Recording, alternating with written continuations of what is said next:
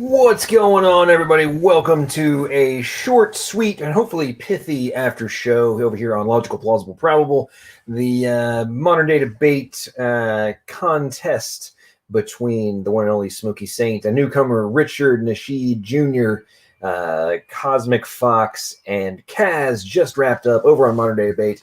They were discussing the whole topic of BLM, policing. Is it a communist organization? Is it just a grassroots, political movement? What is it really? And they went kind of around the world. I'm not really sure what level of actual intellectual dialogue went down on this. I mean, obviously, the one and only Smokey Saint brought a lot to the table. Richard, I was very impressed with what he was discussing. But then on this, again, my personal opinion, but on the flip side, I mean, to be listening to these folks that were supporting BLM trying to claim that they're not a Marxist organization when the founders of the organization claim to be trained Marxists.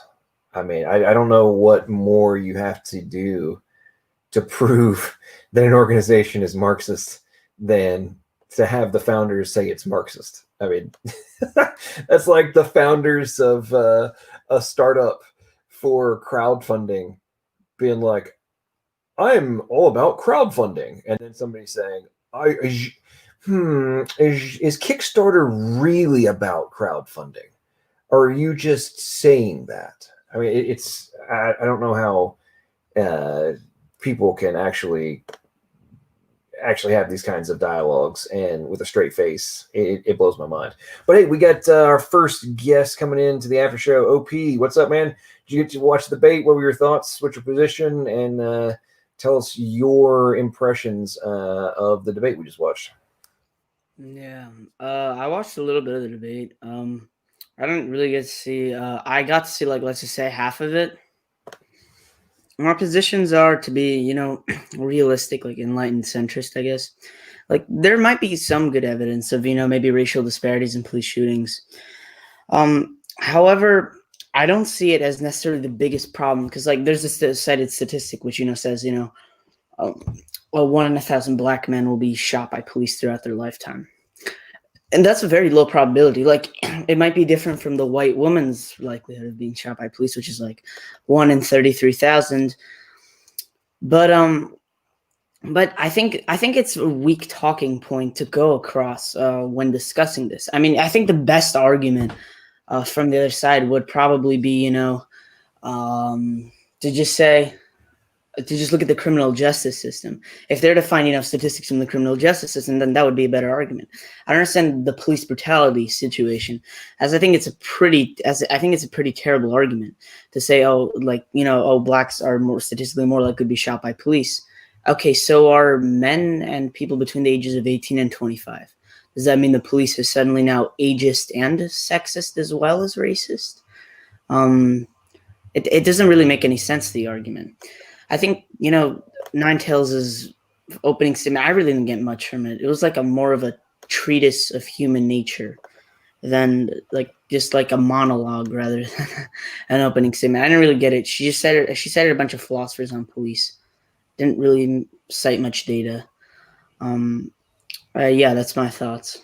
If anyone else wants to, kind of add to that. No, it makes a lot of sense. I agree with you. And Ogre, what's up going on, man? How you doing? Did you get to watch the debate? Yeah, I caught the end of it. I'd kind of agree with what OP said. I'd probably, if I had to choose a victor, give it to the anti-Black Lives, however you'd phrase that side. Not necessarily my personal opinion on the subject, but I think they did a better job, at least from what I saw. No, I agree with you on that. And just real quick, folks, because I'm just so annoyed at the inability of so many people to use basic search techniques.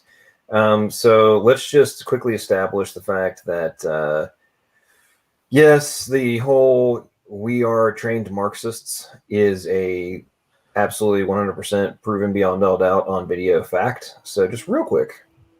I think that the criticism is helpful. I also think that it might I think of a lot of things. The first thing I think is that we actually do have an ideological frame. Myself and Alicia in particular are trained organizers. We are trained Marxists. We are super. Wow, ladies and gentlemen, trained Marxists. And I've always been saying this. The BLM movement is, it's fundamentally a neo-Marxist view.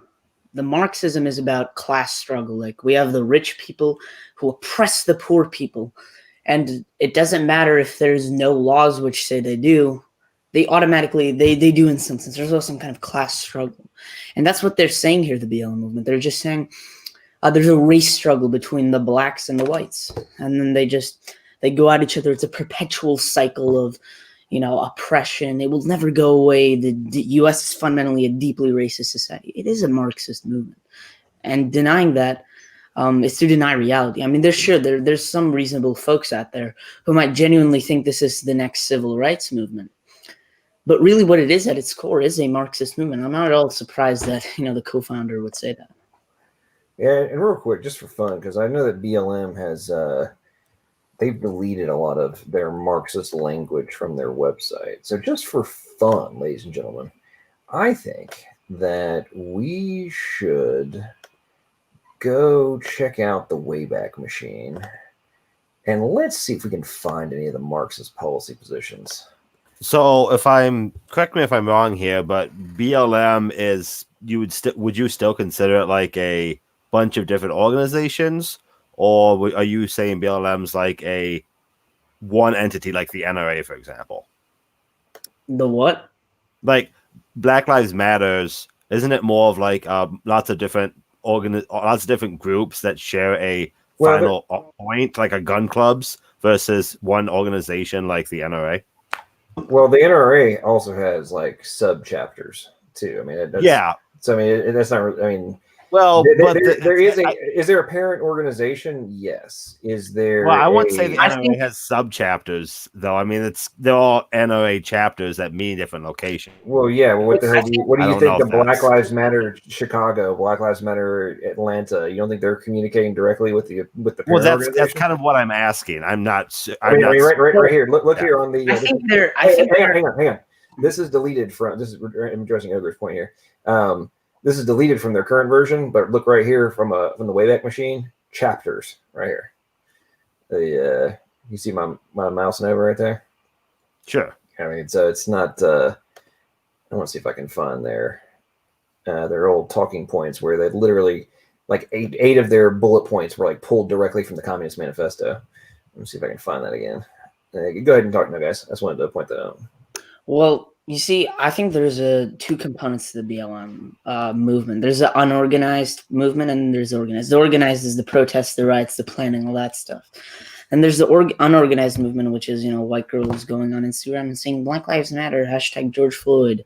There's that. And I honestly think the unorganized part is a lot more prevalent than the organized part, because honestly there aren't that many. There are obviously a lot of people, but the percentage of people who are actually going out rioting, planning these kinds of things is a much lower thing than the actual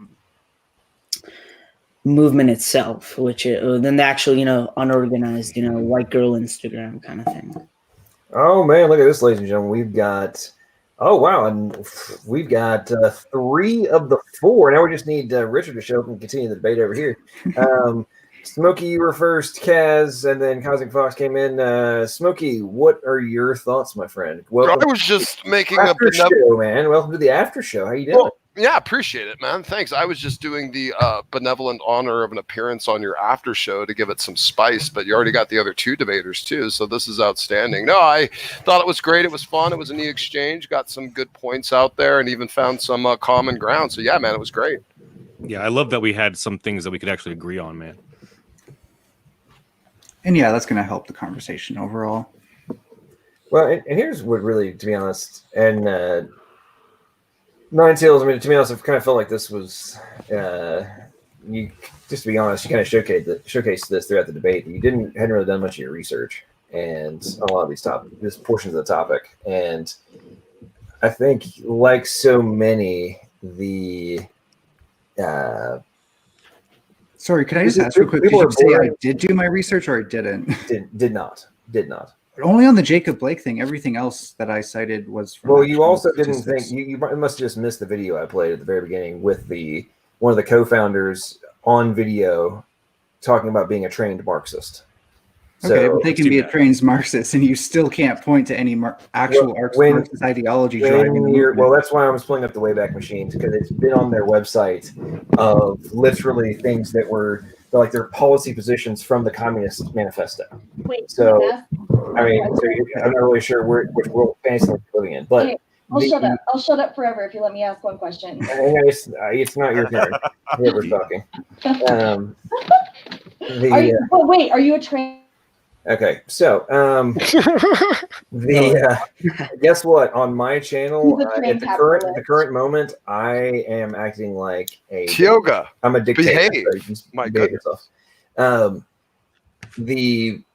One of the things that, just to be blunt, people who are buying into this seem incapable or just blind to in terms of reality, is that the premise of Black Lives Matter and looking at racial issues and trying to create unity across the United States and the world, and to solve issues that may exist or could be mitigated, is dramatically different than supporting the BLM organization. There's two different concepts there, and people seem to have a complete blurring of the lines on what that means. And it's fantastic marketing by them. I have to give them massive credit for being amazing political operators. They've done a fantastic job convincing people that somehow you're racist if you disagree with the organization versus actually trying to solve issues. Well, the reason people are calling them racist is because they're not actually criticizing anything about the movement. So it seems like they're prejudiced against the movement and thus the race that it represents. Okay, so if you literally state that you're criticizing the movement and then you get called a racist for criticizing the movement, that's literally the direct antithesis of what you just said. I mean, you can say you're criticizing the movement, then just make a bunch of unsubstantiated claims that are just talking points in the end. So, what you say and how the people take it are two different things. Hang on. So, unsubstantiated claims. So in the debate, you literally try, and actually a minute and a half ago, you literally tried to claim there is no element of Marxism in the organization. Certainly not driving it. Except that the co-founders are literally. I can't speak to what people believe. Operators. Good Lord, what fantasy land do you live in? Like, that's both possible and it's possible. It's a cosmic. That's not a cosmic brain fart you're having right there. Okay, got it. That's not a mutual exclusive thing, though. There can be trained Marxists in BLM who are even founders or whatever, and it doesn't prove anything. There can still be a non-Marxist movement behind it. I think just because a Marxist. Anyway, so Taz, do you have something you want to add? Yeah. So I have never been a big fan of the Black Lives Matter organization. I'm not a Marxist, and I am critical of capitalism in many ways, but I'm not for banning it wholesale or anything like that. When we first got the request for this debate, I was under the impression that we were just going to debate race in policing. Specifically, I think the original prompt was white privilege in policing, and then we switched it to is Black Lives Matter right about that? And I took that to mean, is the criticism that Black Lives Matter levies against the police does that have merit? And that was the position I was trying to argue about. I'm not really trying to defend Black Lives Matter or their Marxism in any kind of way. Well, thank God for that. There is no Marxism to defend anyways, so that's cool. Okay, play it. Okay, what is the conversation we're having here? Marxism or Black Lives Matter? You guys seem to be having two different... Well, because the right wing talking we are point having, is that they're ideologically driven from some sort of historical doctrine, even though they can't actually prove that. They can just give an anecdote and then make a bunch of conjecture from it. Actually substantiate that claim.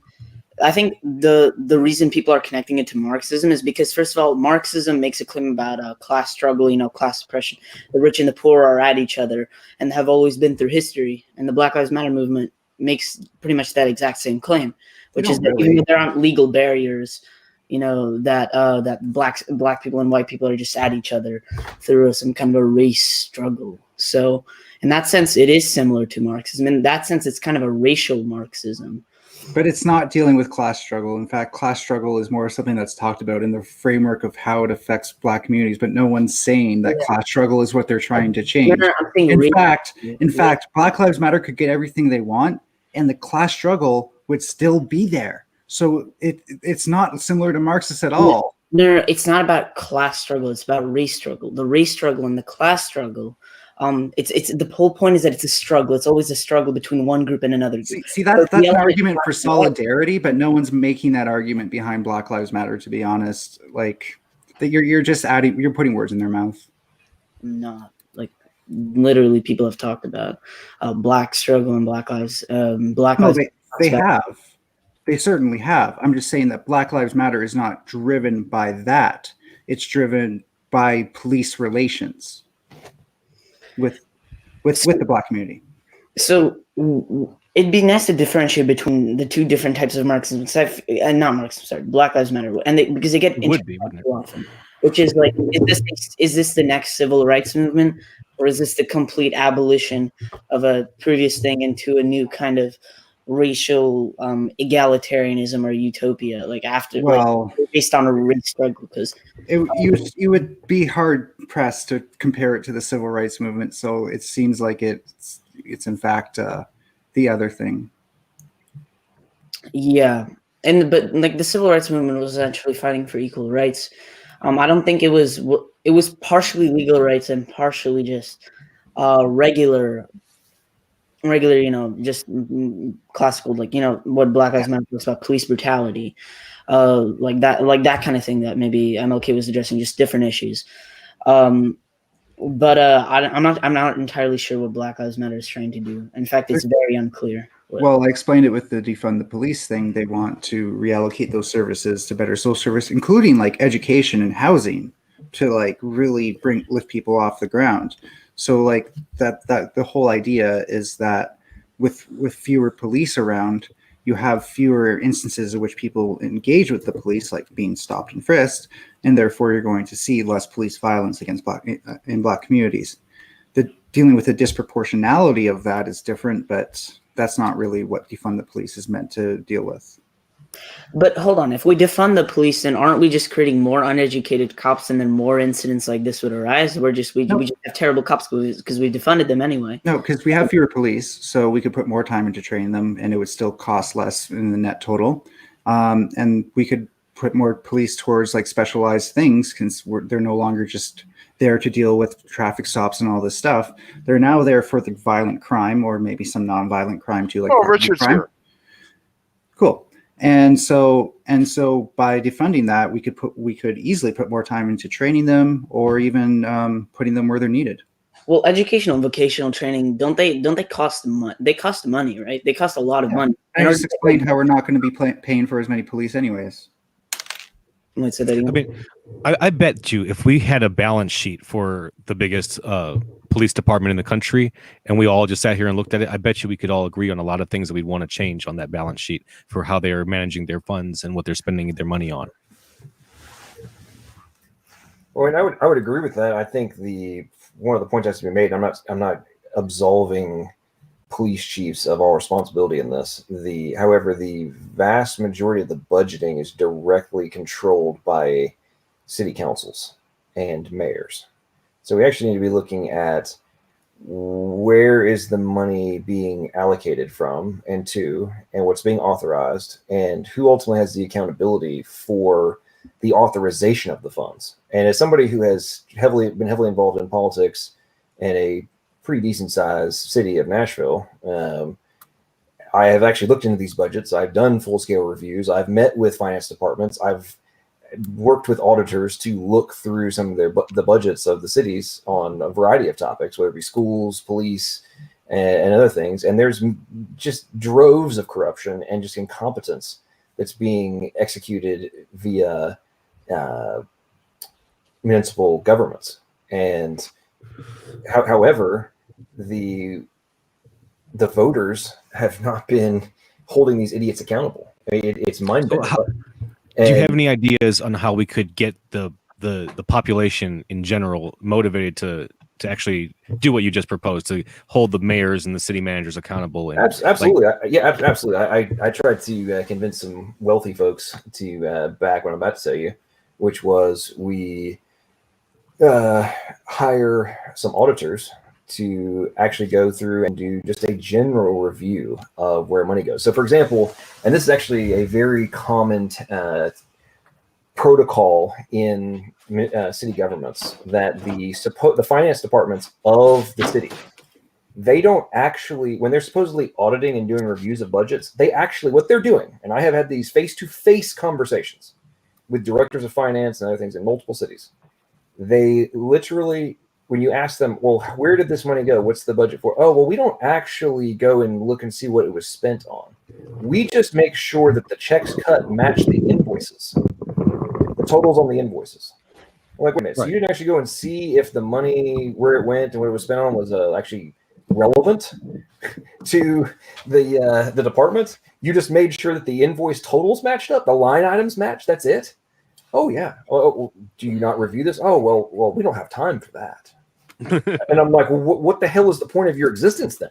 And anyway, so where I'm going with all this is the external forces that are not subject to the whims of politicians and directors of departments need to be brought in as third parties to review this information, because right now these folks live in complete and utter, unless there is a massive scandal, they basically live in impunity.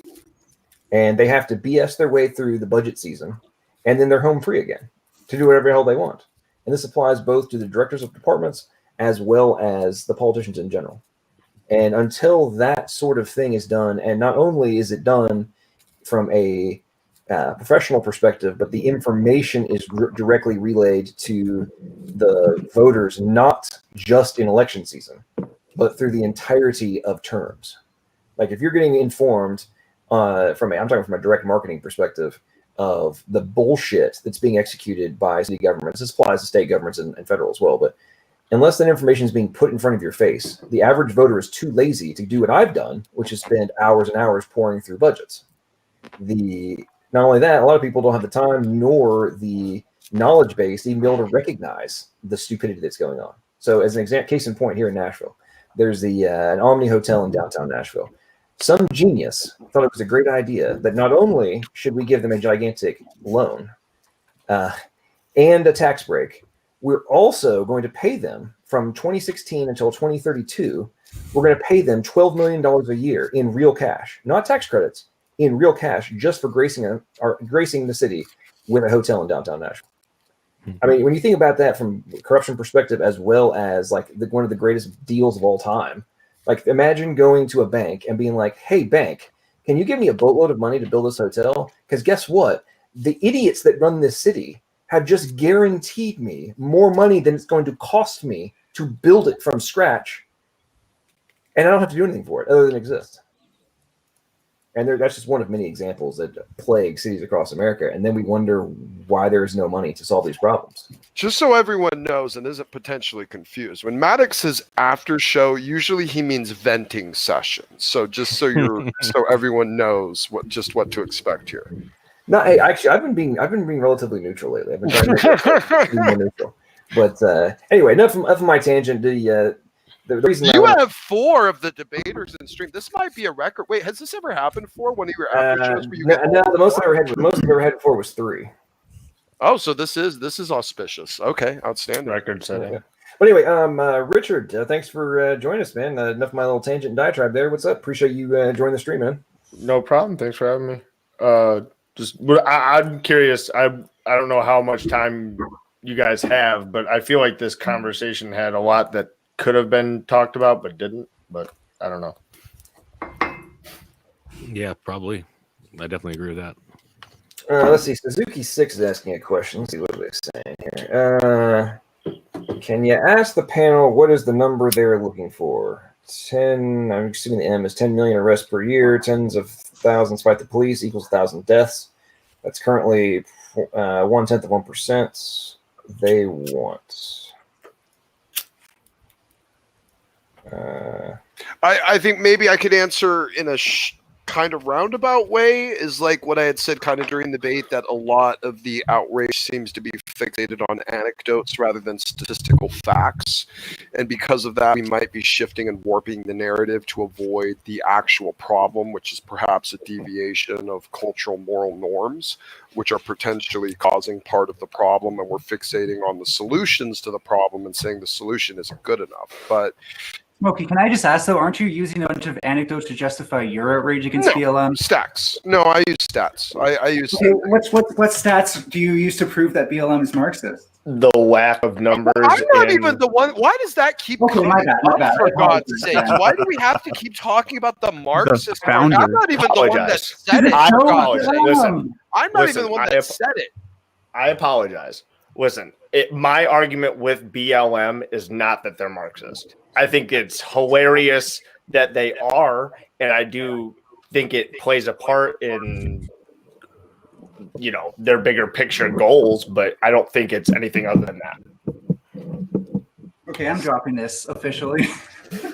Yeah, no, I'm fine with never talking about it again. Yeah, I'm fine with like leaving the Marxist crap like alone like forever now about this debate and garbage. Like seriously, oh my God, we wasted like what 15 minutes at the beginning on that trash. I think to me, I think that one of the most important things that has to be discussed is, in my opinion, the level of dumbassery that is required to reach the conclusion that not having a police department is a remotely rational conclusion and expectation that does not result in mass chaos. Because that's the entire point of why we have the misinformation. Would you have rather debated this tonight? I would have asked you. I just figured you had other stuff going on. It's all good, man. I mean, this to me, this stuff is just ridiculous. I mean, Smokey, you were making the point in the debate, like, hey, we're seeing crime rates skyrocket. I mean, case in point, with they haven't even fully defunded the police yet in New York, and murders have skyrocketed 150% in the last 3 months. I mean, I don't know what more you need at that point. I mean, the same trend is happening in every single city across the United States where this is happening. We're going to defund the police, or hey, police, stop being so aggressive and going after people. Abolition has more than latter. Hey, I'm afraid of doing my job because I'm going to get arrested. I might get arrested myself or get shot. I mean, heck, we have 2 cops that attempted assassination in LA a couple days ago. I mean, what do we think is going to be the end game of if the police stop doing their job? Then you better have your own gun. And I'm going to use my own personal experience here in Nashville, for example. Our police department made the stupidest announcement of all time. Why the hell you would ever make this public? I have no idea. It's do not call us if the robbery is less than $5,000. What they did? Yes, they made a public. It wasn't just Nashville. Like there was like 30 something major cities across the United States during the shutdown. They made public announcements. We will not respond to robberies if it's less than 5,000. All this different kind of stuff, right? Well, guess what happened? My shed got busted into, and I had over $1,000 worth of tools stolen. What am I not? That's a redneck problem. Okay. It doesn't happen in an apartment.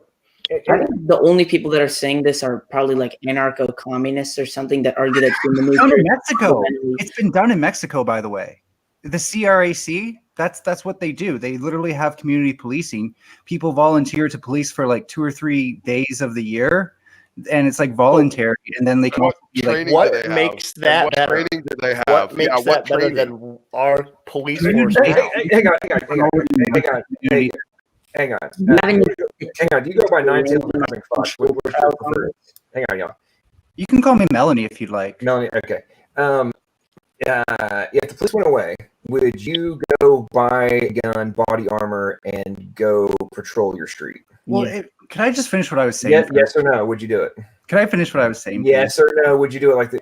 I'll answer if I can finish. No, you got to answer my question first, and then I'll let you continue. Would you?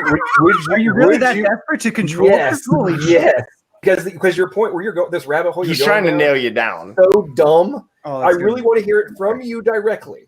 If there was nobody else to protect you on Like you say, my point is dumb, then just let me finish it because Would otherwise you it seems go like you're buy- scared of it. I Do you think currently- you're scared of my point. I think you're too afraid of me making it.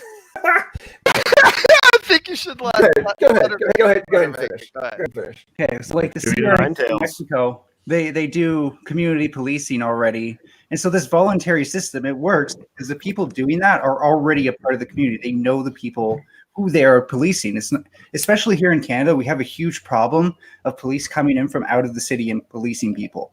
So the reason that works and that there's not just magically more crime is because when there's a problem, they actually deal with it. They just don't throw that person in jail. They say, okay, this person's robbing to feed his family. Let's go feed their family as a community. And yes, it's very communist. It's very socialist. But that's what's working right now. It's working. Those areas are incredibly safe, way safer than they've ever been. And there's very few like reports of crime. So to answer your question, in America, I would definitely buy a gun and body armor because we all know how America is with their guns. But here in Canada, I'm not exactly sure that would be a huge problem. Maybe Do I need to pull up the stats for like Hey, Mexico? whoever's messing with their mic, we're getting some crazy feedback. Probably me. Hold on, I'm muting myself. I'll mute myself. See if it's me. Ninetails, do you have data for that? Like, you got a link or something for that? Oh, yeah, that shows Mexico's doing so much better. Well, I was just thinking before we like go back to this topic. What about Thank what you. about- What about disproportionate? Like another real issue is police disproportionately targeting certain groups of people, and is this a product of racial discrimination? That's another topic to dispute. I think that's one of the main topics. The defund the police. I'm not sure if that's really the main point of BLM. Honestly, It's not the point of BLM to address that, you're saying? yeah, isn't that kind of it? Like that racial minorities, that African American males are. Okay. Can I ask something? I'm curious. So, like, is the Black Lives Matter narrative to the BLM proponents here in the room, whoever they are, is the narrative we all Black Lives Matter, or just the ones that happen to be killed by cops? No, the narrative is that they all. Actually, you can say that ideally all lives matter. So therefore, Black Lives Matter specifically when they're being killed, especially as as capital punishment. Well, no, but that don't take that as what Black Lives Matter actually stands for, though. That well, no, just my that's what I'm terrible asking. interpretation of things. For your clarification of the narrative. What is happening? Smokey, let's just annihilate this entire point that's being made real quick. Okay, so here is deaths by homicide, Mexican states. So if Mexico is the highest the homicide, one you're that's so referring interesting. to right there. Okay, this is from 2011. That paper Guerrero, there's Guerrero. There the it is. paper you just put the link to in a private chat, which was from 2008. Well, holy shit. It's up 59% year over year between 2010 and 2011. Okay, where are the Good Chiapas? God. Show me where the so show me where the dumb. Chiapas are. Where do you people? You are fake news. But the entire state has done this, has it? I can't take this crap. Are I you cannot saying the take this entire crap. state did that? Okay, Is that you realize your the entire contention? country? You do realize there is public statements by the president of Mexico how their military. It's how their military is being incapable of combating the drug cartels. If their military is being outgunned by the drug cartels, do you actually think that the community police... Their police was being outgunned by the drug cartels. It gets outgunned by the drug cartels. What are you talking about? So do you understand what that means? Okay, think about the Wild West. Okay, when the police didn't have enough gunpowder to go after the gang, what did the sheriff or the marshal do? He deputized members of the community, and they hopped in their horses and they grabbed their guns. And they went and took out and went and captured the gangs. Okay, That's because the police didn't have enough Getting guns. so off topic. This is the exact same logic that we're talking about here of, hey, what it might potentially be a good idea in some of these communities for different members to be deputized, probably. But that means there's more cops, not less. Like this is not exactly rocket science. There's an interesting difference here. If I can say I just something. want to point out the interesting difference between what you cited with those murder statistics. Guerrero, their community police is not very aggressive. They do some things, like they do marches and stuff like that, but it's more about community policing. The Zapatistas, however, you're going to notice that the Chiapas weren't very high on the list. It didn't even appear on the shot that you showed, and that would be because the Zapatistas are incredibly militant and incredibly good at doing what the police can't do or aren't doing. Go ahead, Richard. I'm just curious. This community, I really have never heard of this community policing thing in Mexico before, but it might explain the reason that we are now sending more contractors to Mexico for security work than we are to Afghanistan, Kuwait, they're not using Jordan. Contractors. Yes, we have But a crazy amount. The community police are using contractors. You can prove that. No. The United States government has contracts for security forces to go down to Mexico to provide security. You're not going to find Because these in the it's so community dangerous. policing, though. I'm telling you right now, this doesn't matter because you're not going to find these in the community policing areas in Mexico because they're specifically about autonomy, and autonomy in Mexico would not allow for that. Can you provide me a list of like a couple of these cities that do this? Because I'd love to look into them. For one thing, there's the entire state of Guerrero, which apparently isn't a great example. Well, it is. It's just, the entire state of Guerrero. Read statistics, but then like the Zapatistas and the Chiapas also do that. So you could also look at them for an example. Hey, while you're looking at it, Jim, you've been being quiet for a while, man. Appreciate you joining the stream. What's going through your mind, man? Hey, how's it going? Nice to meet you guys. So I watched the stream. I left the stream.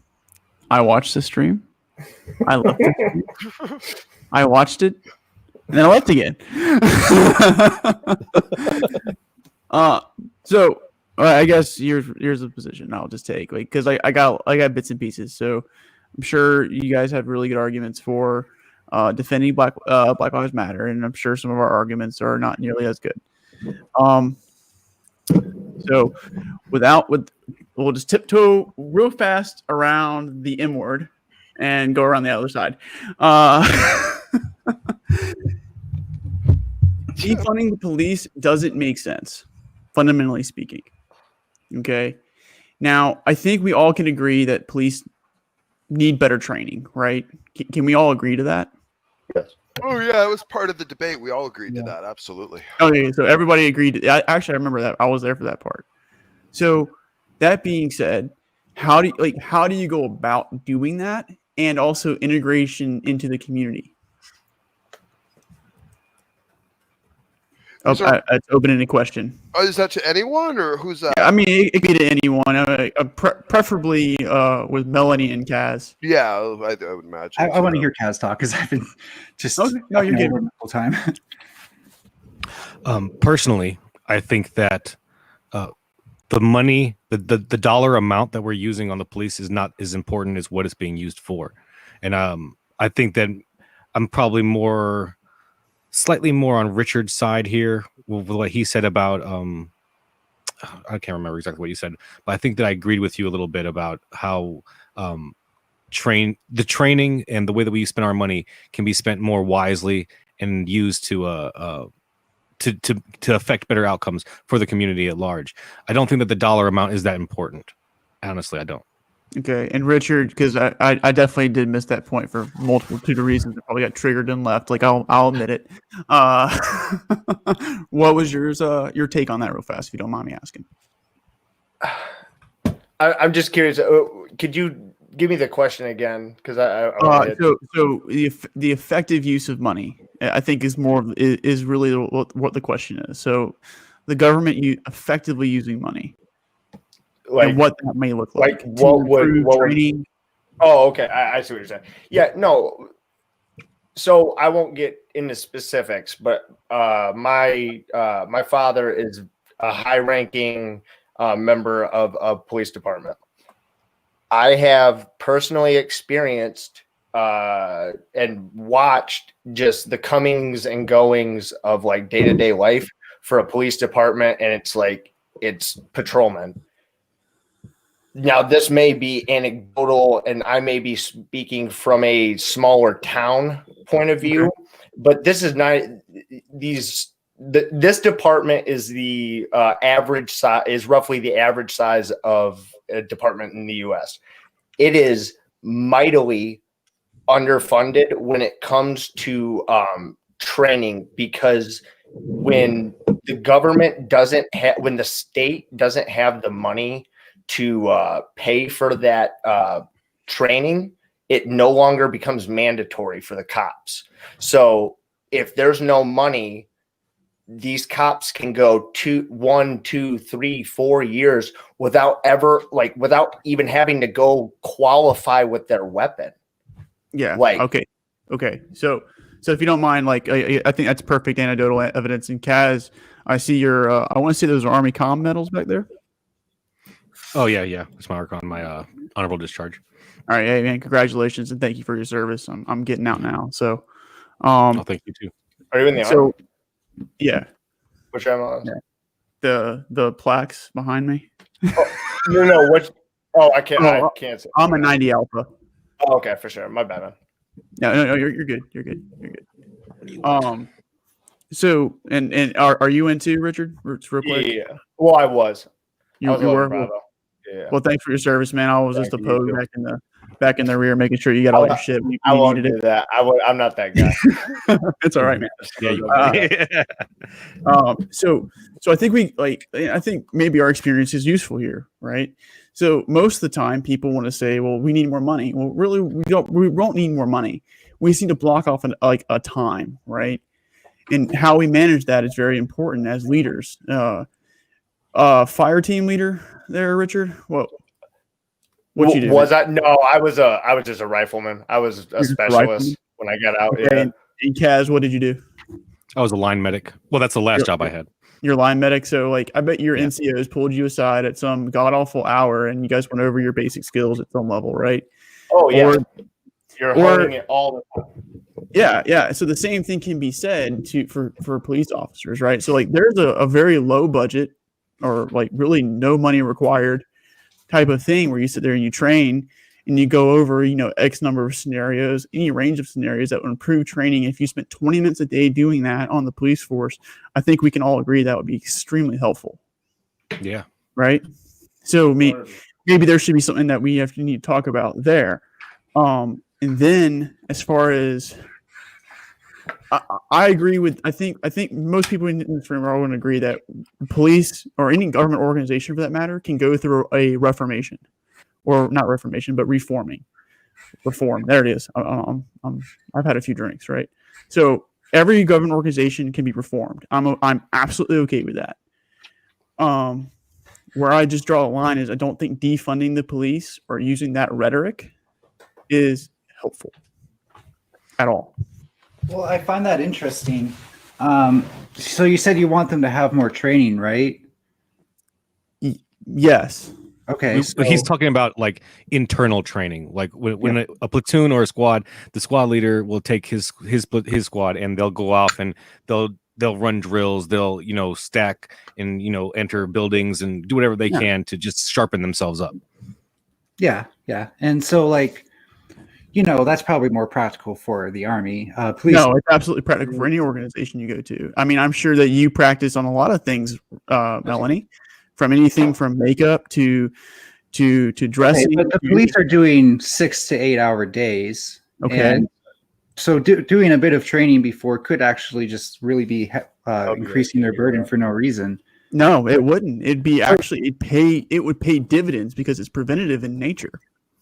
I would probably say that they should have a training day where each each officer has to spend the whole day training with their squad, and they're off shift for that period of time, and another squad is working their area instead. I think like before, But I just want to point out before we get too off track is that by defunding the police, we have fewer people to train. Yeah, but the problem put you more run man hours into involved. The problem of that you're trying to address, though, which you're saying that they're not trained, they're not doing their jobs right, they're too aggressive, they're That's too. not all. That's one thing. I mean, it's an aspect which would relate to being trained in the matter. Yeah. Jim, I got a question for you. Who's talking? Sorry. Ogre up here, OG. Oh, Ogre. Okay. That dude. What were you trained in? And Kaz, Richard, you guys can answer this too. What were you trained in when you were in the military? I You mean, said when NCO would pull you aside, do your training. What exactly was he talking to you about? I mean, We prepared. Go ahead. Yeah, you're good, Kaz. No, you're good, Kaz. Like, go ahead, man. Like, you guys, you and Richard are better. I'm a desk jockey. No, I was just going to say that our squad would usually train on medical procedures and emergency care that we would So provide for our exactly that patients. one thing you were supposed to do is what you got your training on, right? Yeah, precisely. I'm assuming Richard Well, would answer no, well, something. that's not true. I'm sorry. Let me also modify that because as a line medic, you go and train with the 11 Bravos, and you prepare yourself for breaching and entering buildings and escalation of force and et cetera, et cetera. Just for anybody that doesn't know, 11 Bravo is just infantry. Yeah. When you think of I think it's just an army movie. Was just the only job they ever trained me to do. I never got trained to purify water or work on computers or hone a missile or anything cool. I got taught how to aim a gun really, really well. To be honest, knowing the amount of times that there are divisions of the NYPD that have police officers that pull their weapons daily. People in the military can go, weeks without taking fire or having to put their weapon up. Yes. Well, and soldiers are training constantly, honing those very precious skills that are the moments of taking somebody's life. You have to be so on point with every movement, every action that you do has to be perfect because we're talking about life and death. And to act like police officers don't need to be, that they aren't held to that same standard is ludicrous to me. Well, that's the thing, which is that as a cop, you have a gun with you. Knowing how to use a gun, one life lost is unjustly is one too many. And when police officers aren't properly trained in guns, and then they just fire randomly, and then, oh crap, I just killed some guy that was innocent. But it wasn't random. These incidents haven't been random. No. Some of them have been some of them were unjust. And we prosecute those people to the fullest extent of the law. Yeah. The guy who shot Walter Scott in South Carolina is now serving life in prison. What about Breonna Taylor? Who? I'm sorry. Breonna Taylor is a very complex case. But if you want the short, quick answer, those cops can't be prosecuted. Well, they weren't clearly looking. They weren't looking for her. I think they went to the wrong house for some reason. They went to the right house. Okay, fine. They were looking for a different man who was her ex-boyfriend, who had been having packages of drugs sent to Breonna Taylor's house. Whether or not Breonna Taylor knew about that, whether or not she was involved, I'm not alluding to that at all. That's not what I'm saying. But those packages were being sent to that house that were linked with a drug sting operation. There were 5 locations that got hit that night on no-knock warrants or no-knock raids. 4 of them were trap houses. One of them was Breonna Taylor's. One second. One of them was Breonna Taylor's apartment. They kicked in that door. They got shot at from her current boyfriend, who thought his house was being, invaded by somebody. He didn't know it was police until because he didn't hear them shout it, but they did shout police. And then she got caught in the crossfire, and it's a tragedy. It's awful, but it's not an act of racism or police brutality. I said we need more training in terms of guns. They need to be held to that responsibility where they're able to fire properly. Because hold on, like I said before, wait, hold on. Because this is the thing. Like I said before, one life lost unjustly is again one too many. So she was caught in this crossfire, like she was sleeping. That's tragic. And I think better training for a gun would have prevented an accident like that. I'm not saying it's racism. I mean, that's not gun training. That's the problem. It's not just gun training that cops need to be trained on. Like it's escalation of force. It's escalation of force is exactly right, and how and when you do it. And the problem that our cops are running into is, in the case of Rashad Brooks, they got really close to him. No, it wasn't Rashad Brooks. It was Jacob Blake. Never mind. He got really close as he went into the car. He was right on him. Why are you creating this space where he is reaching for a knife? I mean, it's good you can tell that. Now the question is here's one of the things that just has to be said. So Kaz, Jim, Richard, all trained military. I don't know if any of y'all saw combat or not, but you all did. For sure, you did a bunch of simulated combat and had to have live fire and different things happening around you during all that, some of that training. Anyone who has ever seen combat, and I'm not saying I have, I'm saying anybody that both my grandfathers fought in World War II, one in Korea, and my father was shot in the neck in Vietnam. So I grew up on a military base. I've been surrounded, had these conversations many times. And I'm going to wager what I'm about to say, all three of the military guys can attest to this, that until the moment of truth with combat comes down and your life is on the line, the rest of the bullshit that people spew means nothing until that moment of truth. And to the people that often spew the biggest, vitriol against the cops, I'm like, have you ever been in a fight? Have you ever been in a physical combat where you may live or die? I personally have been shot at and have did a Rambo move through the woods to keep from getting shot in the BFE, Alabama. I know what that felt like. I didn't have a gun, and I was sitting there running away from two guys that did.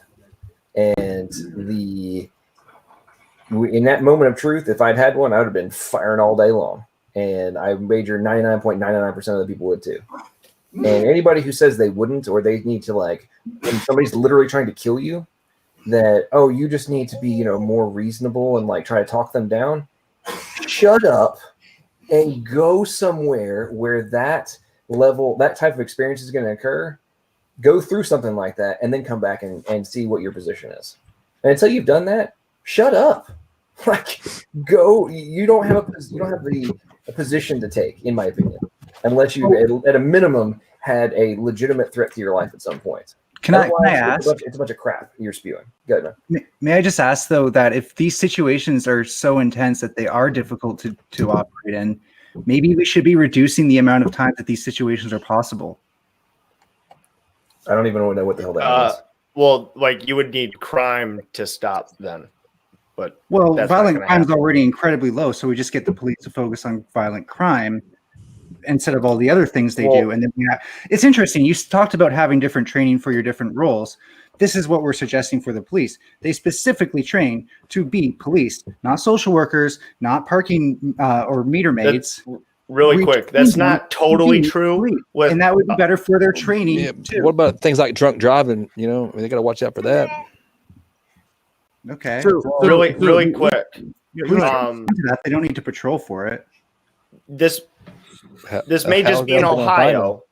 This may just be in Ohio, but Ohio law requires 20 hours of training focused on interacting with people with mental illnesses, and when to use force when to use force Problem there. and That's updates not- on that's Ohio. Is not- that per year or is that just in Yes. total? See, that's the issue.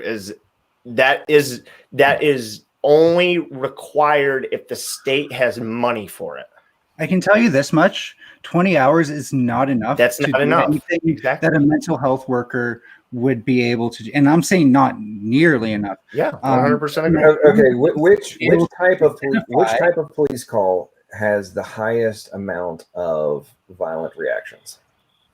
Which type of police? Domestic abuse, I would guess. It's domestic Yep. violence. Yep, it's the one that escalates. So the one that the dumbasses in LA and the liberals around America are claiming needs to be turned over to social workers. That's not the one that is the one. Yes, it is. Yeah, it Is is. the one? First Is of the all, one? 100% Is the, hang on, hang on. Is the one First of that all, has you're the not highest violent demonstrating that this is a result of a lack of ability to respond with escalation. If anything, you've proven that their ability to respond with escalation might be escalating. Okay, do you realize that we very send often somebody there, violence, let me the finish. violence is happening finish, please. before? I wasn't done when you interrupted me.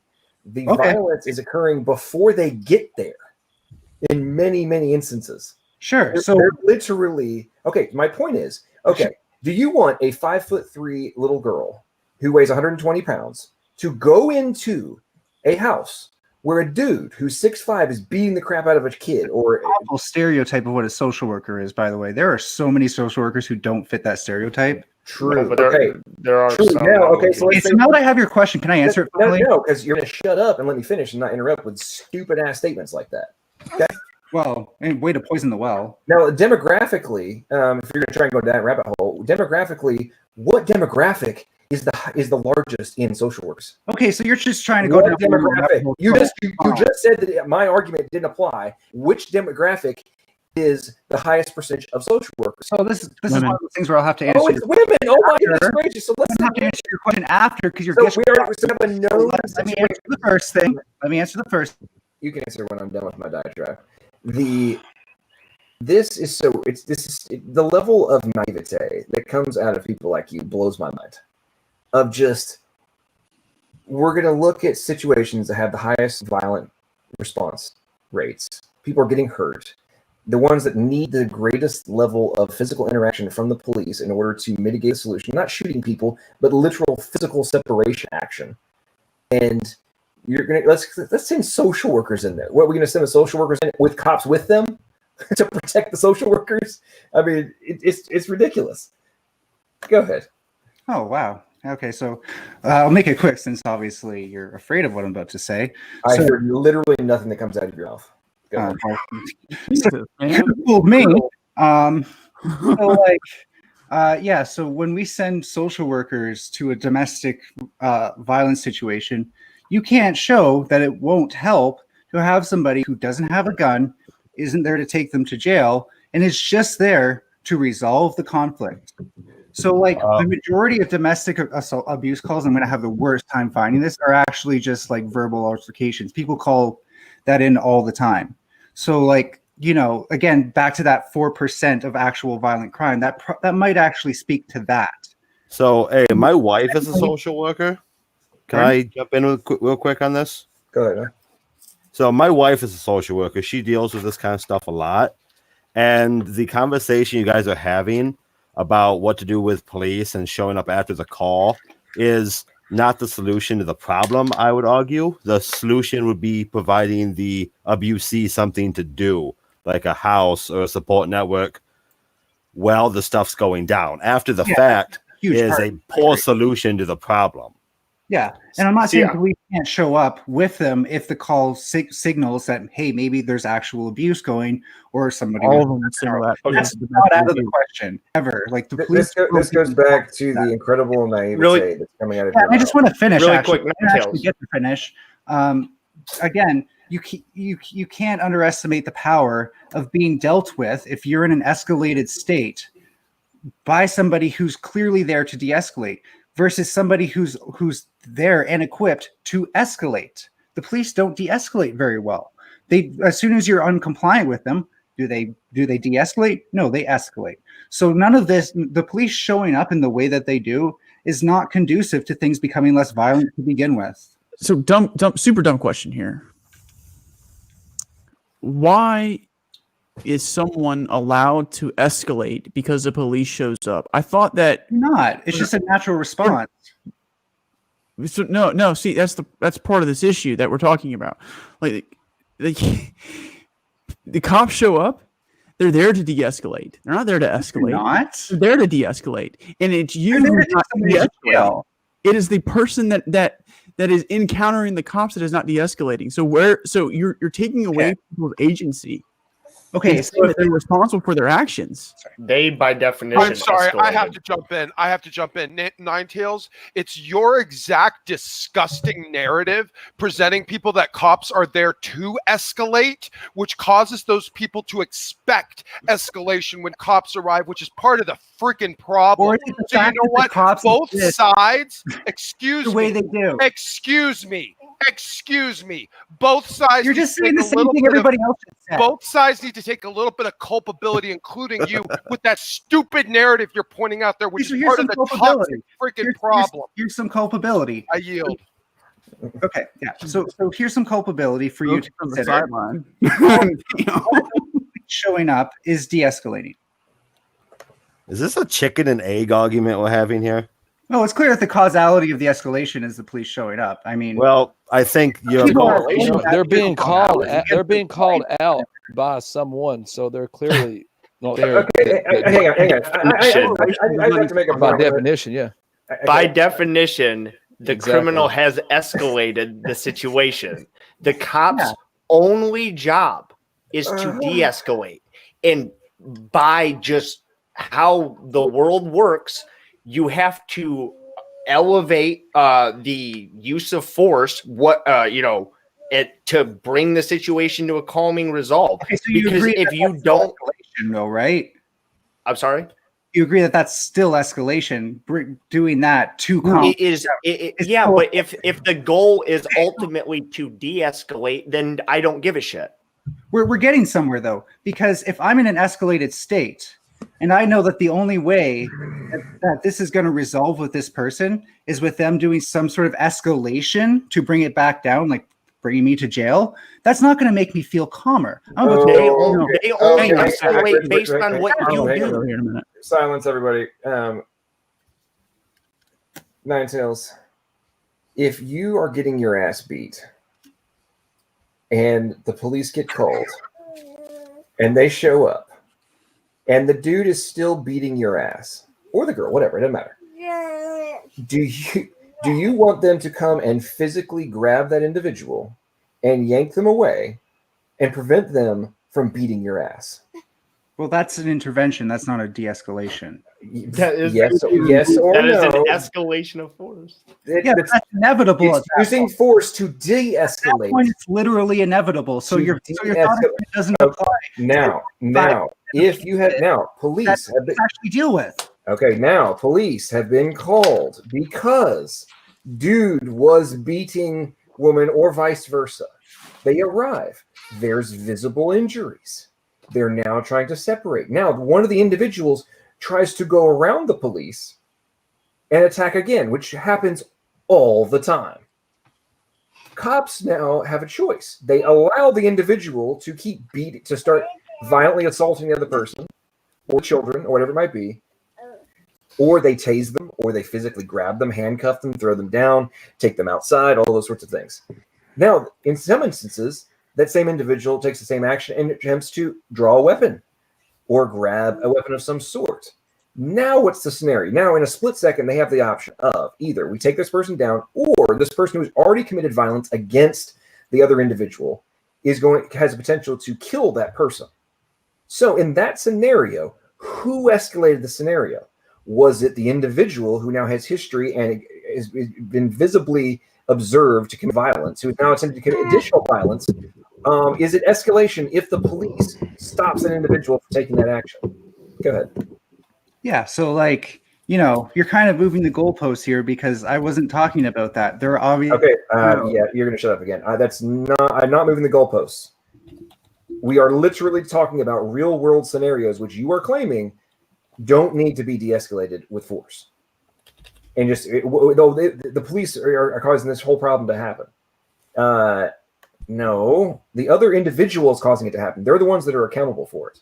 Just So, because somebody yeah, prevents you from doing something does not mean they escalated the situation. I never said the police can't escalate things to de-escalate ever. I said in a situation where things are escalated and there is no need to do that. I was talking about verbal altercations when I literally stated that the cops were the ones escalating it. You've said that multiple times. The context I was referring to was the example I just gave before. That was when I pointed out that the majority of responses they go to are verbal altercation.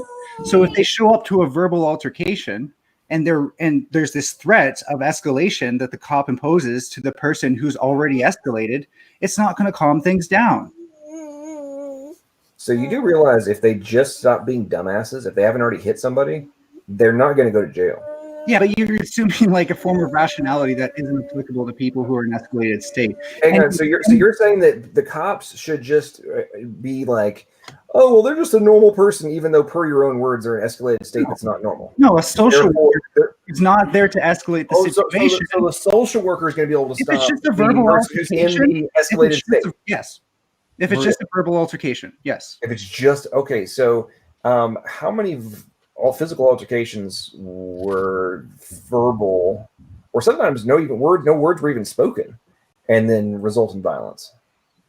What does that have to do with anything like those? If you don't grasp that premise, then you don't even have to be called for that. So you don't even be discussing this topic if you can't grasp that concept. It's kind of like your whole premise that like Mexico. A random whataboutism. Do you think Mexico is safer than the United States? Depends on where you look. Apparently, in the Chiapas, it is. You think so? Maybe. So you don't know that list of like homicide. So you don't know. So do you even know what the homicides per 100,000 are in Mexico? Well, just because it's entirely in Mexico doesn't mean that various regions aren't different. Well, okay, so this is what the number I'm about to tell you is the median. Then obviously some are higher than this, right? So if the average of deaths per 100,000 is 24 in Mexico, in the United States it's like 6.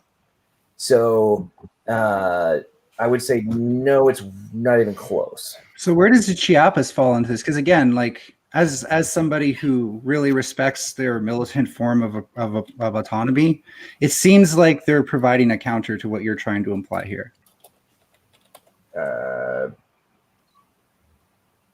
I'm not following your point there. Well, if the Chiapas are less than America, then their policing system would seem to be doing something right. It's more of a hybrid of community policing and militant policing, but maybe that's why it's better. When you say militant policing, what do you mean exactly? Well, the policing we have now. I know there's differences in the military, but it's certainly different from that Pelian distinction that I talked about in my intro. It's closer to a military than the Pelian ideal. Okay, so I know Kaz has to bounce here pretty soon, so I'm going to shut up, Kaz. Let you have the floor. You guys interact with Kaz before he has to bounce. Sorry, Kaz, for talking over you so much. No, I'm enjoying listening to this back and forth and trying to kind of understand where you guys are coming from. I wish that I don't know what the phenomena is that's governing this situation here, but I feel like there's a lot of points of agreement that we could come to and a lot of actual good that we could do, because the issue is preservation of life, in my opinion. I think that all of this is about is just keeping people alive. I mean, if somebody's a scumbag who beats his wife or whatever, they still deserve their day in court, because that's what the fuck it means to be an American. And that's all I really care about. I think that every American deserves their day in court. And if they're a scumbag and they need to go to jail for the rest of their life, then okay. But they have to live to get there. And that's really my whole thing with the Black Lives Matter issue. Jacob Blake, maybe he was a scumbag. Tamir Rice was a fucking kid, you know? I believe me, I know it's tragic, and I'm not like I don't want to sit here and I don't want people to think that I'm saying that Tamir Rice deserved to die or something like that. What I'm saying is that there are crucial mistakes that are made when we're talking about life and death situations, and because there are so many guns in the United States, the police have to treat any situation where it might be a gun like it is a gun. It's just how it goes. And Sure, I mean, not just, I think but just we because need the to gun is there doesn't mean it's deadly. No. I agree, but there are millions of stops every year of people that have legal guns that they walk away from those situations just fine. I agree. Again, let's go back to the point of like, I agree with you. We just need better training. We need to look at qualified immunity, like I said. We need a nationwide database for cops that are pieces of shit, like Derek Chauvin. Unions.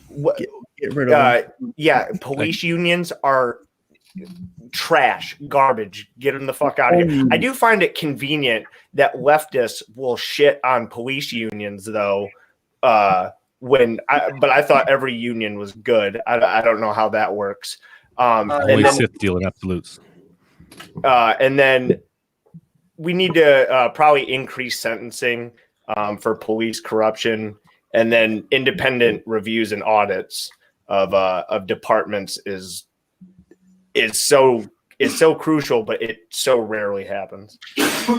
I went downrange during George Bush's surge in Iraq, and our escalation of force rules were pretty damn strict. We could not fire upon anybody unless they pointed the weapon directly at us. Like, just because you have a gun and you're pointing it around doesn't mean that you can shoot them. And I'm sure we lost a lot of people there, and because of that. And it's an unfortunate thing, but that's what makes the people that we lost heroes. That's exactly what makes them heroes. The fact that they put their lives on the line in a situation where it's a good chance you will die. And I think that that's the problem that we have with our police in this country, is that they're not trying to be heroes. They're trying to make it home. But really quick, though, with ROE in the Army, or like in that unit, rules of engagement. Yeah, I'm sorry. Rules of engagement, just basically the escalation of force and when you can and can't do something. I'm just curious on if somebody made a hostile action with that weapon, would you be justified in shooting that? Because I know there were some instances where soldiers were not allowed to shoot unless fired upon. That was a rule, a long-standing rule when we were like in Somalia, when we were in that rule Bolivia. That rule goes all the way back. That originated in Vietnam. I think even when we shot at them, we had to give them a warning shot first. But the reason that we can afford to do that with military units is because there's 12 other dudes with high-powered guns behind them. When you're a cop, 9 times out of 10, these guys are alone by themselves. They are the cavalry. So they don't have the luxury of waiting till action, like direct action is put. They are, to be honest with you, cops are held to a pretty high standard. They have to feel that their life is 100% at risk, or they're going to go to jail. But then how do we have people being shot with cell phones in their hands? Like, how does that happen then? So misidentification happens 44% of the time with these unarmed officer involved shootings. What's up, Henry? Don't you agree that that's unacceptable? That's too many. Yes, totally. And that's a training issue. It's 100% a training issue. I just like to point out. You need to be sending people I'd like to point out one thing more when he's shooting done drills. there, Richard. I'm sorry. One quick point I like to point out is you got to put some culpability onto these people. Like when I get pulled over, I go out of my way to. I know that police officer behind me does not know anything about me. Okay, I go out of my way. Literally, I put my hands on the wheel. If I don't, sometimes I'll put my hands outside of the window where they can see. I do too. Outside. I advocate everybody does that. Everybody probably should. I advocate it too. What I'm saying is that needs to be taught to youths. You know what I mean? Culture. So that they understand when they get pulled over how to act, because we've all seen that, like Live PD when we were younger, cops growing up, these shows where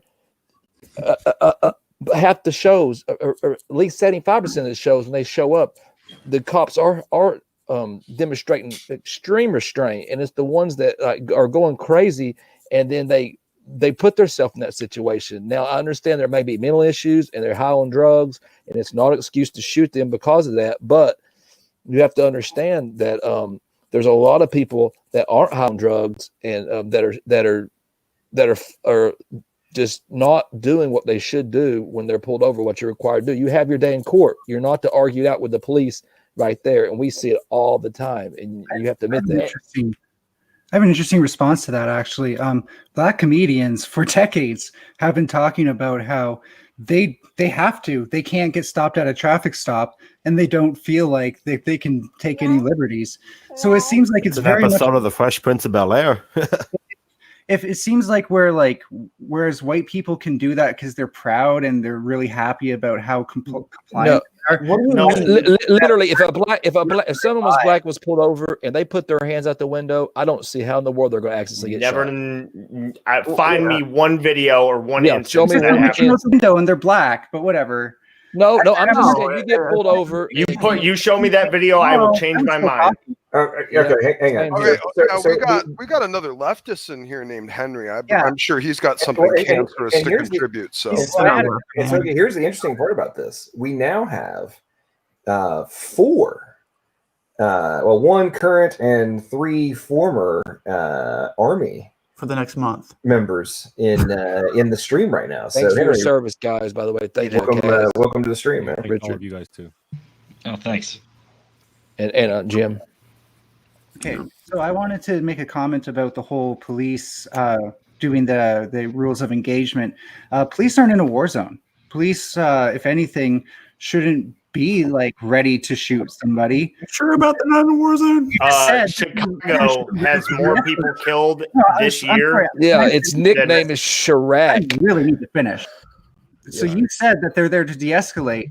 That means that they should have the mindset that they're not in a war zone. Therefore, the differences should be that the rules of engagement for police should be more, not less. I think it's a war zone. I think it's a war zone. Escalate to de-escalate.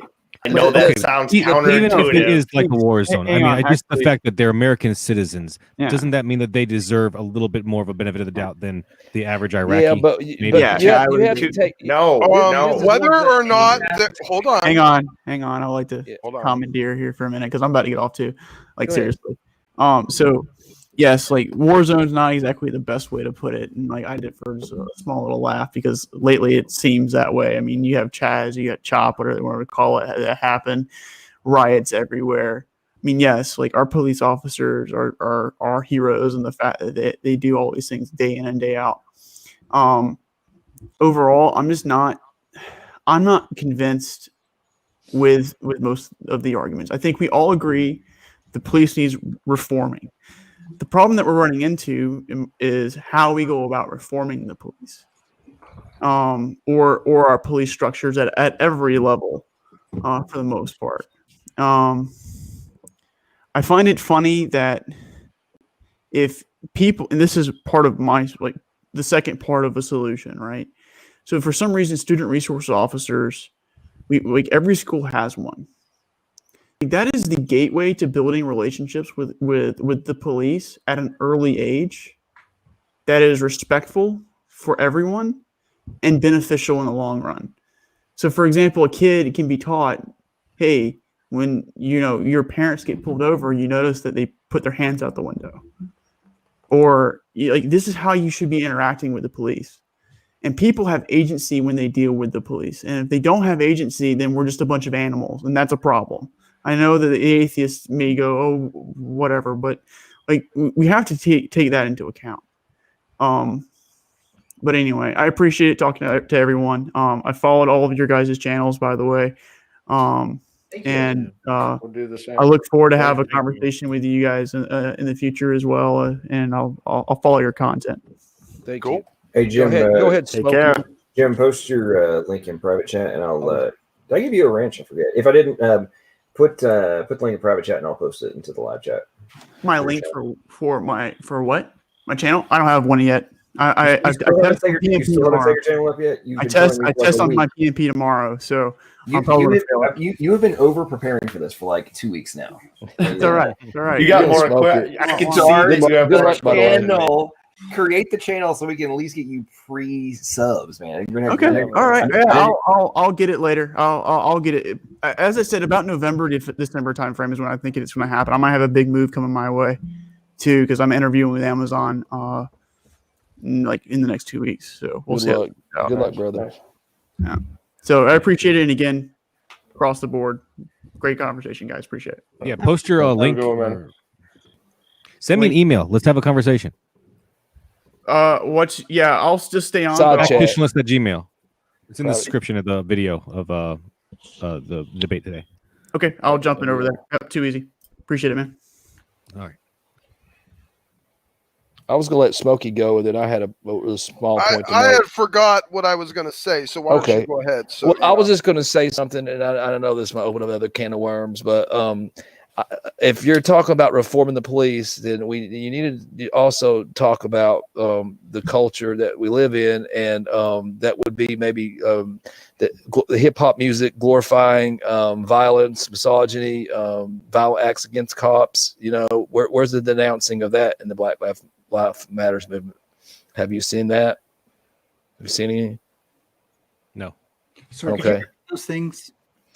Well, I was just pointing out that that in the hip hop culture, and I'm not saying that it's all that only hip hop is Afro American, but you know, a large majority does glorify misogyny, violent acts against police, defiance against police, and that's definitely not helping relations. You know what I mean? So wait, what were you saying that we should look for? There's not anything to look for. It needs to be in the conversation. Sorry, I thought you asked if we had seen that in rap music or something. No. I'm just saying. No, it's in there. So I mean, the thing part is, of what he's getting at with that is it's like the whole complaint with Black Lives Matter is the unjustified shootings of young black men, but he's kind of, I think, getting at the fact that like young black men commit an insanely disproportionate amount of the crime in the country. Civil disobedience. That you would think would be part of the conversation is like this demographic that's like 4%. And even further, the lack of the black father in the well, yeah, those are the explanations for the reasons, but problem for generations. Yeah, but I mean the reasons aren't really so relevant as to the fact that they have to deal with this. So of course, everything having to do with law enforcement or like anything with like the law is going to obviously overrepresent them. And so, like, don't you think maybe it's best to examine what the cause of that, like? Well, I don't think that's relevant with respect to the question of why they're overrepresented. You can talk about that, sure, and I think that's good. The disproportionate policing, for one thing. Can I ask well, no, but they're disproportionately policed because they're committing so much more crime. I mean, no. It's a little bit incomplete, though, isn't In it? the black community, myself, often worry that we might be a victim of police brutality. So, as a public service, the Chris Rock Show proudly presents this educational video. Oh, God.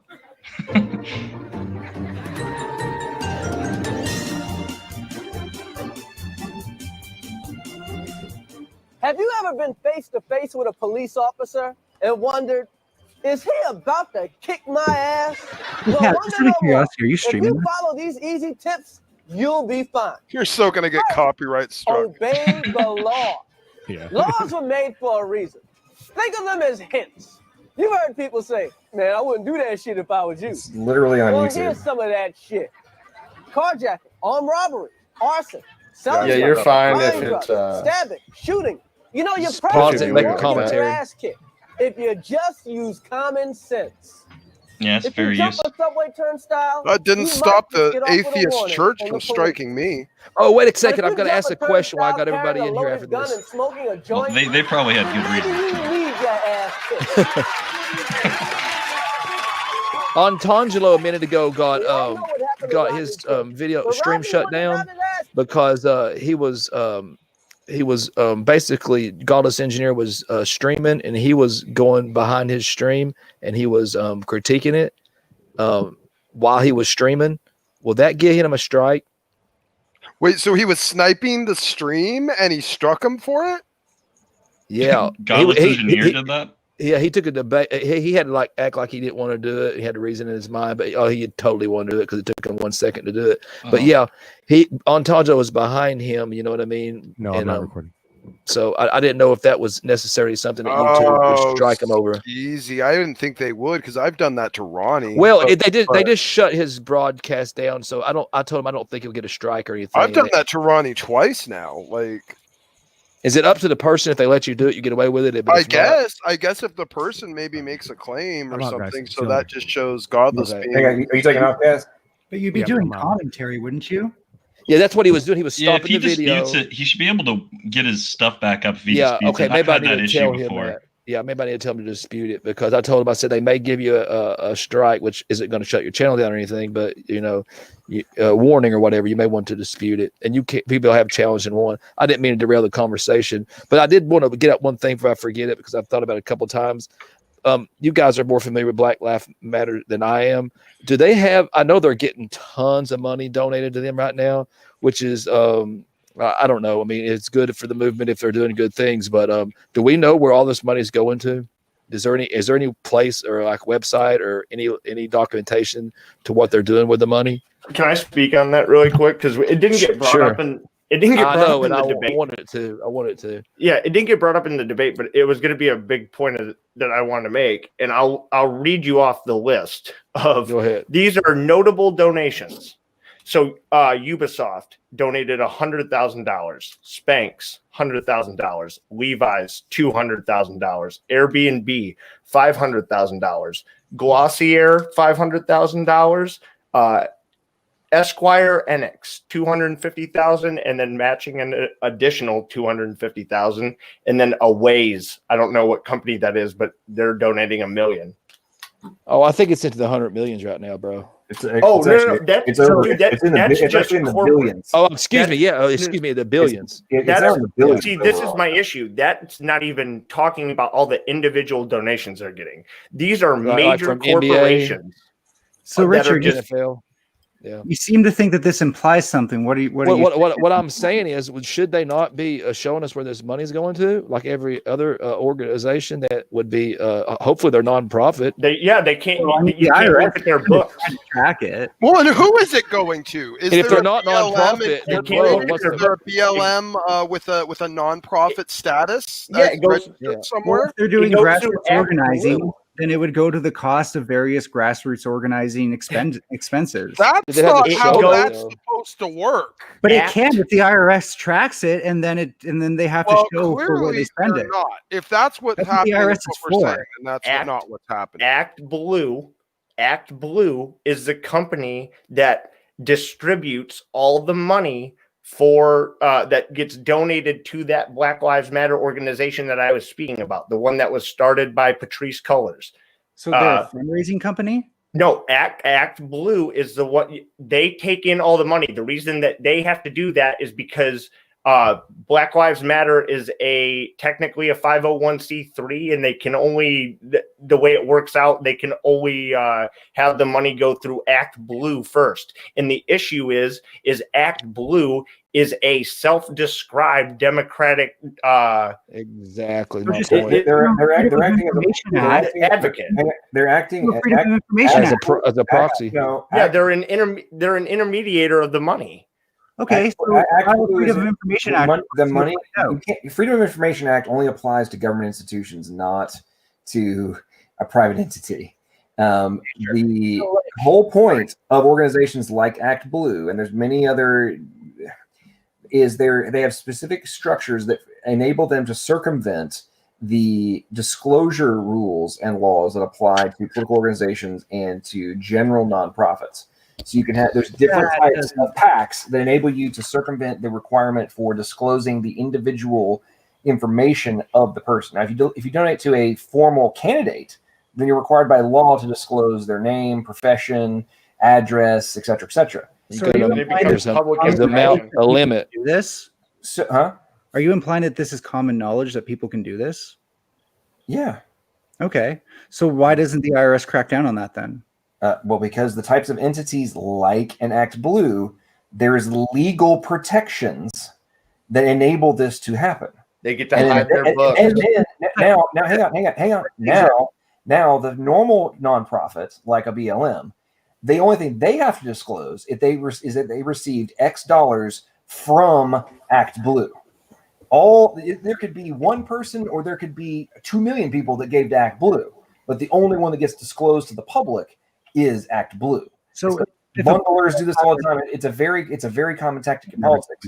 And it also enables external entities from other countries to also give capital, especially when you're getting into politics.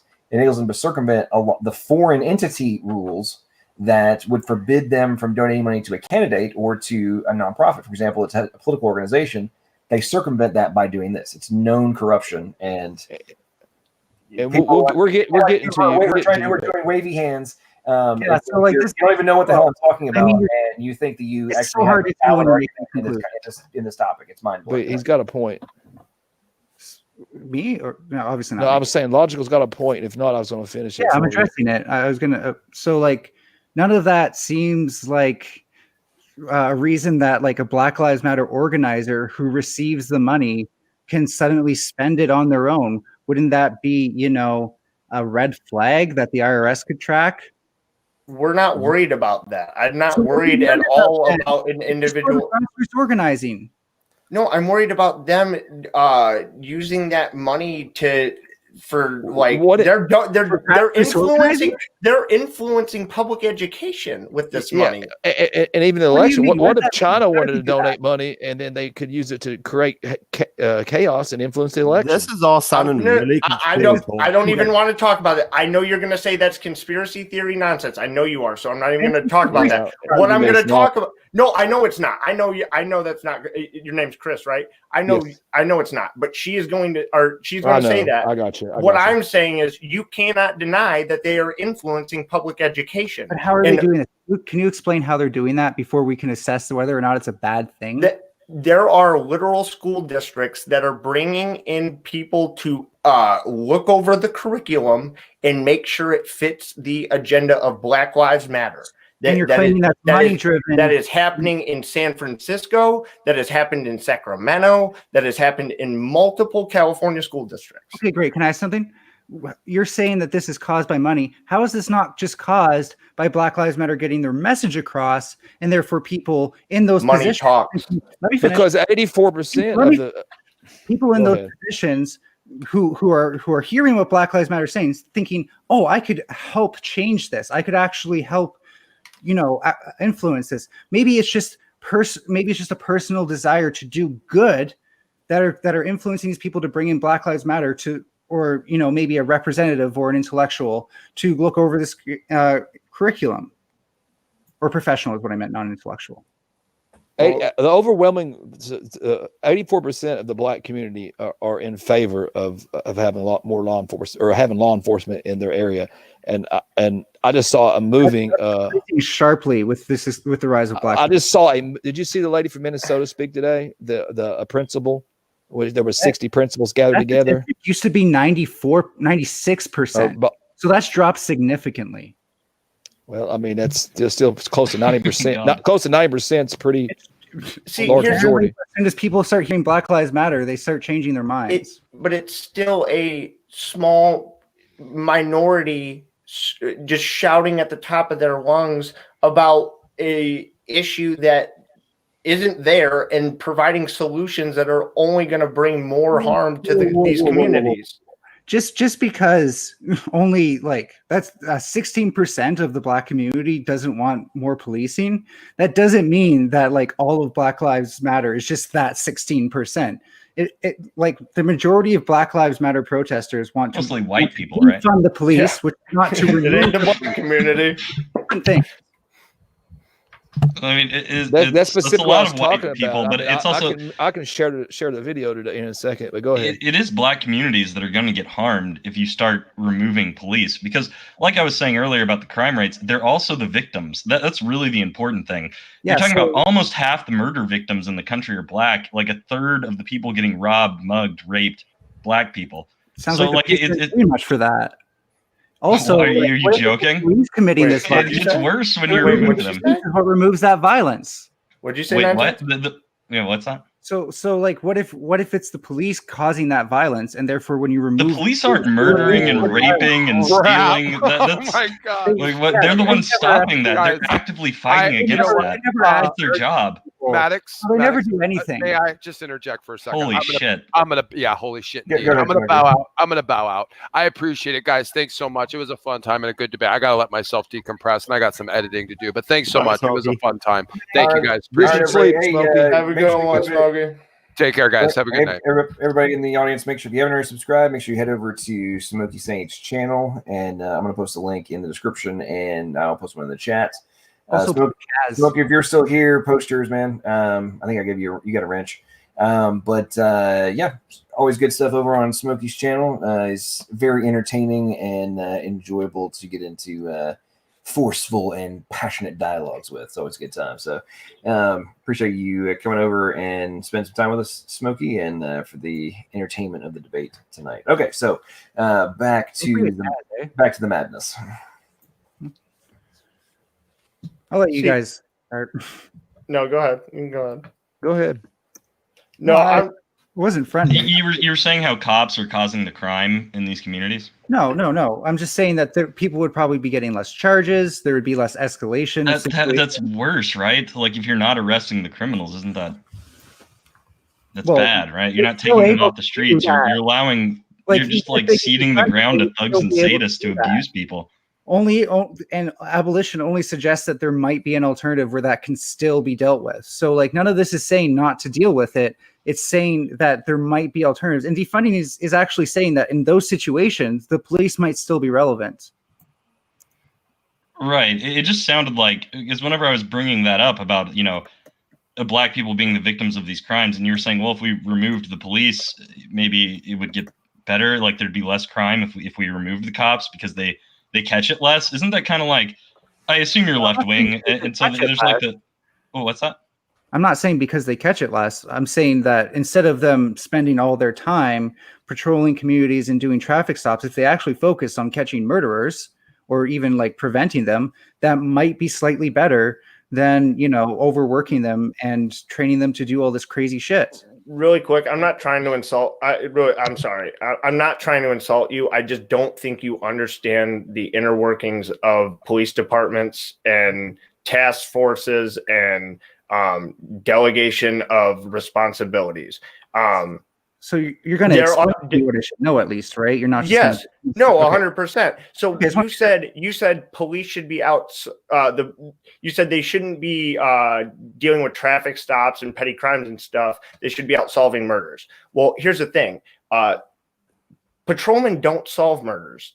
They have detectives come in who specialize in solving murders. The patrolmen then go back out onto the street and they deal with the day-to-day interactions with the community. The police need to be just integrated with the community as much as possible. And the only way that you can do that is by having more police being just there. Yeah, so like what you just mentioned that the patrolmen do for the detectives, we could also do with like community social workers and other community workers that I blanking my memory on. But see, this is the issue. But we already do that. The police, the police get called. There's a situation. 911 gets called. The police come out. They see what the situation dictates, and then we go from there. So if you just shoot a social worker out into the field, they're going to get fucking killed. I'm sorry. No one's suggesting that. That's the great thing about a 911 call is that they can usually provide additional details. But not always. Just let me finish. And if they're not able, that might be a sign that you need a police officer. So usually if people are able to say, hey, these two people are arguing, the person on the call, if they're trained well, will ask, well, has it been violent, or is there any sign that it's going to be violent? And that person can make a decision. They might not always be right, but since the person there to de-escalate is trained to de-escalate, they can still, maybe they'll have a walkie-talkie on them to call a police officer. And maybe, they'll need to step back for a bit until that police officer gets there. And it might let not that person get the shit kicked out of them. Thing, but we're not even talking about having a perfect system from the start. So how imperfect it is doesn't actually speak to how effective it is in the majority of realistic situations rather than the extreme ones. All you're doing is adding an additional step to this imperfect system that you're talking about. You're not advocating for any real things. You're just saying, hey, send social workers. That's just not going to work. I am doing that. And the reason is that will help prevent that will help keep down the amount of police interactions and therefore things like police killings. I have a question. So in any of the major, the big cases that we all know of or aware of that Black Lives Matter protests, which of those specific ones do you think it would have been better if they'd sent out a social worker? It would have turned out differently. Do you have one in mind? Well, okay, so the social worker thing is an exclusive example of what defunding would actually look like. I'm going to point that out because I could think of plenty of situations where if the police just didn't involve themselves, this was taken up by a bylaw officer with way fewer powers, it would have been better. Any of the major ones. I mean, those are the ones that Eric Garner. Okay, Eric Garner. Yeah. So, and I think with Trayvon Martin too, since Trayvon Martin wasn't showing any signs of actually trying to shoot anybody. Trayvon Martin wasn't killed by the police. Trayvon Martin, that was the kid who was rolled up on George Zimmerman. It was a civilian, right? George Zimmerman was a civilian who chased Trayvon Martin through the neighborhood. I have a learning disability. The worst. No, it's cool. You were thinking of something else. You're good, man. There's a lot of them. I get it. What was the kid? The really young kid. Tamir Rice. Tamir Rice. Thank you. I'm so sorry. It's the worst thing for me. So with Tamir Rice, he was just a kid. He wasn't showing any sign of trying to shoot anybody. So that would have been better. He had what looked like a gun and he was pointing it at people, which is what initiated the 911 call. So it was a fake gun with a black tip. The people that called the police, the report, from my understanding, is that there's a young black man pointing a gun at people in a park. And so that's what they're responding to. And then they get there and he points the gun at them. So you can say there's even in your scenario, they would have sent police to that. I don't think they would have sent social workers to a call where they're saying there's a man out here pointing a gun at people. Better information would be better. That's for sure. But the people calling in don't know that. They're just scared. They just see a guy in a park pointing a gun at people and they're freaked out. One thing, this is a playground, so there's other parents there. It's a park, and they see a guy pointing a gun at people. I never heard the call directly. So this just sounds like a right-wing talking point.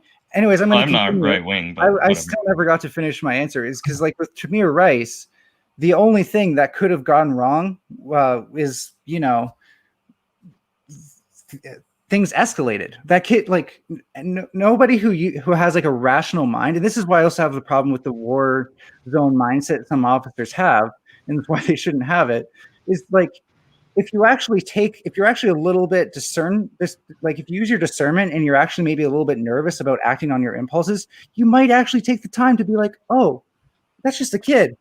Oh, that's made of plastic. Oh my God! In a perfect world, if they had absolute, they had the knowledge of God, I suppose, but they don't know that. They're working with the information they have and what they arrive on in the scene, and things are messy and bad things happen. And this is my point with a lot of the Black Lives Matter stuff, is a lot of the stuff some of it's pretty clear cut, where it's pretty justified and they shouldn't protest it. Other things, the officer did do something bad, it was malicious and wrong.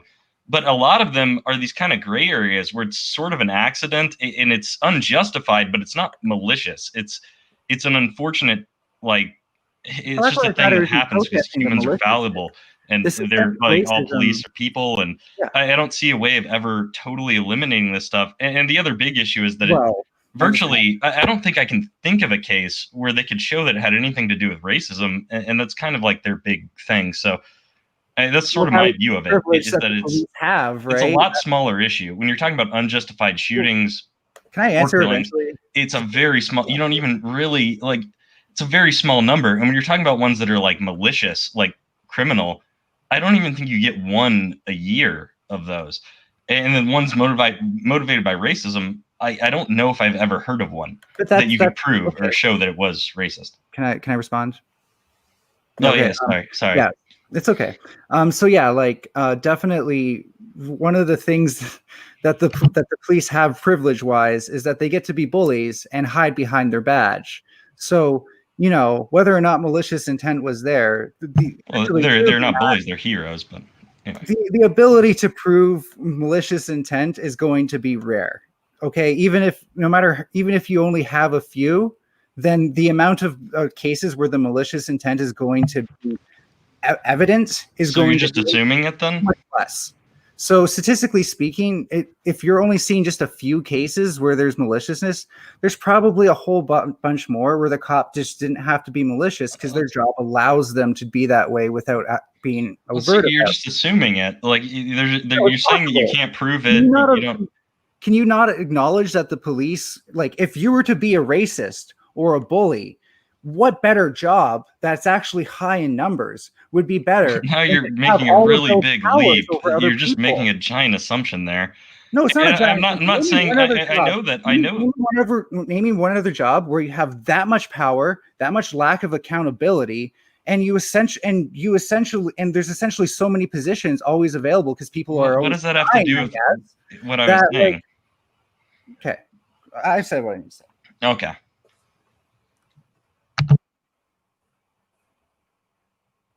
Oh, go ahead. I'm totally fine with you responding. I didn't have a response to that. I was just saying I'd already said my response. So. Okay. So who wants to inject a new tangent into this debate? Not me. Are we alone now? John, Everyone else left us? John, are you still in here? Oh, new people. Yeah, I'm here. So I've been adding. You're fine. I was updating the description of everybody's links and stuff. Do you mind if I screen share something? Yeah, go ahead, man. Sorry, I've only done this a couple of times. So I've had this PC. He probably minds based on what it is, but I doubt you're going to do anything he'll actually mind.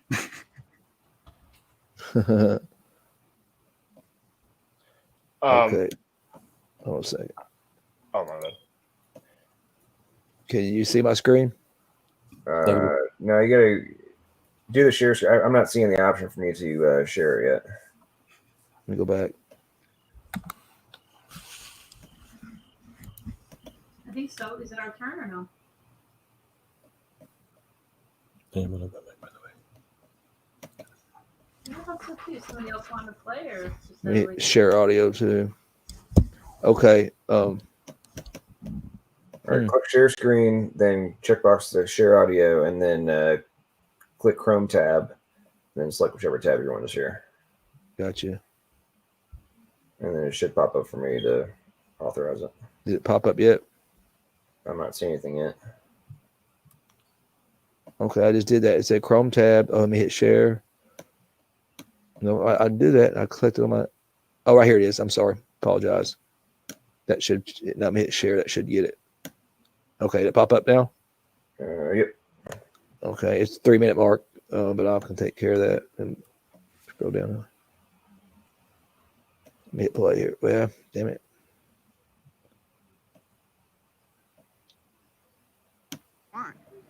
They see tents up. They see hundreds of people just not social distancing, and their law enforcement drives right past it. We're seeing out in the open whole parking lots that are being taken over, whole blocks that are being taken over. Damn it, sorry. People who have substance abuse problems, chemical dependency issues, all of these other things, and they are just allowed to be however they want to be. But my kids can't work out. It doesn't make any sense, and the kids know it doesn't make any sense.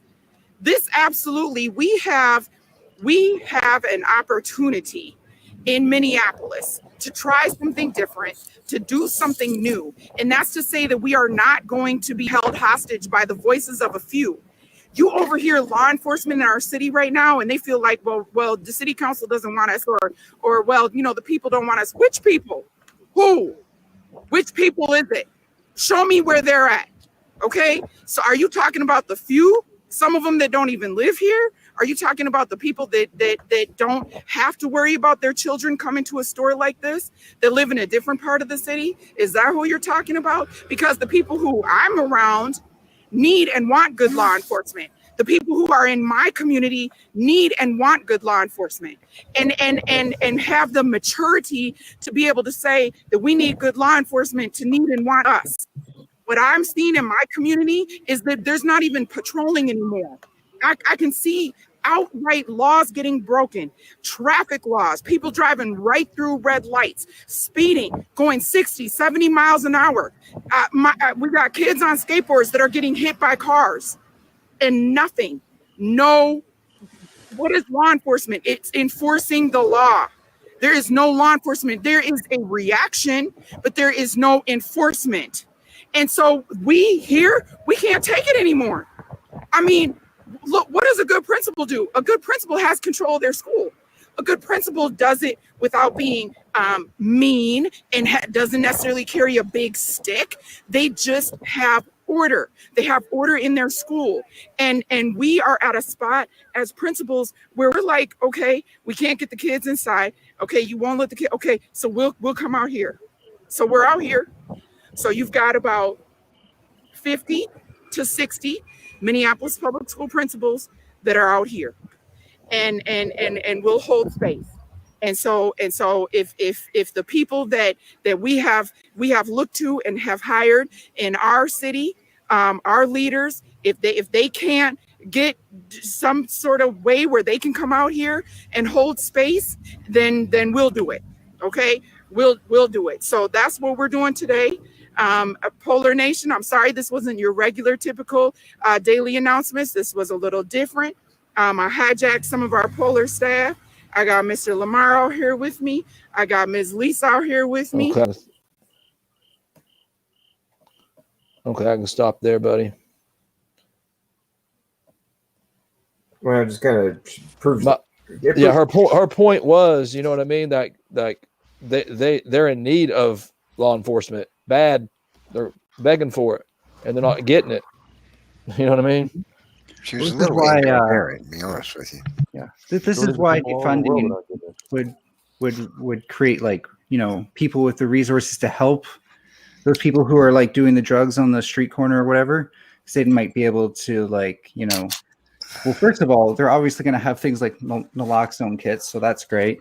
Next, they'll probably have better training on how to deal with people who are like high on drugs. They could, you know, it's part, like, a lot of these people go to school for this. Like actual school. And, you know, finally, like, no one's saying that, like, the police, no one's saying to actually get rid of the police. People are just saying the less need that there is for the police, ultimately the better, and the less potentially violent altercations there might be. In a perfect world, I agree. But in these bad cities like Minneapolis, go ahead. That's up there with where, like, I mean, that's a no shit, Sherlock. Like, if we didn't have crime, then we wouldn't need police. Like, no. I'm saying that there would still be crime. You're strawmanning my argument big time here. No. Well, I'm pointing out the stupidity of the positions that are being taken. Well, you have to strawman me first, by the academic. No. Okay, so the BLM and Antifa and the other groups and people such as yourself are running around claiming the cops need to have less funding, that we need to have less of them. Yep. And not solving the problem on how we solve the crime. No, the problem is by having people who do what the cops already do, but when they respond to it, again, say it's someone with drugs, we don't need somebody who's ready for violence in most cases. There are social workers who are physically capable of dealing with people like that. The whole idea of defunding the police, to me, makes about as much sense as saying the president did something wrong. Let's get rid of the presidency. No more presidents in the United States. Thing, though. It's just that mindless. This is super easy. You reallocate. I've already been through it. It's really easy. It's mindless. No, just let me finish. You reallocate those funds to people who are much more trained to deal with various scenarios. Well, you got to give most people nightsticks and guns and cars. Yeah, it makes sense in the arrests. Replace the cops replace with the more police with cops, them? but just call them something No, different. we're not replacing them. We're making the majority of things that they have to do that they don't need to do Well, Ninetails. a different job. How about this then? I think I get what you're saying. You're saying that there's things the police are doing now that we could have other groups or other groups of people specialized, qualified to do those things. So rather than saying like having the chant and like the saying of like let's defund the police, why not just say let's fund these other things? And why do you need to take money away from the police? Like it seems unnecessary. It seems kind of antagonistic towards cops, and like you're saying like they're doing a bad job. So like why not just fund those other things? Why do you need to take it away from the police? It seems like an attack on police, sort of. It's an attack on society, on citizens. We can't possibly defund police. Well, if we have less of them and they're doing less, we totally can. And expect to have societies that have a reasonable amount of protection and law enforcement. Right? Can I respond, please? So, like, it was brought up in your debate. Let me respond, please. Yeah, go That's ahead. what I'm saying, please. Go ahead. Yeah, and I hear what you're saying, but the answer is quite simple. If there's less police and they're doing less, then all that extra money that we're giving them has to go to something, and we could put a bit of it into like way better training for the things that they do. And we could put a bit of it into better infrastructure, so that way they do respond to the calls that they need to. Okay. What's infrastructure? The level of, I've said this multiple times tonight, your level of naivete is mind-bending. Epic. That's a word, so that's cool. Do you actually think, okay, so let's just, this is actually happening in the real world right now, but let's just do a thought experiment. Okay. There are now, let's say 40% less police. Okay. Let's say the crime level remains the same. Do you think more or less criminals are going to get arrested? What? We reduce the police by 30%, the number of police officers by 30%. Okay, no, I heard it. Do you think the crime rate will stay the same or will increase? Well, the problem is that you have no basis to believe that the crime rates will just magically stay the same. Again, we're addressing these. Yeah, I agree. So answer. Let me finish. No, you're going to answer the damn question. Are they going to? If we reduce the number of cops by 30%, are crimes going to go up or down? This is a very simple question. So there's all the reason to believe that crime will go down, because we're funding social programs which address the roots of these issues. That's not the question. That's not the question. Your question was dumb. Well, no. Yeah. Violent criminal. Okay. That's a simple question. Do you think that the Mexican drug cartels, which you think are being controlled by citizen patrols, do you think that the Mexican drug cartels, if there's 30% less police in the United States, do you think they're going to be able to send more or less drugs into our cities, and their gangs are going to be able to control more or less territory in the United States metropolitan areas? More. That's so convoluted, man. Like, nope. That's so. Well, I can just imagine if you get rid of the cop. I can just imagine if you get rid of the cop that controls the local schools. Did you drop out of like first grade, because you're seeming to have like serious issues with John, I can answer from the debate. They brought up somebody brought up in the debate about like legalizing drugs, and that was one solution that like they could that would free up some of the cops' time, and you could decrease some of the cops. Well, that if you don't have the absurd. Guys, that's all really cool. Like, I might be naive, but like being dense doesn't prove anything either. Well, I think it is, because if you get rid of the cop that's patrolling the local school. I did not finish. My point stands. Well, do I get to start? I didn't even get to finish the first time. My point stands that when you fund social programs that for like even like after school programs for kids. Oh my God, your dumbassery reaches new levels. Okay, are the rapists who if a sexual predator? Okay, we're not talking about people with drug issues and mental disorders. We're talking about violent crime. You freaking idiot. Yeah, and so that's what the police will be there for. So if you get rid of the cop, Neff, hang on. Both of you. you have to answer the freaking question. There's 30% less police officers to arrest people for violent crime.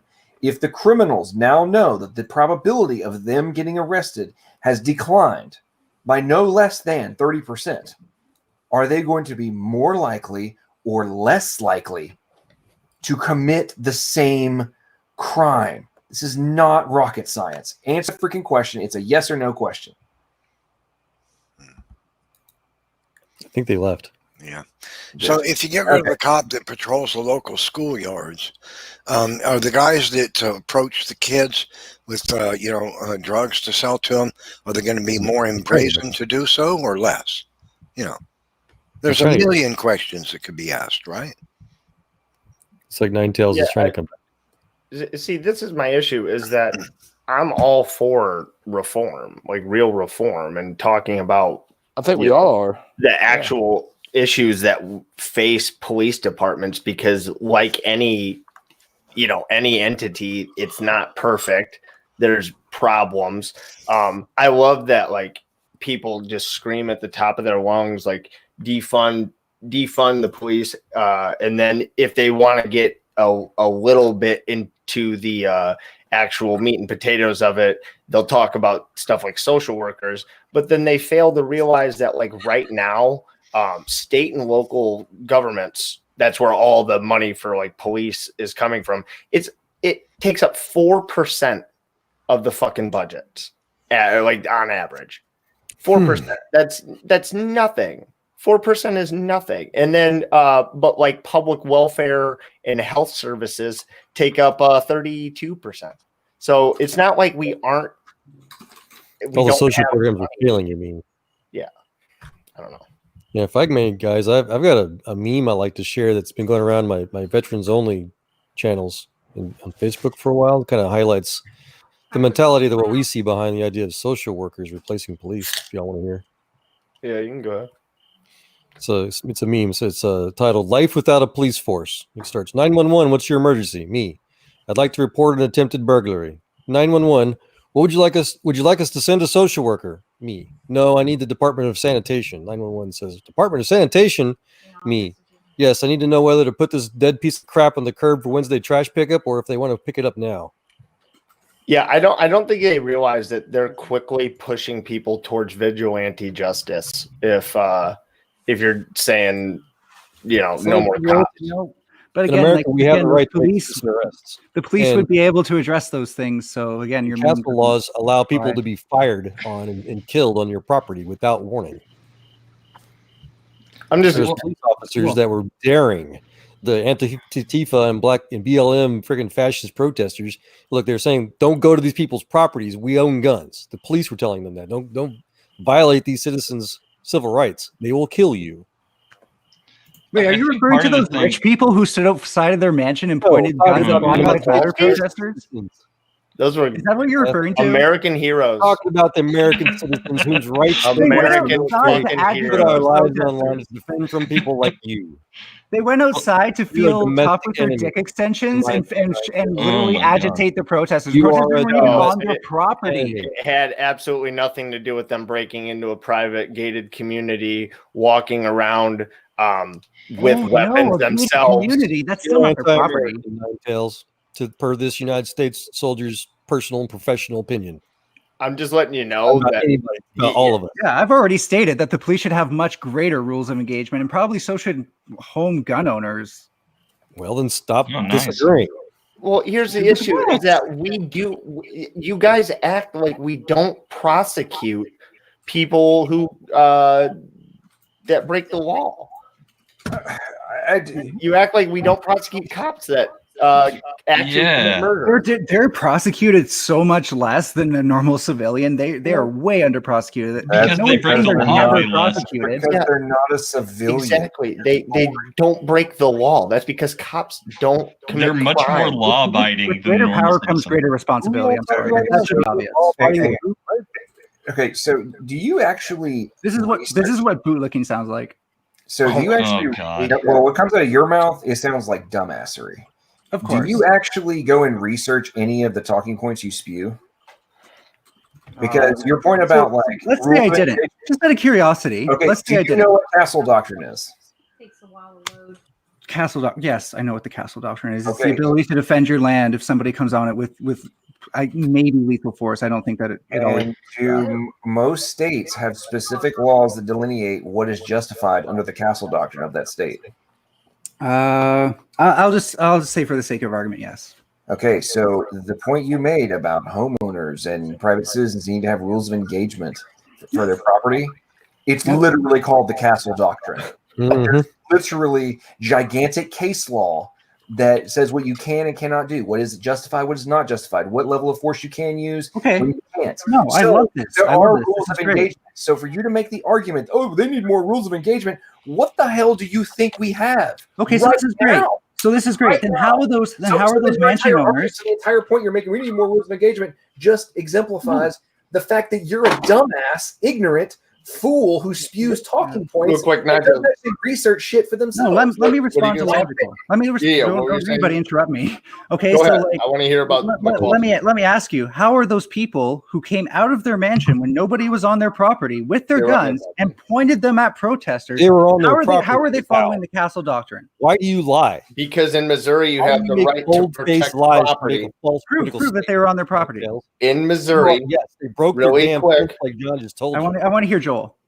They broke through their fence. They destroyed their fence, their property. That wasn't their fence. That demanding belonged to they come out of the their gated home community. to That be wasn't their fired. personal fence, Everything beyond that fence is private property. but not their property. So it's It doesn't so matter. private It property doesn't is a matter. big deal, isn't We're it? not talking about the Castle one doctrine lab does not give you the right to protect other people's private false property. argument. Well, we're talking about the entire damn United States of America. Look, here's the bottom line, Okay, ladies and great. gentlemen. If you defund your police force and crime goes up, like John's been trying to ask you, those of us who have sworn to defend this Constitution and this nation by enemies both foreign and domestic will feel forced by our sworn oath and duty to get off our couches and go do their jobs that you won't pay them to do. We will do it. Okay, that's great. Community policing. But history has shown that. Let me answer. Let me answer. Come on. History has shown that when you fund social programs, especially ones like housing, after school programs, all of those things, crime goes down. So you just let me finish. You just claim let me finish. Out of thin air that they are going, that crime's going to go up. It's just your own conjecture because it makes you sound right. It's not. It doesn't matter if it goes up. What if false? it's just going to stay the same? Goes to your ideas, and you're still proving that your ideas you prove. Yeah, because studies have shown, and I'm going to keep repeating this, that when you fund social programs, crime goes down. Yes, they have shown that. No, they're not. Again, crime goes down with you when you can listen to your own anti-rhetoric. Okay, whatever. I'm going to answer. Budget from you for when you fund after school programs, crime associated with you goes down. We're getting crime. You are advocating dogpile, please. Rape. You are. Okay, so number one, hang on. I want to finish my point. I want to eventually. We're going to address your point. Yeah, I know you're on a power trip, but you asked a question. I know you need really bad questions. You asked a question about the justification. You're so desperate to control the conversation. In Missouri, you said they weren't on their property. It's literally on video, multiple things. Number one, yes, they did cross onto the property. Number two, they literally threatened to kill the dog, burn the house, and kill the wife. 300. It is also on video that multiple members of it were armed. So now, what do we have from a legal perspective? We have a breakthrough onto private property through the gate that was closed and locked. It was broken down. Then we have people who have now progressed onto already private property, number one, but now they've progressed all the way to somebody's domicile. They have now issued verbal threats, which when you threaten somebody's life, via whether it be via arson or other violent action, I now have, beyond all doubt, I have reasonable expectation, especially when there's a gigantic group of people and there's only two of me, I have reasonable expectation of grievous bodily harm, which is all that's required in order for me to justify lethal force. So for them to just stand there and not actually shoot their weapons at anybody, and then to be accused of being guilty of horrible crimes is a joke. It's literally a violation of every level of the castle doctrine. Every and I'm not going to sit here. I'm not going to sit here and defend the wife's like muzzle discipline. She shouldn't have been pointing it at the fucking Hey, by the way, Richard, that gun, by the way, couldn't fire. It was a nice 5v1. No, I agree with Freddie, I agree with you on her discipline was horrible, but my point is like her gun couldn't even fire. No, 100%. My issue is that I feel like Ninetails, tell me if I'm wrong, you just don't see property as being of any, as something that you'd be willing to defend. No, I'm willing to concede that like castle doctrine could be possible, and I'm going to address I guess his name is John's, I don't know if it is personally, but Logical's points in order, so don't interrupt me. First of all, that gate did not belong to those people, so they didn't necessarily need to come out. If they were here for their lives, they could have stayed inside. Secondly, come on. Come on now, you can do it. You can make it through all three. Secondly, the threats to the dog or whatever probably came after the rifles were pointed at them because the situation was escalated. And I forgot what the third point was anyway, so whatever. It's a lie too. So that's all anecdotal irrelevance. We're talking, I'd like to talk about the general freaking just fact of American law. Basic rights. I've already conceded that I can accept castle doctrine. Well, that's part of the law. Then those people are correct, and those you shouldn't say that they're not within their rights to do that. You're really reaching to make sure they're correct, but whatever your prerogative is. So, as an example, John, if you're still listening, still there, buddy? Yeah, I'm here. I'm just share. So I'm in Texas. We've got pretty good stick castle laws right now. There's a really good example a few years back. So our basic castle laws say the main restriction is that if you've decided you need to apply lethal force, that if you're going to do so, make sure that you do not do it to an intention to maim. If you're going to kill somebody and you're going to defend yourself, you need to kill them. Because if you just maim, if you shoot their knees or whatever, and then you violated that law and you can be prosecuted. So here in Texas, there was a story that this guy calls 911. He's frantic. He's asking the operator to bring the police in. The police. He's watching these two guys rob his neighbor's house, right? And he's not sure what to do. He's got a shotgun. If they'd been robbing his house, he'd already shot them, kind of thing. And it's like a 15-minute long thing. It's all unrecorded. This is all a public court document thing, whatever. And he's constantly saying, "I don't know what to do. I don't know what to do. I want to shoot him. I don't want them to get away. The cops are taking too long." And the operator was furious back. No, don't shoot them. Don't just wait. Just let the cops find him. Blah blah blah. And he was frantic. He didn't know what to do. And so he saw them running away. So he panicked and he fired at him. He killed one, wounded another. And so he was arrested because it wasn't on his property, was the caveat. So he had a grand jury. He had an indictment and everything going on. They acquitted him because he was just trying to defend his motive was he was trying to defend his neighbor's property. He could have gone to jail, but a review of jury of his peers said, no, he did the right thing.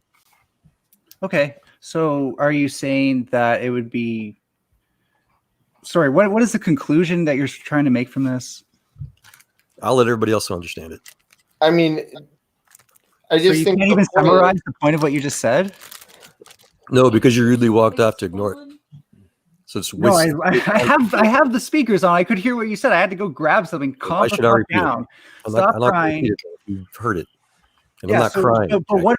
Okay, but you're trying to make a point with that. That was just an anecdote. Well, if it went over your head, it's not my problem. Leave me alone. Well, I had a question. I had a question that can move on to something else. Maybe it's just a personal curiosity. Are you an anarchist of some kind, like an anarcho-syndicalist or something like that?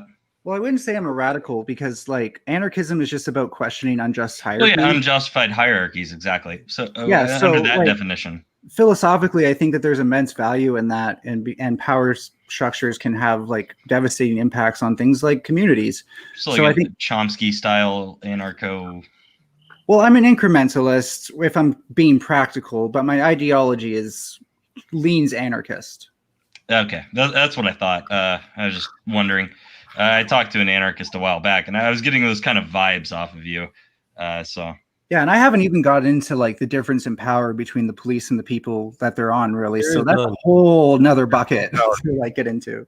One's a sworn officer, one's just a private citizen. That's the only difference. There's no different power. They're all protected or whatever by the same state and federal laws as everybody else. So how many different deterrent devices do police carry on them at all times? The same amount any other private citizen does. No, because most private citizens do. You don't understand. Most private citizens carry a taser, pepper spray, and a gun all at the same time at all times. Whatever they want. My sister-in-law carries one of those big, giant, like 2-foot-long freaking taser swords. I don't know what you call them, Kelly. You know that's clearly the norm. Power That's taser clearly that the norm. will probably kill somebody if she touches them with it. You're not just cherry picking here. She just takes it out of her purse and just turns it on. The zap sound alone usually to stop people. I love it. I've been hit by one of those. They're kind of interesting. Okay. You just don't know anything, dude. I literally just pointed out that the cops constantly are carrying weapons on them that normal people don't. Like, come on. Only step on people. Your argument ad absurdum here is so bad. Okay, so if there were 0 cops, would you carry a gun, pepper spray, a taser, and a baton? Nobody's arguing for 0 cops. This isn't difficult. This isn't hard. I keep saying there definitely are people arguing for that. You do understand that. You do understand the concept of a thought experiment. You're so desperate to straw man. This is how desperate you are to reach. Okay, your level of retardation is epic. You're the one who's like, oh, this doesn't make sense. Look at how bad this is because I can't understand it. Shadow Dancer, you're the history major. What's the Grouchy brothers? Grouchy brothers? Sorry. Well, wait, Ninetails. So you're saying no one's arguing for 0 cops, and I've seen this a lot where it seems to be there's people yelling in the streets like abolish the police, and then other people say defund them. I think there definitely are some people that want to like get rid of them totally, and then you have other people coming behind them saying, well, that's not what they really mean. They really mean we want to fund these other programs or something like that. But there's clearly a large contingent, mostly like anarchists, that they see police as like an unjustified hierarchy. Like they think they have too much power and they want to get rid of them totally. Like they want No. There's a difference. That was my point of where's the money? Where's the money going? Can I respond to that, please?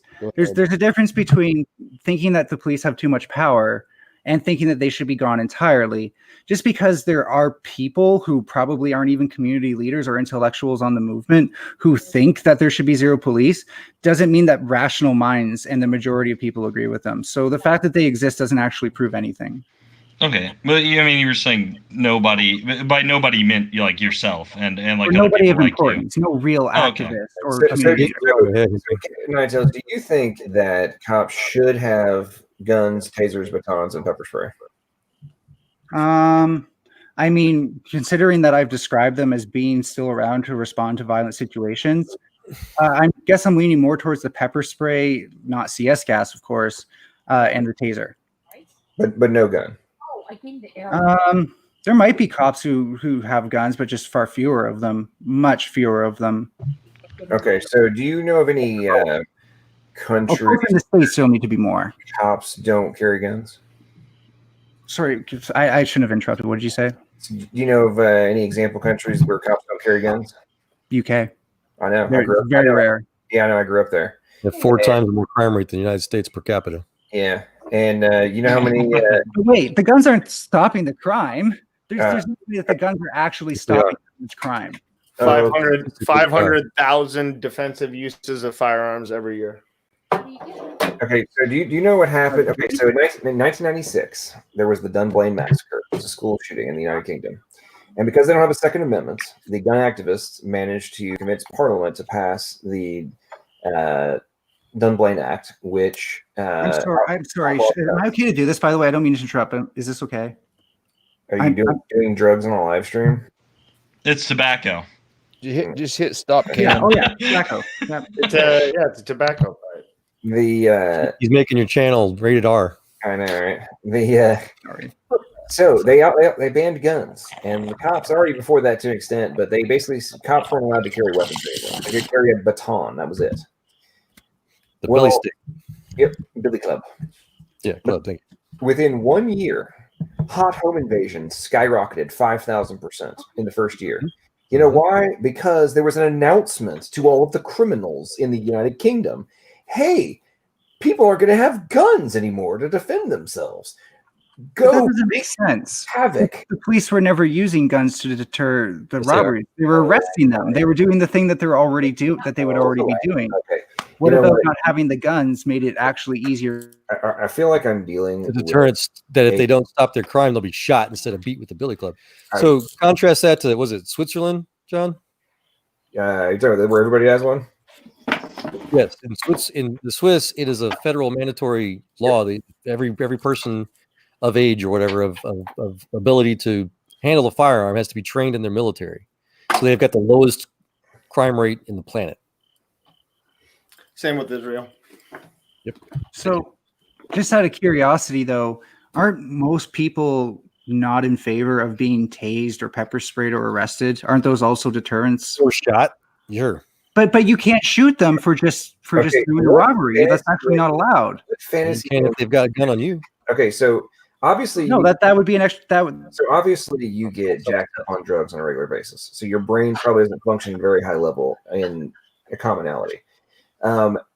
People like you who are running around getting fucked up all the time are not the criminal class that is to be concerned about.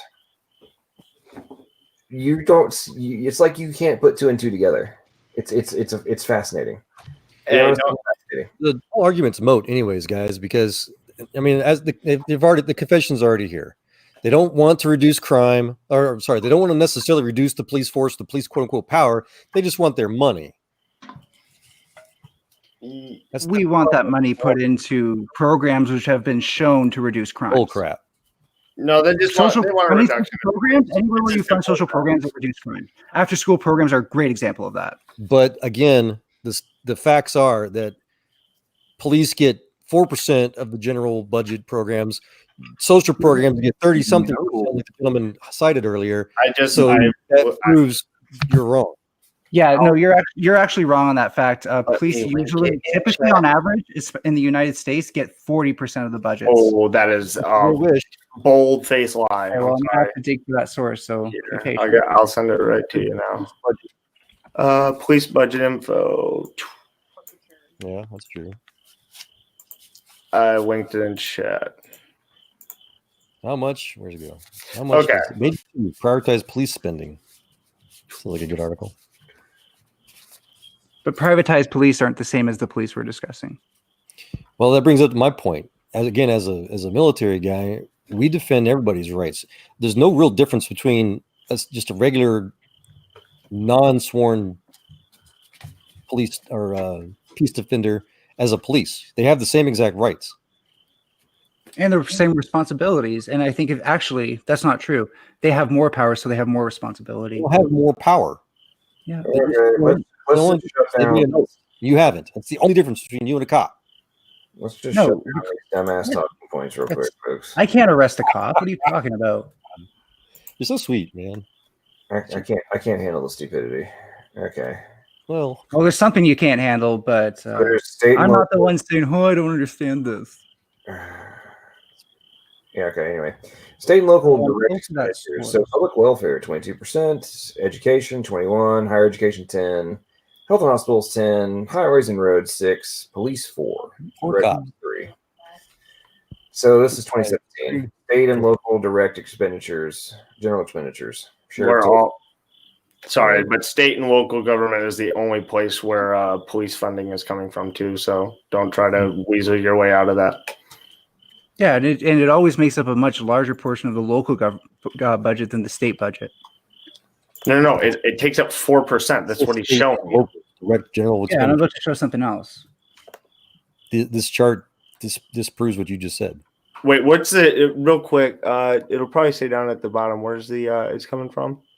State and local government. Oh, the Urban Institute. That's right. Yeah. It's the Urban Institute did that study. Okay, so that's not involving discretionary things. So when we include that, we get this. Can I share my screen now, or is that exclusive to people with your opinion? That's exclusive to people of his friggin' dogma, dude. Come on. we're only so are his thought experiments, but whatever. Uh-huh. Well, considering the fact that you keep interrupting my thought experiments because you can't comprehend them, I mean, you should think of better thought experiments. It really would help. If you don't let people finish the sentence because you don't comprehend it, so you try to shut them down. Yeah, maybe you should go get a few That's more. what you've been doing. You're the one with the mute button. Ninetails, after I'll let you show this and everything. I'm gonna get off after I make this point though, and I hear what you have to say. But my last point to you is, my biggest contention is that we are acting like there is an epidemic of unarmed black men being mowed down, murdered like dogs in the streets by police officers, when that is simply just not the case. Again, that's a straw man that you've been propagandized to believe. That's not what Black Lives Matter is saying. But here's it really isn't. They're saying that the lack of accountability and the systemic racism is the issue. What you're doing is you're taking the talking point you want to hear and pretending it's what they're saying. I have not had. You can finish. I'll let you finish. People were incarcerated the same day, so there's no lack of accountability. It's a total straw man. It's fraudulent. They're definitely not always incarcerated the same day. It's very rare. They were. Whenever it can be justified and proved. Complains about were incarcerated that same day. How often would you say a percentage? I don't know. I don't watch every single police officer, but the reasons that the fashion I've been watching a lot of these. Black Lives Matters gives are false. Okay, we should listen to somebody who's been paying attention since 2015. It's very rare. What's very rare? What's rare? Okay, so I'm pretty sure I heard him right. I think he said that cops are getting arrested after they commit a crime. And destroying people's lives over. Well, maybe not the same day, but they do get arrested, and whenever the evidence is there, they're brought through the system just as anyone else that commits a crime would be. This happened with Derek Chauvin in like record time. So like the evidence has to be there. They're still innocent until proven guilty. So they have to go through their trials. So the whole no justice, no peace thing, they often chant that before trials even occurred. And it's like these things do happen. And you look at Derek Chauvin, I don't see what the big deal. Like I understand that what he did was wrong. I get that, but he was arrested. He was arrested and tried on murder, which I don't think he'll even get convicted for. Like I think manslaughter is a reasonable charge, but murder, no.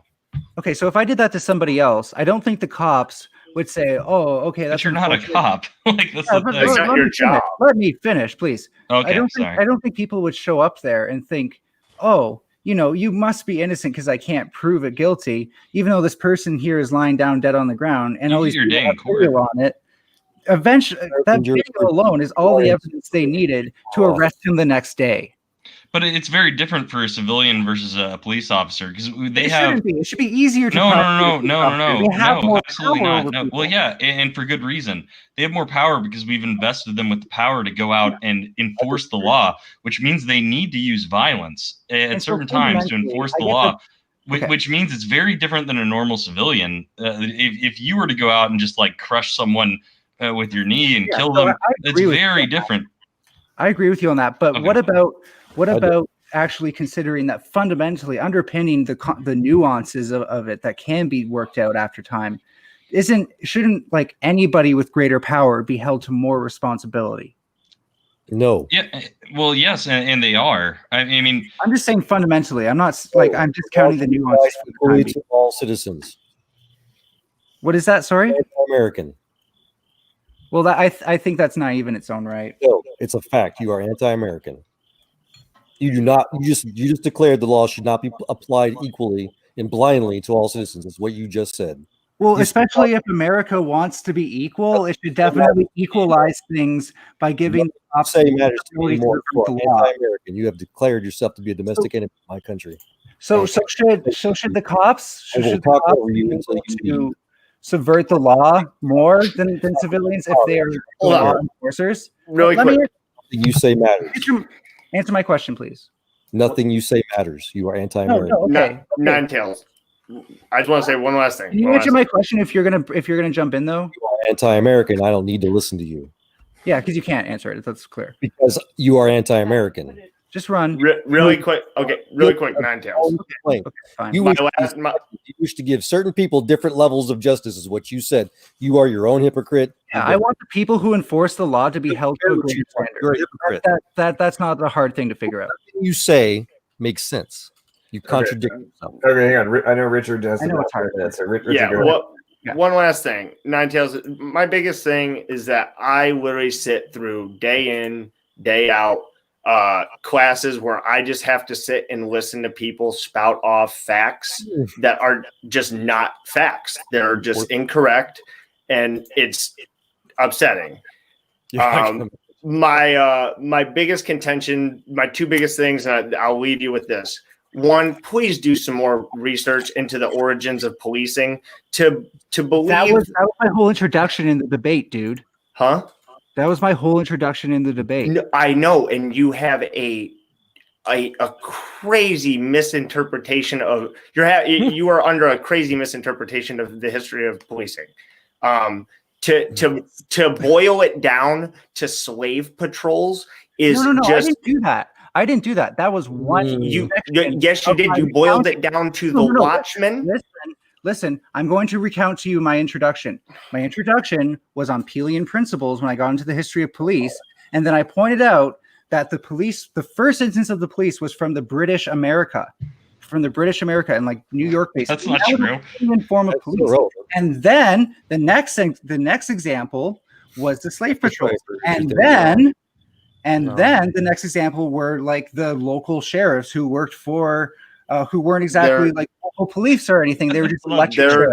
I'm sorry, but I'm about to get off. But like, there has been a force that has enforced the rules of the village, the town, the city since the dawn of time. Policing is not a idea that was dreamt up just to keep black people down. That's just not true. And then the other organic community policing.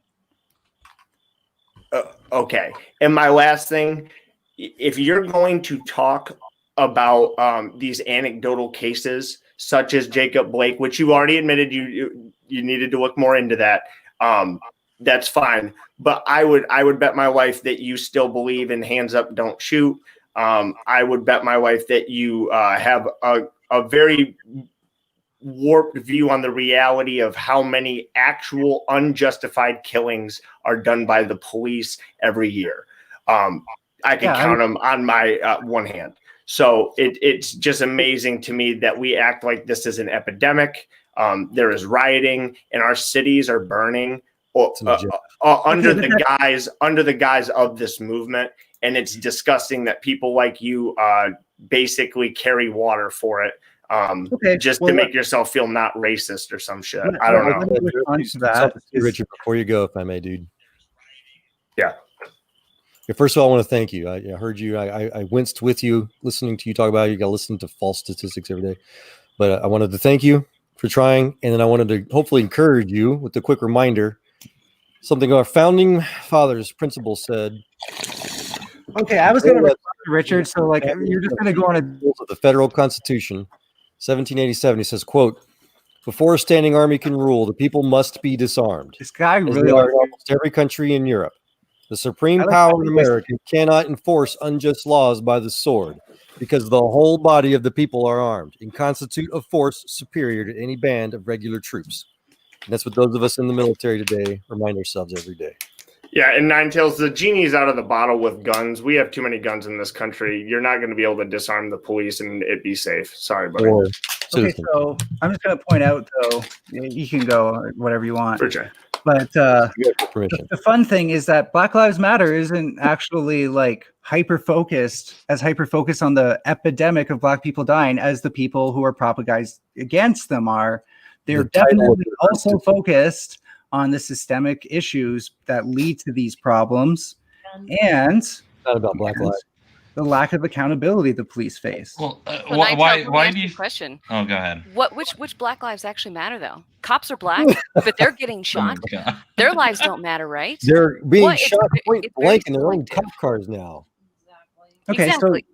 so yeah, it would be the Black lives that don't have the power to arrest the police or mistreat them. Yes, you do. Citizens arrest can arrest a cop. You can do it. I'm pretty sure the cop has the right to shoot you or something at that point. I guarantee you. Do you know anything about their training? Oh my god! I guarantee you a cop would shoot you. Can you help back this up, Jesse? The thing is, Ninetales, I don't think you even know anything about their training. You're saying, well, they have the right to shoot you. It's not a right. They take an oath. No, they're gonna uphold the law. They're gonna assume that their life is in danger if you try to arrest them. That's the point. And they still have to preserve life. But we're not allowed to kill the police if they think they're gonna kill us. Yes, you are. No, yes, you're you not. are. Yes, you are. To defend yourself against the police, that's like attempted murder against a police officer, which is even worse than murder. As a United States citizen, you have every right. You have every right, every obligation. Naivety here. Any other sworn Massive naivety. You are wrong. Okay. You are your own enemy. Okay, this is a dumb argument on your part. Anti-American. Well, actually, no, it's a dumb argument on your part. All right, you are trying. You just citizens arrest police. What can go wrong with that? Yes, it's called. Go talk to one about it. Go learn. Okay. Sure. Citizens arrest police. Go look that up. Citizens arrest police. They're trying to, but you can still do it. No, you can't. Just don't let the judge know. They actually know it's illegal. Right. But how are they going to stop people that just know about it and do it anyways? That's the whole beauty of it. They keep their mouth shut. That's what I'm saying. So yeah, whatever anti-American fascist judge or lawyer wants to call it illegal, you don't have to listen to them. No. Still do it. It's the cop who's going to decide. No, they're putting my life in danger. I'm going to shoot them. Damn it. So are you guys like libertarians or something? Called American soldiers and Marines and service members. I'm just asking because I asked her if she was an anarchist, and I'm wondering if you're like kind of leaning that way too, but on the right. Corner you actually don't take the. I'm not cornering him on it. I'm just curious. That was kind of a weird. I don't know. He's talking about arresting police and stuff. I'm just kidding. Yes, you have the right to arrest a police officer if you see them violating the law. Yes, you just better be dang give some good evidence for it. Exactly. It's just like when I was a security guard. I had every right to quote unquote arrest people, but I better have a damn good reason what I was doing. You weren't held to a lower standard for your enforcement of the law. You're held to like a higher standard even. Ninetales, you have to listen to what I said. I was not a cop. I was a security guard. So meaning I didn't take an oath. You don't even understand what the oath is. An oath is just words. What does an oath actually mean? Oh my god! Really? So if you took an oath, obviously this oath isn't preventing them from disproportionately killing black people. So much for that oath.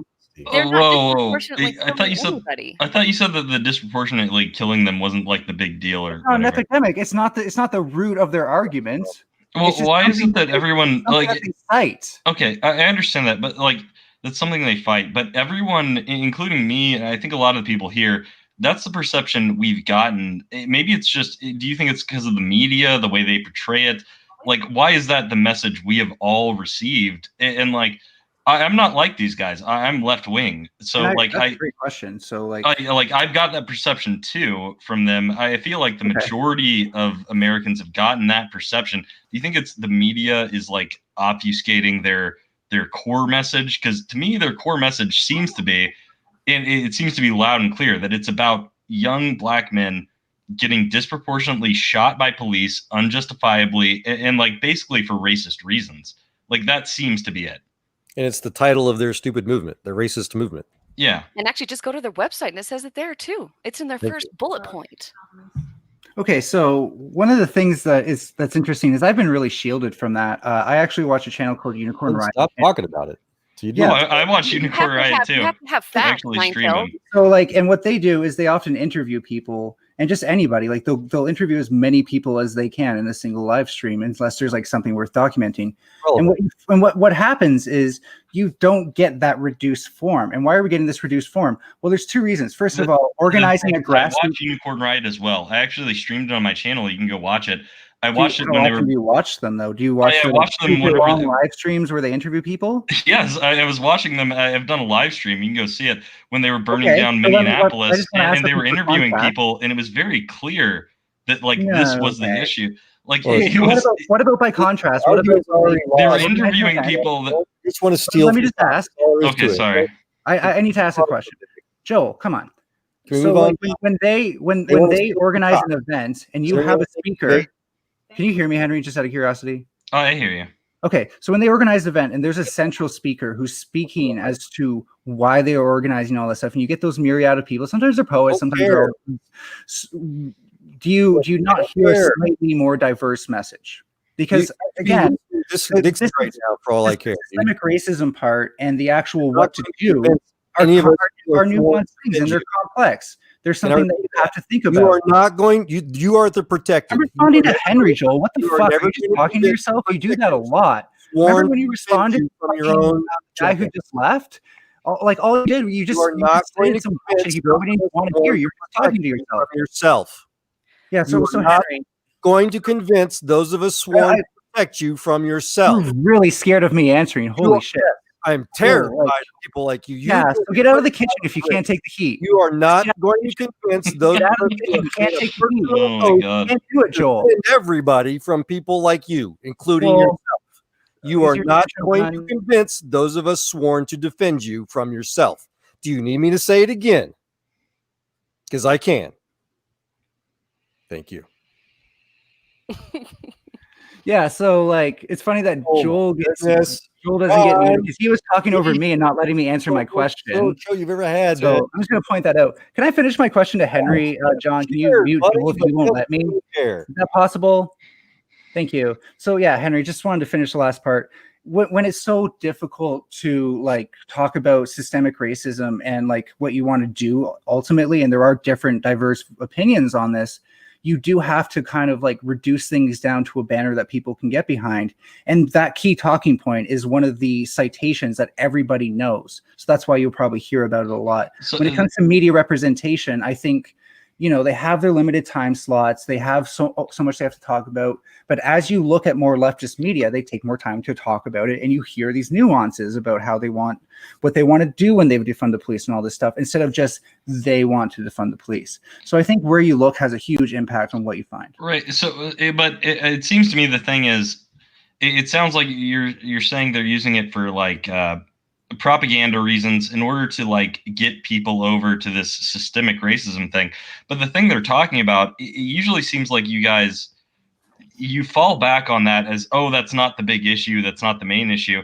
Whenever people are pointing out to you, it's not really an issue at all, whatsoever. It's kind of not. I really don't think entire communities would organize like this, put their time on the line, put getting arrested at stake if it wasn't for some things that mattered. So I just think that's your opinion, and there's no basis for that. Do you think when they get together and these rallies and stuff like that it's true what the media says, that they're peaceful rallies, all that kind of stuff? Largely. No, actually, they're 100% the opposite. So they wait, are more violent than any of the right-leaning rallies. Except for never mind. Please point me out a situation where a right-wing. No. I actually like the first thing you said. The first thing you said much better. Right wing is laissez-faire, live and let live. Only the left wing can be violent protesters. No, the first thing you said is much easier to address. So let me ask my second question. All right, you were just complaining about other people cutting you off. Don't cut me off. I mean, you're pivoting, but okay. I just want to answer your first question. Hello, are you going to let me talk? I want you to. Are you going to ask 50 questions? Yes, we're going to ask 5 billion questions. I mean, if she's anything like John. Look, you're sucking all the air out of the room there, Ninetails. Oh my goodness! I don't know how you guys could stand her. I understand that's the only person that's disagreeing, so and we need disagreement to have a debate, but there's a point. Yeah, there's a point where I was being respectful, staying in the background. That's fine. Everybody does what they do. But then I tried to speak and just no. That's what I was trying to do, and then he kept setting me off. I apologize, by the way, if I annoyed anybody. Well, she was cutting John off. I was listening to it in the beginning, and I'm like, wait, she's complaining about others cutting her off, and then she goes and cuts John. The whole thing was just, yeah. That's a leftist for you, darling. Yep. I know, right? So yeah, well, I'm gonna let the idiot back in a minute, but the problem with this is an exacerbated example of the stupidity of the left, of the hardcore left. I'm not bashing everybody like you, Henry. Thank you. The idiots like this who either lack the capacity to comprehend or know fundamentally that if they actually go down the proverbial rabbit hole of their own thought process, that then it is completely ludicrous. He has all kinds And therefore they try to cut everybody off before the actual arguments can be made, because if they are actually formulated, then they will look like a complete dumbass if they claim the opposite. Well, anytime I hear somebody like mention systemic racism, I immediately just like, okay, they're already placed on one side. They're pushing the agenda. Yeah, it's one of those buzzwords: systemic systems of institutional systems. Yeah. Well, anytime I ask them to identify it, they're like, well, you know, it's like the invisible patriarchy. And I'm like, what are you talking about? Well, Tell I me can what explain it. wrong. It's that systemic racism. That's their new buzzword, man. It's just Yeah, a way to but what I make asked them- everybody feel guilty, and then that no one is guilty at Yeah. the same time. They're pointing to just like a disproportionality thing, and then you ask them like, well, what's the cause of that? And they say, well, it's the systemic racism. And then you ask them for the evidence of systemic racism, and they point back to, well, there's these disparities in the criminal justice system, either in shootings or incarceration rates or something. And so it's a circular argument, really. I've got a good short article, and I'll put in the private chat. Go ahead. Well, and Henry, and the other thing that they always do is they always point back to history. Like, you know, Ninetails mentioned about, you know, history of social programs. Well, I put in chat about the Gracchi brothers, and they institute something called a grain law 191 BC. And it was actually during the height of the Roman Empire. And it was actually a welfare program. Many historians actually think that the Roman Empire stopped being the Roman Empire within about a century of that, because it bled Rome dry. And then there was more social programs that came out, more and more and more. And so when these leftists, and no offense, you know, with these extreme leftists, when they try to say it's history because of history, and I'm like, okay, did they ever look at how many Muslims that or how many blacks were taken by the Muslims? Still today. Yeah, still today. It hasn't actually even Probably stopped. today than nowadays. Oh yeah, I mean, there's white people taken into slavery by the Barbary pirates, but Well, exactly, you know, and like I always try to tell people that, you know, there was I forget how many slaves. I think about 11.5 million that came over from Africa, and only 500,000 came to America, the territory of America. All the rest went somewhere else. That means, you know, I would say even half, if not like 3/4 of the black people today are not actually born of slaves from the past. That's a long time ago. Many of them have moved. Many have moved here during many of the waves of immigration. Wait, Can I respond? I would think most Are of you the even blacks muted? in America are Yeah, I'm muted, of course. probably descendants of slaves, but I don't really know the immigration patterns or anything. Yes, you've been muted, Ninetails. We heard you complain about being muted. Does that help you feel better? Sorry, I'm being antagonistic. Well, the irony is that you're actually not on mute right now, which is the irony of this. But Okay, so like I just wanted to respond to Shadow Dancer finally.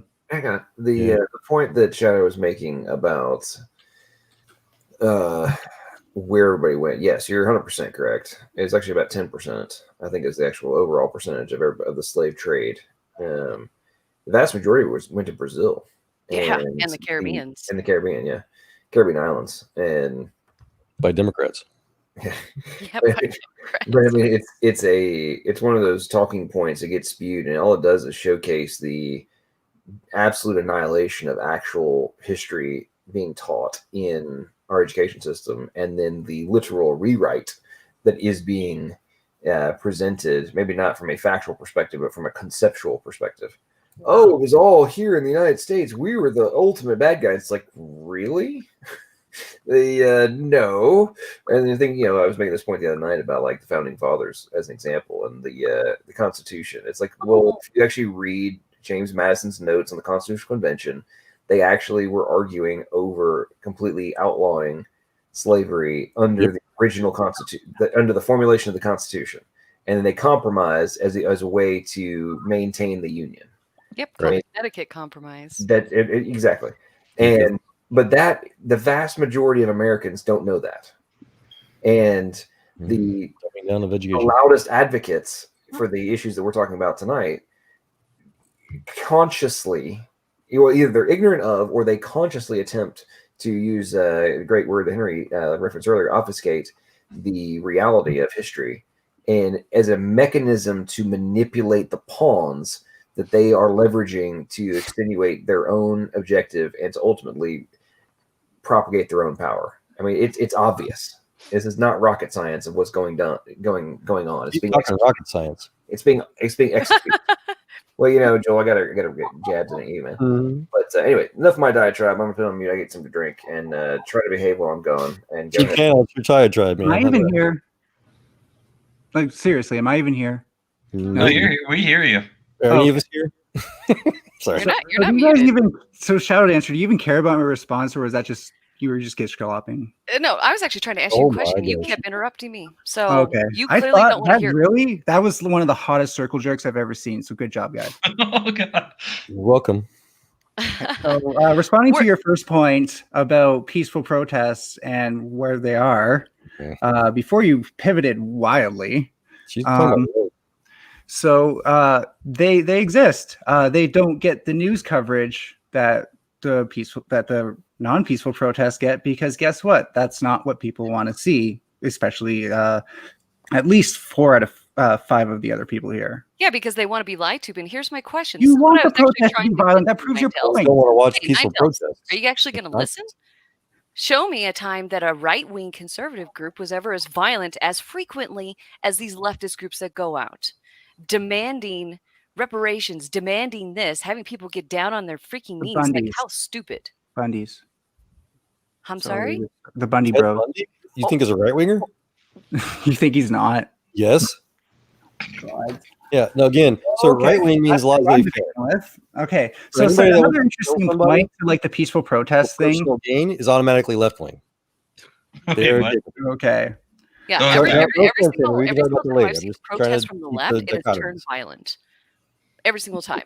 Don't get too excited when they do. All left wingers are murderers, but if You're- anybody's you're- going to murder somebody, it's I mean, you are an anarchist, so you don't Right, right, exactly right. want government. You actually didn't even have the right term earlier when you mentioned anarchy. It's not questioning government.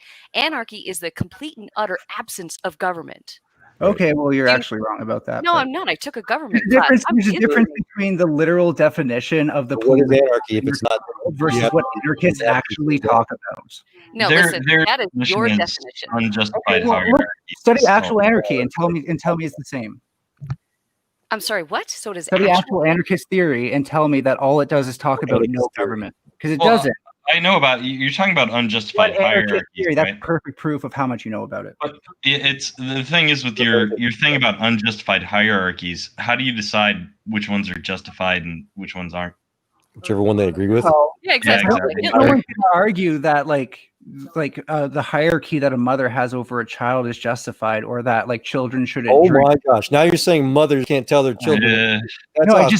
I just said that they're Exactly justified. what you So just calm the said. fuck down. You're misinterpreting You what I advocated said. for Oh my God, motherhood. please stop, man. Further your point about anarchy. I think you misunderstood what she was saying. I did I was saying Yeah, that, I think you did. I about was saying mothers. that the the way hierarchy you between a mother and a child is justified. Joel, come on.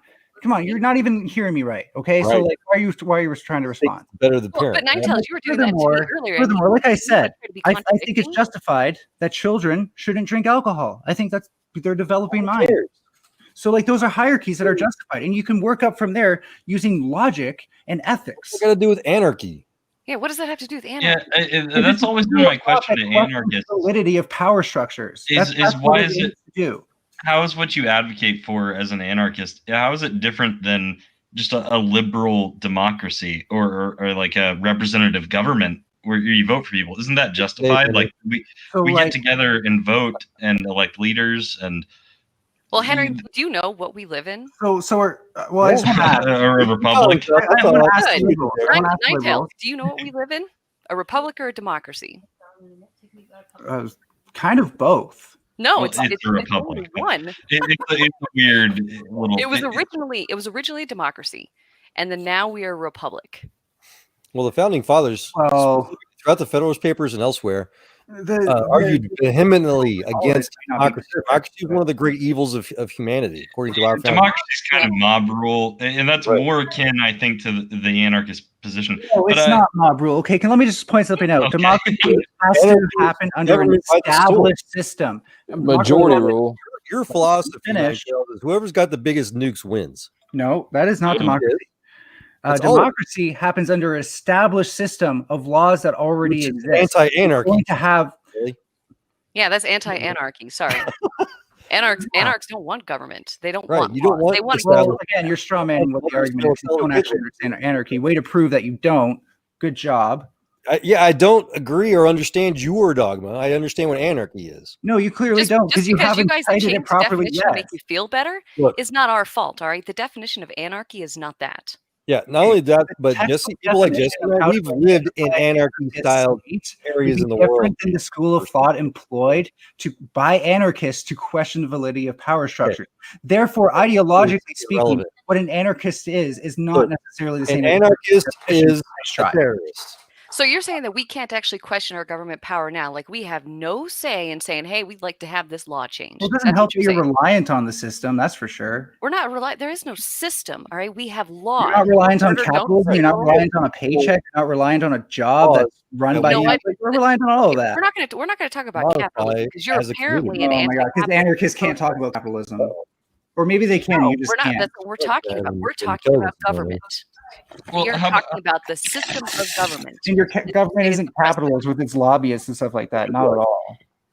Well, Ninetails, you would in your anarchist society, you would have like groups of people. I guess you would call them like I don't know what communes maybe. They get together and they decide on the laws, right? They something like that. They maybe have a rotation. Give me some time to explain. Yes, laws that they're no longer anarchy. Joel, what the fuck, man? Just let me speak. I'm trying to understand you, person, if you don't mind. Yeah, you're like really desperate. You're not quick or brief. No, you can calm the fuck down. How about that? Or How about, I know this is hard for you, but you're so desperate to talk over me. Okay, anyways, so like in my anarchist obviously that's not you would something see what you described, which is communitarianism, but there would also be a global set of laws that people follow, kind of like human rights, that all of the communities would have to live under, and those would be the quote just hierarchies that you might theoretically and how do they get out of power? Anarchist theory. How do they get in power, Ninetails? It would mostly be like a sort of like a communitarian democracy where all the communities that serve underneath it are in some sort of agreement of that the laws serve them all equally. So do you understand how our government works now? Do you know about our bicameral system in Congress? Do you know how it works? I've never heard it described that way, but I probably do, just in a different way of describing the it. House of Representatives and the Senate? Do you know Yeah, what yeah, the of two of course. them do? Well, what is the House of Representatives? How do they get the representatives? Well, I'm pretty sure the House representatives are voted in and the Senate is not. No, the Senate is voted in too. Okay. So listen, so Yeah, John was yeah. talking earlier about your question seemed like there's a difference. Hold on. So what John was talking about earlier with the Connecticut Compromise, it's a compromise. There was originally the Virginia plan, and then I think it was like Rhode Island or something like that. One was based on population, and the other one was not. It was based on equal representation.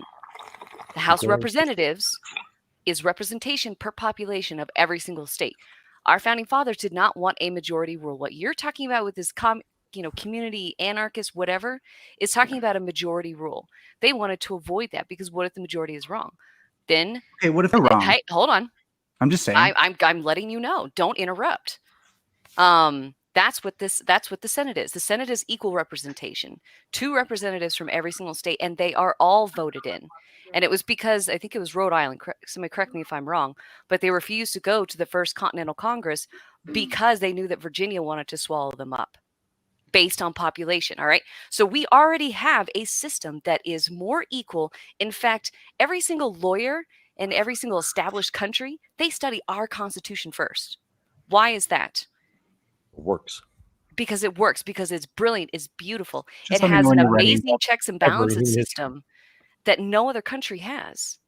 Okay, so I guess the Black Lives Matter movement would be proof of the fact that you're wrong because they don't agree No, that it's equal to they're a them. bunch of terrorists wanting to go Thank around, you. burn people Way down. to rehash the propaganda. They're not actually wanting to terrorize people. Yes, There's they nothing are. in what Black Lives Yes, Matter calls for to terrorize people. Well, apparently you don't watch what they actually do because 6 Do you know years who ago, Gavin they, Long is? That's why I asked you, where does the money go? Have you seen anything where the money goes? Because they're funding these people to go out and actually be terrorists. Yeah, that's conjecture. You can't prove that. Actually, we can. Well, that's It's what on I'm the saying. You conservatives can't. channel. We it's on can Brandon prove it Tatum's if they channel. would. If Yeah, they would list where, if they people on would list Reddit where the making money up shit. goes. Oh, it's so fun. What I missed? If they we weren't can't if they prove weren't now? using proxies to hide their money, yeah, we could prove it. What can't we prove? I missed it. Oh, where they're spending their Well, money. anything's basically. possible when you make shit up. So have fun with that. Yeah, exactly. And guess what's Make possible shit right up. now? Can you not watch TV? Do you not watch TV? Don't trust it. I mean, do you not watch what you're Fox seeing on News, TV. the people who are biased against them, yeah, I Okay. guess I should trust that over the left-wing independent journalists on the ground. Yeah, good. Yeah. No, you just switched the. So you just baited and switched. You just switched So over it's to not Fox Fox News. News. Who's That's not saying what I that? Who's said. saying that? You can go to CNN and watch what I'm talking about. CNN center like. Okay, well, right. Okay, so you can go to YouTube and watch people's private videos they've posted up. Would that work for you? Okay. We're basing something on YouTube videos. Or maybe Yeah. Ninetales, you should do some comparative research. Like that's what I do. I watch left and right media. Okay, And so what guess did you see on Democracy Now that confirms this? Actually, that's Democracy we don't Now. have would a democracy. definitely We're cover in a that. republic. I apologize because I'm still lost. What are we confirming or not confirming? Democracy Now is an independent Black Laugh, organization. that BLM it has a is basically terrorist. Yeah, that's what I said. And you know, Well, racist. So the left-wing news organization Democracy Now, if When any you're of burning that things, was when you're conjecture, they would have covered it. And why haven't they covered it? If you because support they have an left because and they right have an wing? agenda. You're wrong. They No, have an no. agenda. Yes, they do. No. They have an agenda because the Democrats Democracy need Now new is constituents It's because always they're been losing biased. black people in their party. Democracy All right? Now is objective. They're one of the highest. No, rated they're not. Oh wing- my No, they're God! Where not. did you just crawl out from under? How the fuck would you know? You didn't even know what I was talking about They've when I been mentioned biased. it. Yes, actually, we do Super know what you're left-wing talking biased about. since the 90s. Oh, well, you said something about that you being a republic again, so I thought you didn't. So maybe work on your rhetoric a bit. But yeah, like I'm Democracy Now is not biased. 99% sure that I'm 100% Republic was proved by Donald Trump winning the election. that they would. Right. they would have covered it. So you're saying that the left wing's covering it too, but they're not. No, what I'm saying is they're covering their own agenda. All right, they need new constituents for their. But it's not your side covering its own agenda. No, that's impossible. You're perfect. You're free from that criticism. Cool, girl. Oh, actually, we are. In fact, when black people finally actually wake up and come over from the Democratic side, So they're amazed masturbatory. at how equal we are over there. That we're not homogenous. We're not all white and male. We're not all a bunch of white male, Christian rich people. Yeah, mad that black We lives actually matter have proves you we wrong have all the more time, equality aren't on you? our side than Aren't you do. you- You're absolutely right. I will Have take you- that. So mad. Have you been looking at this? I'm Have you been following the statistics of Can I Latinos? respond to Shadow Dancer, please, guys? I like to word it this way: I find that this really Americans don't interesting. bother. I don't think with Shadow identity Dancer would be politics. so You're upset. either American or you're not American. Yeah, okay. All identity crap is anti-American. Joel, like, I'm not kidding. Yeah, you don't want anyone to be responded to by me. No, I You're want trying everybody to talk understand you're literally either shutting down the pro-American or you're conversation. anti-American. That's it. Everything else is Okay, anti-American. Shadow Dancer, do you want to hear my response? If not, let's move on. Anti-American response. Okay, cool. I don't even know what you're responding to. Yeah. Go ahead and respond. We'll listen. Go ahead. Yeah, so, We'll indulge you for one I second. think it's interesting that you claim to be free from criticism and that, like, you at the same time spout all of this American dogma, which has existed for centuries, so has every reason to be outdated. Let me finish. What are you talking about? But she was American incorrect. She didn't say dog. She was giving facts. But go ahead. Yeah, I was giving facts, and you're saying that we are Some of it above was- some of it reproach, was that we're factual. above Some criticism. of it That's was not what I factual, said. some of it was opinionated. and some Don't of it was unrepresent my dogma position, that you Ninetales. would find on any Patriot Facebook page. So I'm being fair. You also gave facts, but a lot of it was dogma. Let me continue. And Only in your opinion, though. really interesting. But you're not even going to go and look it finish. up. Let me finish. Oh, now you want to Yeah, finish. we have to hear. We got to hear their dogma now. Okay, so I just think it's interesting that you say that you're free from criticism, yet everything that you say about what America is, about its equality and stuff like that, is being debunked by Black Lives Matter in real time. I think you're incentivized. That's a fallacy. to No, call it's them not. terrorists. This- this- I think what incentivizes you to call them terrorists is that you're angry that they prove you wrong. No, the fact that you're here and being tolerated proves you wrong. No, it doesn't. Yes, it does. Because if we weren't open to criticism, You you can't wouldn't even be hate. here, genius. He's at least You're- one. the fact He's you're at least here one lecturing us with your nonsense proves you wrong. Actually, Joel's got a good point, Ninetales.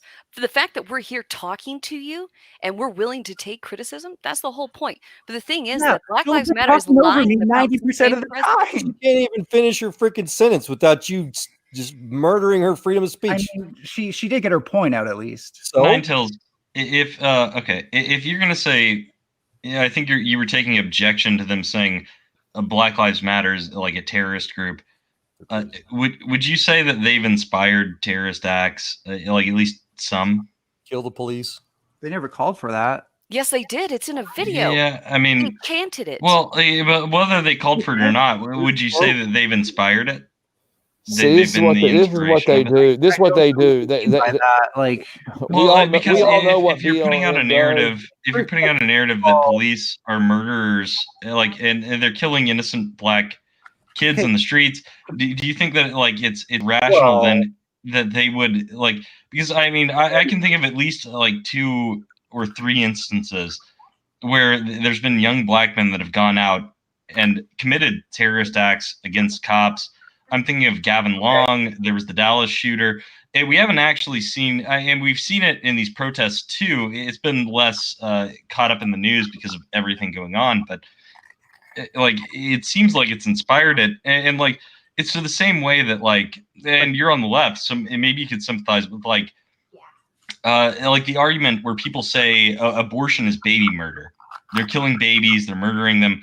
And so then someone goes out and like kills an abortion doctor or something like that. Do you think that like Black Lives Matter can inspire a terrorist act in that same way? Well, you know, ultimately you can never control what people do. So as it's unfortunate as it is, if somebody decides to take what Black Lives Matter is saying and use it as a justification to commit terror, that's not a direct fault, but it might be an impact. I will point out that there's been a lot more right-wingers killing left-wingers in all of this than the other way around. So that's Actually, that's not true. Really. Yeah, but let me tell you something, Ninetales. I just did a Google search on BLM chants kill the police. Guess what? Every single top 9 posts. Okay, what's your source? What's your YouTube? What's that source? So let's cut to the chase, Ninetales. You tell us what the Black Lives, which is no such thing as this. You tell us what they really mean to say. Here's your opportunity. Well, right. yeah, Well, I have been saying it this whole time. Like, yeah, that there's this invisible systemic racism that doesn't exist. Right. There are It's no also laws the that lack of prevent police them from doing accountability anything. and the power that police have. It's not right. Do you want a country that has no police? No, we've been through so this you so just many don't- yeah, times. but I want a if- country where the police are more accountable for what they do.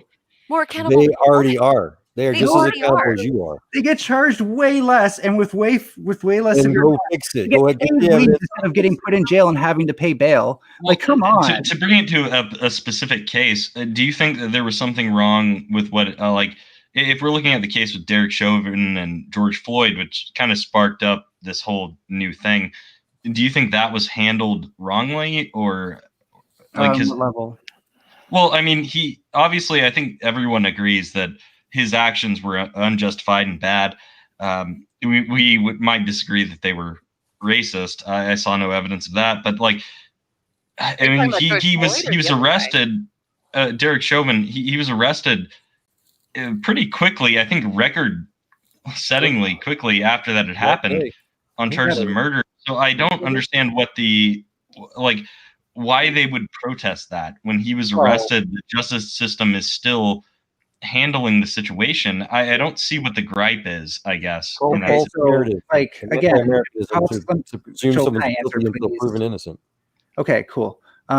So like, if the cops showed up and I had my knee on someone's neck, and that killed them, I'd probably be put into cells immediately for manslaughter. Now, BLM didn't start protesting. It's because the cop wasn't getting charged. That was just one of their demands.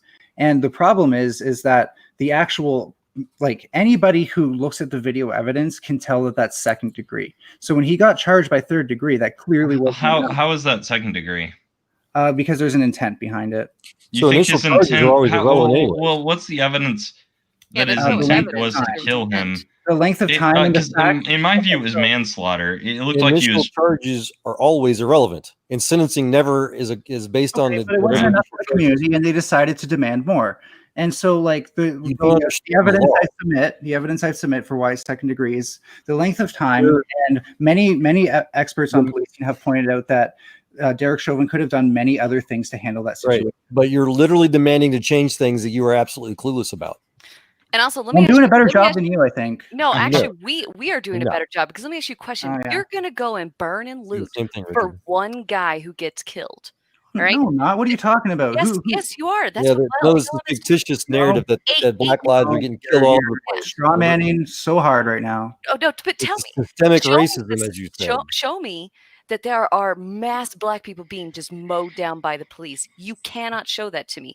There So just because that's the goalpost you need doesn't mean that the people who and the families and the communities that are actually being afflicted by this have the same goalpost. You're calling the BLM movement liars, Ninetails, is what you're doing. Yeah, but tell me about white people. That are I mean, that is what they're chanting about. They're saying, say their names, say their names. Yes. No racist police. It's pretty clear, unless I'm getting like a very skewed view from, I watch mainstream media. I also watch YouTube, but like to me, and I think everyone else here, it just seems like that is what they're saying. Say their names is. You're not trying to? Okay, are you making an argument on their favor or mine? Just out of curiosity, Henry. On what? Whose argument? Who is that in favor of? Am I in favor of? Nobody. I'm on my own side here. Okay, I'm I thought asking the question. you were making the conclusion that they are calling for police deaths, but I've seen maybe. Well, no, not that they're calling for police deaths. But I'm saying that the main point of Black Lives Matter, their main gripe, their main issue, and it's not just me. I don't think it's just these people. I think it's most people get this perception that their main issue is that it's about young Black men getting unjustifiably shot by police. Like it's difficult for me to imagine that like anyone's not getting that message from them. Sorry, and Henry, Ninetails will agree with you out of the other side of their mouth. Yep. And also, let me ask you a question, Ninetails. There are white people that have been shot since the everywhere. And there has Tony been, Timpa. And there has been no coverage on it. Why is it Black Lives Matter not going out after White Lives Matter? All right, there is not this systemic. Actually, Black Lives Matter does demonstrate in favor of people. Yes, because you haven't bothered to look doesn't mean that they all don't lives matter. That's apparently racist. Oh my God! Okay. Black Lives Matter is not racist, but all lives matter is racist. If they're doing it, it's clearly not at the same scale, or it's not getting the same coverage. Because, like, you can point out the media's fault, and you can point out every circumstance. Every circumstance, you can point to a white person that died. Probably two of them that died under the same circumstances. Like we can point to Tony Timpa, who died in the same manner as George Floyd. Hey, no, that's an interesting thing. Can I just respond to that? Because you said that for every two people that white people that die at the hands of police, there's one Black person who dies, right? So, correct. But the problem is that Black people make up 12.5% of the population. Well, yeah, but we're not talking about. Okay, go ahead. The police are racist against whites. Yeah, people, please. So the Just problem ruined your argument. And if that's true, that's still disproportionate. Yeah, that's the thing. Though, and let me finish. Just let me finish. Okay. You ruined your own argument, though. If for the sake of argument, Black Lives Matter is right about the fact that it's unarmed Black men being killed more than unarmed white men, then that would obviously compound that issue. The issue is that it's proportionate to the amount of crime they're committing. Exactly. You're talking about specifically young Black men. No, this is great. They make up 4% of the population, and they're committing an insanely disproportionate amount of crime. This is great. Let me address this, please. If the BLM, if all these racists were all trying to be up in arms against the white supremacists, as they're accused of these. They are. Officers. So why aren't the Asians? Aren't you guys bumping into Antifa? All these other quote unquote races that Darwin complained about. Why aren't they being harassed? Why aren't they being disproportionately whatever that they're claiming only Black people are? Which I'm offended. I just offended myself. There's no such thing as Black people. We're all human beings. No, there isn't. Black is actually the absence of color. Okay, so Henry, what's interesting about what you said is that even if it's true that these increased amount of deaths are due to an increased amount of policing, that would mean that defunding. Well, no, I said it was due to an increased amount of crime that they commit. Not policing. Yeah. They are disproportionately causing more crime. But the crimes that they do don't usually entitle them to execution, do they have to kill each other to get ahead. I couldn't hear you, Ninetails. But the crimes that they do don't entitle them to execution most of the time, do they? Well, yes, actually, they do. No. That it's more dangerous. It's not execution. You're talking about self-defense. Okay, great. Let me well, you're talking about a number of things. It's self-defense. It's self-defense, accidents, self-defense, accidents, a whole host of things. Please, because I actually am. Okay, go ahead. So I like when to it comes to interject a little bit, share another story or example of all of this, if I may. let me finish. So we're mincing words over examples. We're trained to So- escalate, and if police Oh my weren't, God, I guess I'll tolerate weren't in this person being situations intolerant. more than they had to be, there would be less of that. So You're defining intolerant, Ninetails. address that issue. Ninetails, intolerant. it's Other the, people the don't do point that. I'm making is that they commit you're talking about the disproportionality, and you were saying, well, this is the reason we're upset about this is because black people, specifically young black men, because it's really not the women, it's not the old people, it's not the old people or the women. You're talking about young black men, and you were saying there's this disproportionality of shootings, and my response to that was Unarmed black men. Unarmed. Yes, and I Well, can, it doesn't really matter either way. Hey, Henry. Yeah. You need to answer. Well, Hey, your Ninetales point needs to reminded actually me. answer for the crime, right? We're not talking about police action. We're talking Yeah, about crime. it's that they're going to be overrepresented. yeah, and the police will be with there everything for the having to crime do with that law the enforcement. police are Everything. dealing with. And When they for commit the more crimes, crimes, they're going I'd to be like to address the overrepresented. point before you guys. Yeah, I understand that. I'm Okay. agreeing with you, Henry. I'm actually agreeing with you incredibly. I'm just saying that actually bolsters my point, because on one hand, if you want to talk about crime, if we're only sending police to the crimes that they're best suited for, and then sending other people with other professions to the crimes that they're best suited for, that's going to decrease the amount of interactions people have with someone who can kill them.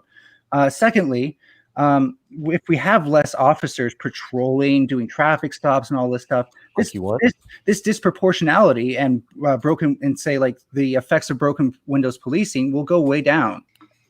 Why are we letting Ninetails control the entire conversation? Well, I mean, there's like 5 of us and 1 of her. So Yeah, and then we would have a spike in crime too. All that doesn't actually make any sense. Let's say a social worker actually gets sent out to, a drunken situation, right? I just want to point out we've been through this. Hold on, Ninetales. You'll have an answer. I'd like to share a story, for example. Yeah, real fast, Joel. So they get sent out to a drunken party, right? They're unruly, whatever, and they send out this social worker that's not trained at all how to do anything except for talk to people like a counselor. All right, they get out there and they've got a gun. What are they going to do? Get shot. Exactly. They're going to get shot. Police are trained to respond to every single situation. Hardly, Situation. Whether they've got guns, knives, bombs, you name it, dogs, whatever. They're trained for all we get that. the point. Joel had a So if point. I may respond to have 2 a points. chance Joel before pick the that up? troll. Well, hold on. Go ahead, let conversation Joel again. give his story. Thank you. And it parallels to exactly what all you guys are saying here. So like, again, in our veterans only channel on Facebook, we talk about these things, of course, as well. And we share examples. This is reminding me of a news story that was released where the local police, I forget where it was exactly, they released the full video of a police officer's body cam. They were making just a general, I forget what kind of call it was, but there was a type of parole type call in an apartment. The neighbors wouldn't tell the officers who the guy's name was or if he was even home, so they had to force themselves into the home with the warrant. And the first officer, we're those of us in the military channel, we're critiquing this officer's training. Basically, we're all his tactics and how he's a total screw up. Basically, he walks in this apartment. They see the assailant and he tells them he does his job. He says, this is the police, et cetera, et cetera. The guy retreats back into the bathroom. So the officer, instead of waiting for the pile up and doing what should have been done, because he doesn't have enough funding to be trained like a basic freaking. Anyways, he goes and pursues his assailant into the bathroom. There's a cross section for a hallway. He gets shot right in the damn chest. The only thing that saved his dumb ass was the fact that he had a cheap crap piece of bulletproof vest on, knocked the wind out of him. So, and again, we're all watching this on the body cam, so we're critiquing every second of it. And yeah, he lost it. He fired back, of course, like he should have. But again, it was all uncontrolled. He didn't wait for the rest of his squad. He started opening fire. The assailant was able to dash across the hall real quick into the other bedroom. He just kept making mistake after mistake after mistake. And you could hear him. He's struggling. That it hurts. When you get shot, even if it doesn't penetrate your body armor, it's painful. And you can hear him struggling. And he's trying to negotiate with this guy. He didn't want to just go back in there guns blazing. And that's what those of us in the military, that's what we're so frustrated with. We're trained. We know how to deal with these kind of situations. To see our police officers being shot and again, almost dying because you want to take more money away from them. No, I don't want to. And then hold on, Ninetails. Hey, you know what? You no, get plenty I of time gave to you talk. both a chance, and I asked you to let me respond to you both. So please don't dogpile me. Hold on. I got one more thing I'd like to say. No, that's Did you guys- three did you things I guys- have to respond to. More if Did you you guys count all the did you guys all the hear about pivots you that do in one of female these cop things.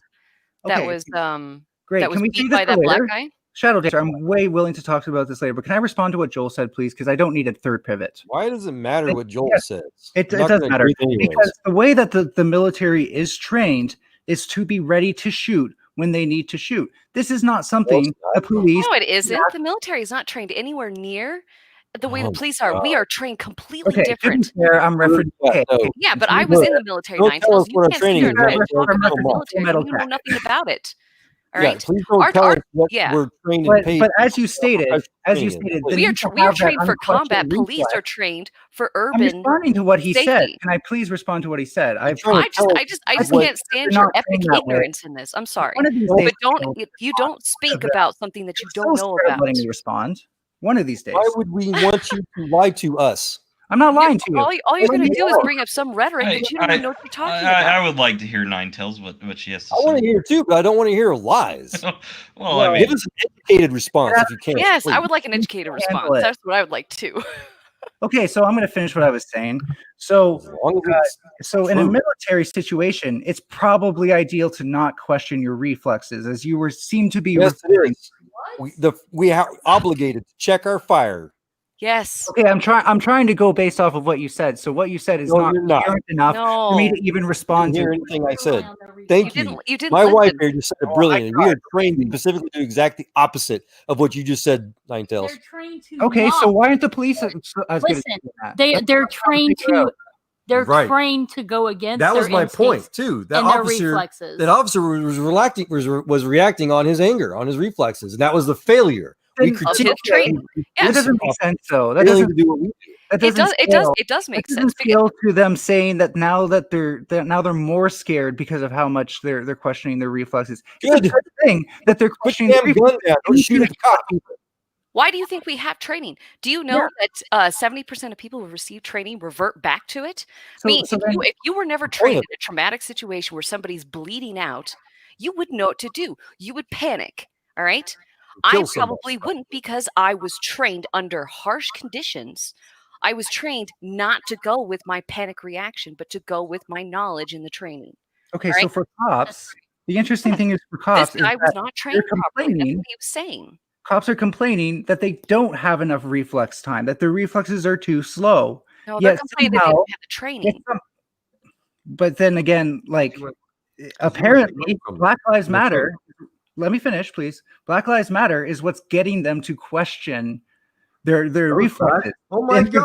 No, it Their isn't. daily Black job Lives Matter is doesn't even know question. anything. Black Lives Matter, people. This is your talking point. Your talking point for some of you. Rioters are good because it's helping the cops train. That's all I'm hearing. Check it out. We need to take money It's away from them they Joel and Jess keep making Joel them and less Joel and So is Jess Kelly, by the way. making keep them less keep referring to the word training. It's not simply training. Training by itself is too simplistic. When they refer to training, they're referring to continuous, repetitive, every single day conditioning. Yeah, I'll concede that. Mentally, physically, Is the all of training it. is the point of the training not to get them to question the reflexes like you stated before? And if so, wouldn't that mean that when Black Lives Matter gets them to question One ear out the other. But why are you? You are not listening to us, Right. Ninetales. You're not. You're ignoring us to preach. Ninetales, your let me ask you a question. What is this about This is a questioning their good faith reflexes? question. That has No, it's not. nothing You are to do ignoring with us training. to preach.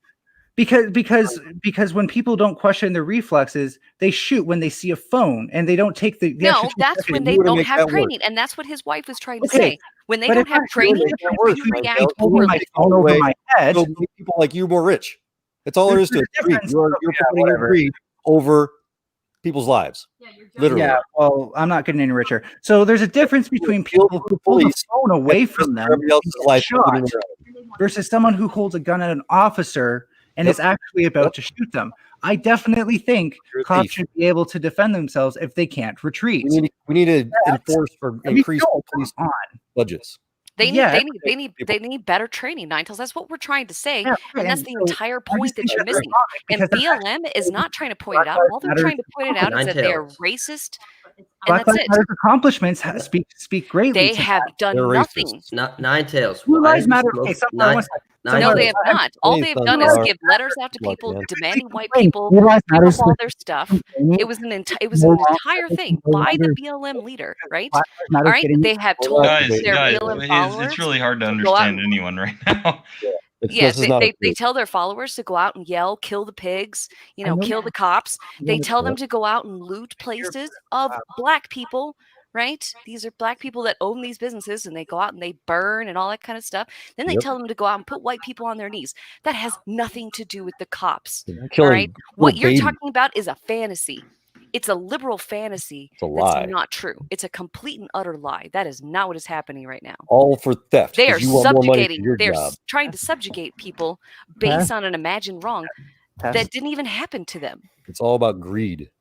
Yep. I can't They tell will if steal I'm from not public seeing safety. you. Okay, now I am. Look, if you want an actual issue to protest about, which when I use the word protest, I use it in the purest definition, meaning not rioting and destroying people's lives and burning things down to the ground. Okay. If you want an actual issue to protest civil asset forfeiture. If you don't know what it is, look it up, baby. Because that is the only legitimate protest you have against the police department. Well, that's just your opinion. That goes for all American citizens. Look it up. Yeah, so cool. You're just ignorant of what the black communities face and why they're protesting. So that doesn't prove anything. Wait, are you saying that all black people are protesting? Guys, you're being gaslit. You guys realize Ninetales is gaslighting you guys up, ignoring us. On top of it, this is an unbelievable case of gaslighting. Yeah, Ninetales. I don't my wife actually know what lives in the gaslighting black is. community. Gaslighting is somebody basically Purposely acting as though your arguments are bad or wrong or crazy when they know that they are not, to make you feel work you up, to rile you up. Ninetales I see what you're saying. It's breaking my heart to see people respond to Ninetales in good faith, like they're actually getting their arguments. You think they're getting trolled? You think they're getting trolled right now? Oh no, 100%. Ninetales is literally stoned. You think Ninetales isn't genuine? She's been smoking drugs all night on video. I mean, at this point, she's getting some weird kind of fetishistic. Look at that. That's a maniac. What is that? That's someone who's driving. You don't think Ninetales legitimately believes the things that she's saying? No, I think she gets pleasure out of sane people entertaining her banter and her. I mean, maybe. You want to talk about gaslighting? Holy shit! Maybe Ninetales doesn't, but I know there are people that have that exact belief, so it wouldn't be surprising that Ninetales would. So. I know some people just kind of go on camera naturally because it's why not? Why have you been? But you've actually been using drugs on camera. What's I've never seen that before. Usually, when it's tobacco, man. Usually, when people do stuff like that, they either at least tilt the camera away or turn it off temporarily, or it's there's almost there's a vanity. No, there's a vanity. There's a vanity. All attention. There's clearly a vanity, a glamorous. I'm ready for my close up vibe. Oh, no. And yet, absolutely, 100%. Why are you doing this? I am calling you out. I'm calling you out. I'm calling you out for having some sort of weird obsession. You're trying to tell me I don't even believe the things I say. Come on. You have a weird obsession with having people watch you. You have a weird obsession with having people watch you and look at you.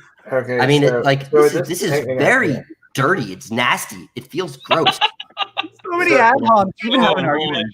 So apparently, all this madness, Richard has just not been able to stay away. And he's come back and joined us because he just can't take it anymore. So Richard, welcome back to the stream, man. How you doing? He's been here for a while. No, man, he's back in the stream now. I'm glad he's back.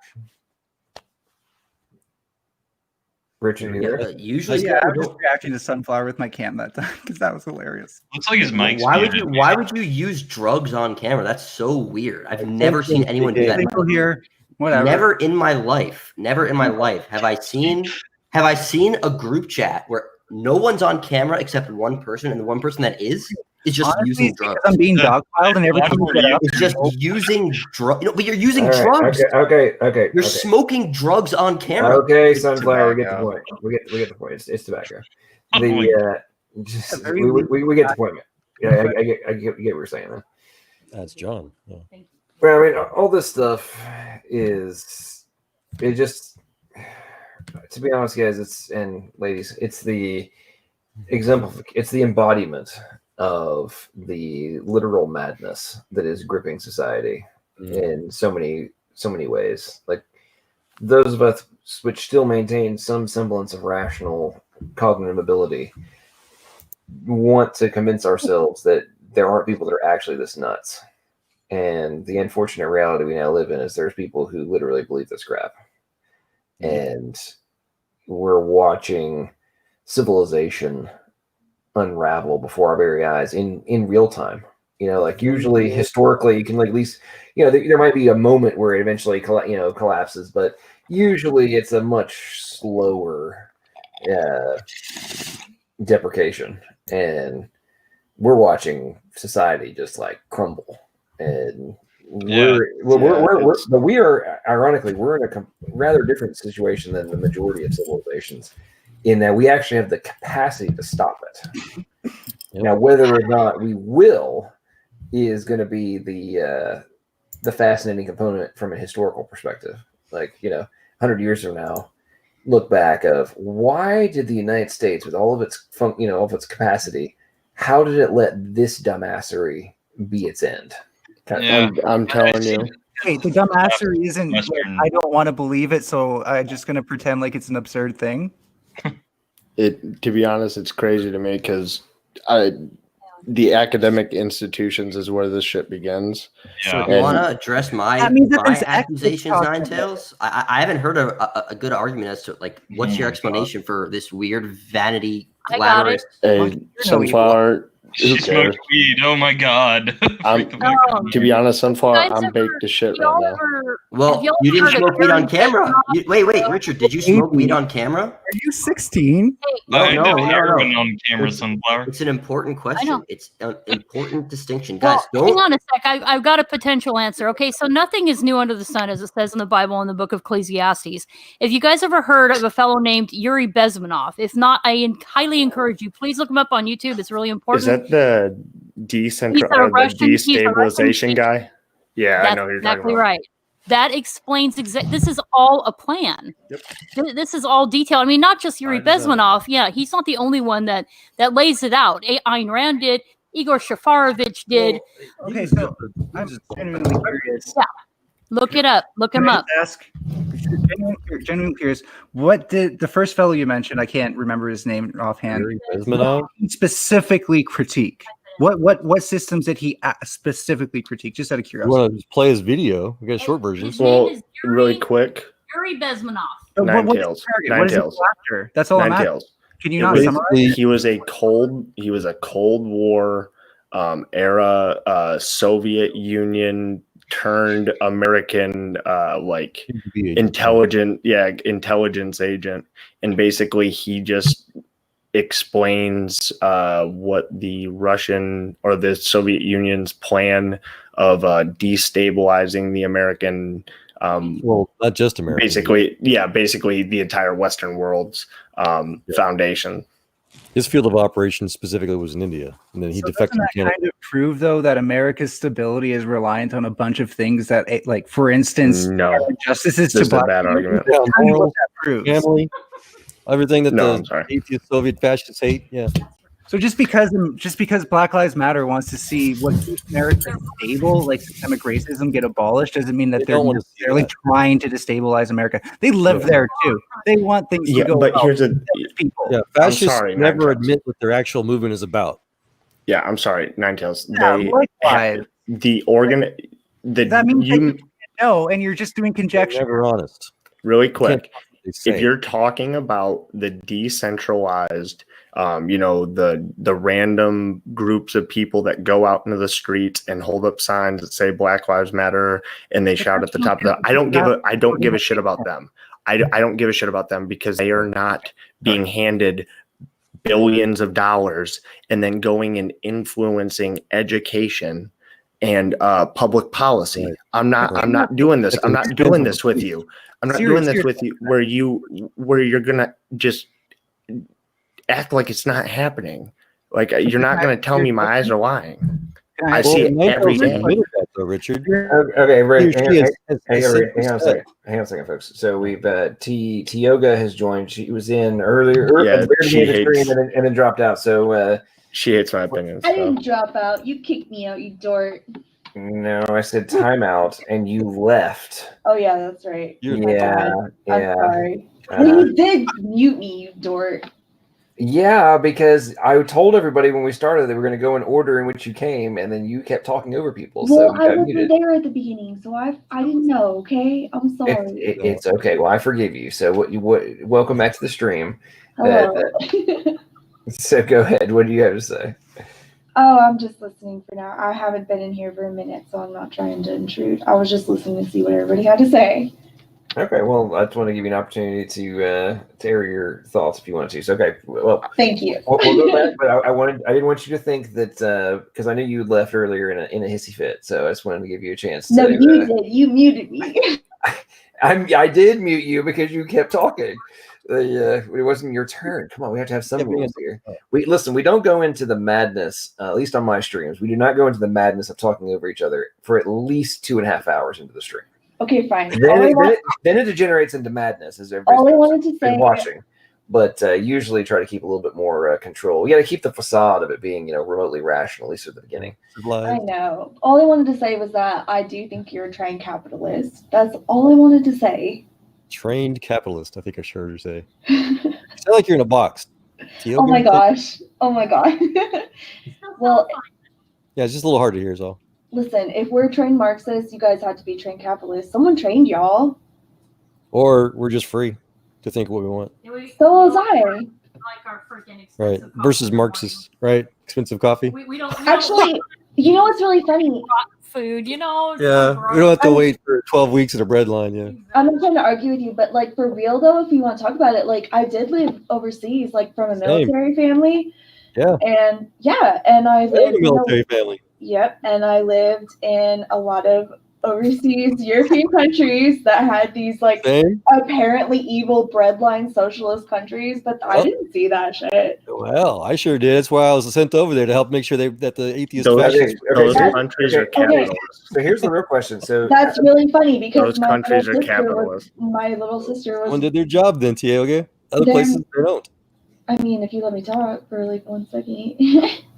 Yeah, where have you been? I'm curious. I'm serious. England and Iceland. England and Iceland? Okay, so so Air Force? Those are terrible. No, Navy. Okay, so which base were you at in England? In England, West Ruislip.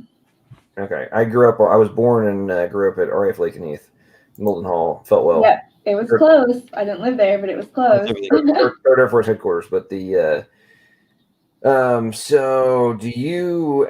When were you in England? I was in England. You know what? I was in England when 9/11 happened. So me too. So like, how old are you? Well, how old are you? I was about 9 at the time. I was. Okay, so I was 17 when that happened. Nice. Just don't get your tears in it. But where I'm going with all this is you say, Iceland has a population of what, like 500,000 people? No, wait. 500,000. Yeah, probably that. Yeah. Yeah. So United Kingdom has a population of about 69, 70 million. And but the average income is significantly lower than it is here, but the cost of living is in most like price item comparisons is equal to or greater than what is here in the United States. Well, what I was coming from was like a Medicare for all position. Yeah, so I'm assuming you haven't actually paid attention to what's been going on with. No, that's why I haven't. I just. Oh wait, no, I thought you were. Sorry, I'm jumping the gun. Sorry. No, I'm assuming you haven't actually kept up with what's going on with national health in the United Kingdom over the last several years. Sure. Why don't you tell me? Well, for example, they're bankrupt. That's official announcement from the Ministry of Health. I think it was 2018 that they ran out of money. They closed 1/3 of all the hospitals in the entire country. All of the doctors in the United Kingdom, except for the ones in the emergency rooms, literally went on strike because the average doctor in the United Kingdom only makes about 70,000. Yet they're working their asses off because there's not enough of them. They have in the 90s there's a thing called Bupa, which was the equivalent of private health insurance. It was growing rapidly in the United Kingdom because of the shortage of resources and an attempt to keep doctors from getting education and then going to other countries. And then because they were not being able to justify NHS and how much it sucks, the Parliament actually made private insurance illegal. They actually forbid you from paying the difference for better treatments. There's two different treatments. One's covered under national health, the other one's not. Even if you will pay the difference in price, it literally negates your national health insurance. Well, there's so many things. I literally have the woman I called my English grandmother. She was diagnosed with a 98% blockage in her heart. They gave her nitroglycerin tablets and said, hey, if you feel tightness, take one of these. Here in the United States, my grandfather had a 98% blockage in his heart. He had surgery that day to fix it. Well, okay. Well, she okay. died. Hang on. She died 6 months later because they couldn't give her surgery. Which is one example. You can go down this rabbit hole in so many different facets. Well, you could go down this rabbit hole. I don't want to jump in the argument or anything. I just had a quick question for you said they were getting paid 70,000. I was wondering if that was like dollars or euros or pesos. Well, yeah, whatever the pounds. I don't know. I'm just, because 70,000's. I'm not jumping into the argument. I was just curiosity. They were being underpaid. How's that? Okay, underpaid. Okay. Hey, possible. Real quick. What's your white powder rule? My white powder rule? Yeah, for video streams. Like I was gonna hop on video real quick. I was wondering. No flakery continues. Yeah, obviously nobody can be snorting coke on my channel. Oh, like I can't do like some key bumps. No. Okay, I was making sure. Like I know I'm not on video right now, but I wanted to kind of get on video and do it, so I wanted to just clarify if that was cool. All right, no problem. No, that would not be acceptable. All right, cool. What's your white powder rule? Anyway, the macro view of all of this. By the way, the mother of one of my best friends growing up, his mom was diagnosed with breast cancer. They couldn't do surgery on her for an extended period of time because of the waiting list.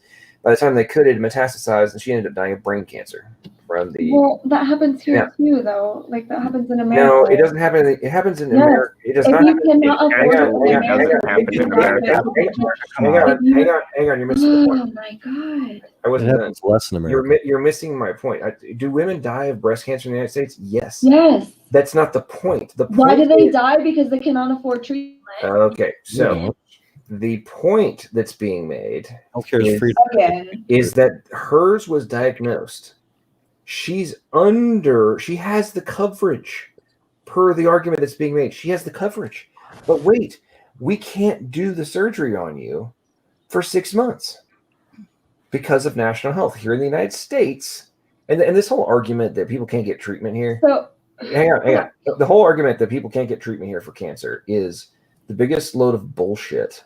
And you know how I know this beyond all doubt is because a man who used to do work for me became homeless. I found out about it. He had been diagnosed with cancer. I let him and his wife live in my house during this whole shutdown.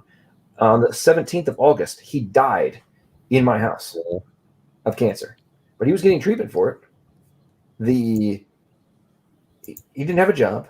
He didn't have health insurance. He was getting treatment for his cancer. He also in America, how is he getting treatment for his cancer in America? Because in America, healthcare is free if you can't afford it. Yeah, how? Exactly. Where? It's called Medicaid, and every state literally there's federal and literally. Yeah, I'm on Medicaid, dude. Like it doesn't pay for cancer. Yeah, if you don't get it, fucking.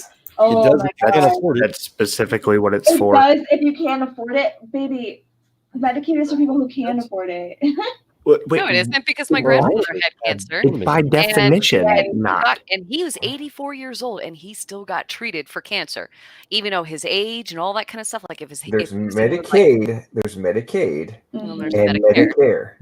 Yeah. If you're on Medicaid, that means you don't have the money, and you can still get treatment. I think you guys are misunderstanding like how the system really works. No, I think you are, because you don't I seem to guess. understand that Medicaid I've is had funded by. I've had babies on Medicaid. Like I've been You there. just like, said the words Medicaid is for people who and can't I afford it. still had to pay $3,000 on Medicaid. But I you, still get bills to this got day. service, didn't you? Yeah, you got the service, and you didn't You actually got have to pay service, it. correct? But They hey, didn't just let you everybody, fucking can 3 die. people stop talking at me at one time? Anyways, if you have a single-payer healthcare system, you do not have to get a $3,000 bill. Tioga, do you know how much Medicare? Can I talk for like Tioga, one? please, Can I please. talk for more than I'd like? like to address that let her too. So in Canada, they did go, and especially like places Here we like go. Quebec, they did have a mandatory federal single payer system for many years.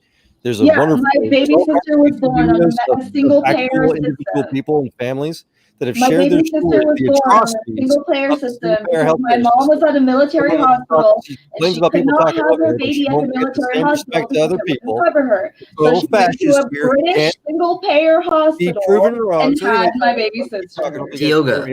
Over the jerk, the dork, quote unquote. hasn't So even had there's a all chance kinds of to finish YouTube yet, guys. videos. No, well, families sharing their stories Yeah, about I'll how just there are fucking have dedicated to medical providers in Like, if I Canada don't get to that their fucking entire pay, business is to help Canadians find health care in Again. America, because if they don't, they will die. Please. And so my favorite one, John, is this one called Brain Surgery in Canada. It's about this gentleman. He was a machinist, and they had two homes, and her father, the wife's father, had just He gets passed to away. have a story. So he had a brain tumor. He had headaches, and they diagnosed him with some sort of brain tumor, but they had to wait. Okay. The Canadian healthcare system said he had to wait 8 months before Okay. he could get further diagnosis. And his doctor, his own doctor, was saying that's probably going to be too long. You need to go find an alternative, because we just can't get you ahead in the line, because there's just too many other people waiting for those services. So that's where the wife's father had passed away Can I tell recently. my story at So they've all? gotten an inheritance. And so they were going to try to use that to see if they can go to somewhere else in Canada to help pay for private insurance, but Quebec would not allow them to do it. So that's where they got a hold of these medical services, these private medical services, that all they do is they brokerage medical professional clinics in America for Canadians. They help them go across the border. They get all the paperwork done.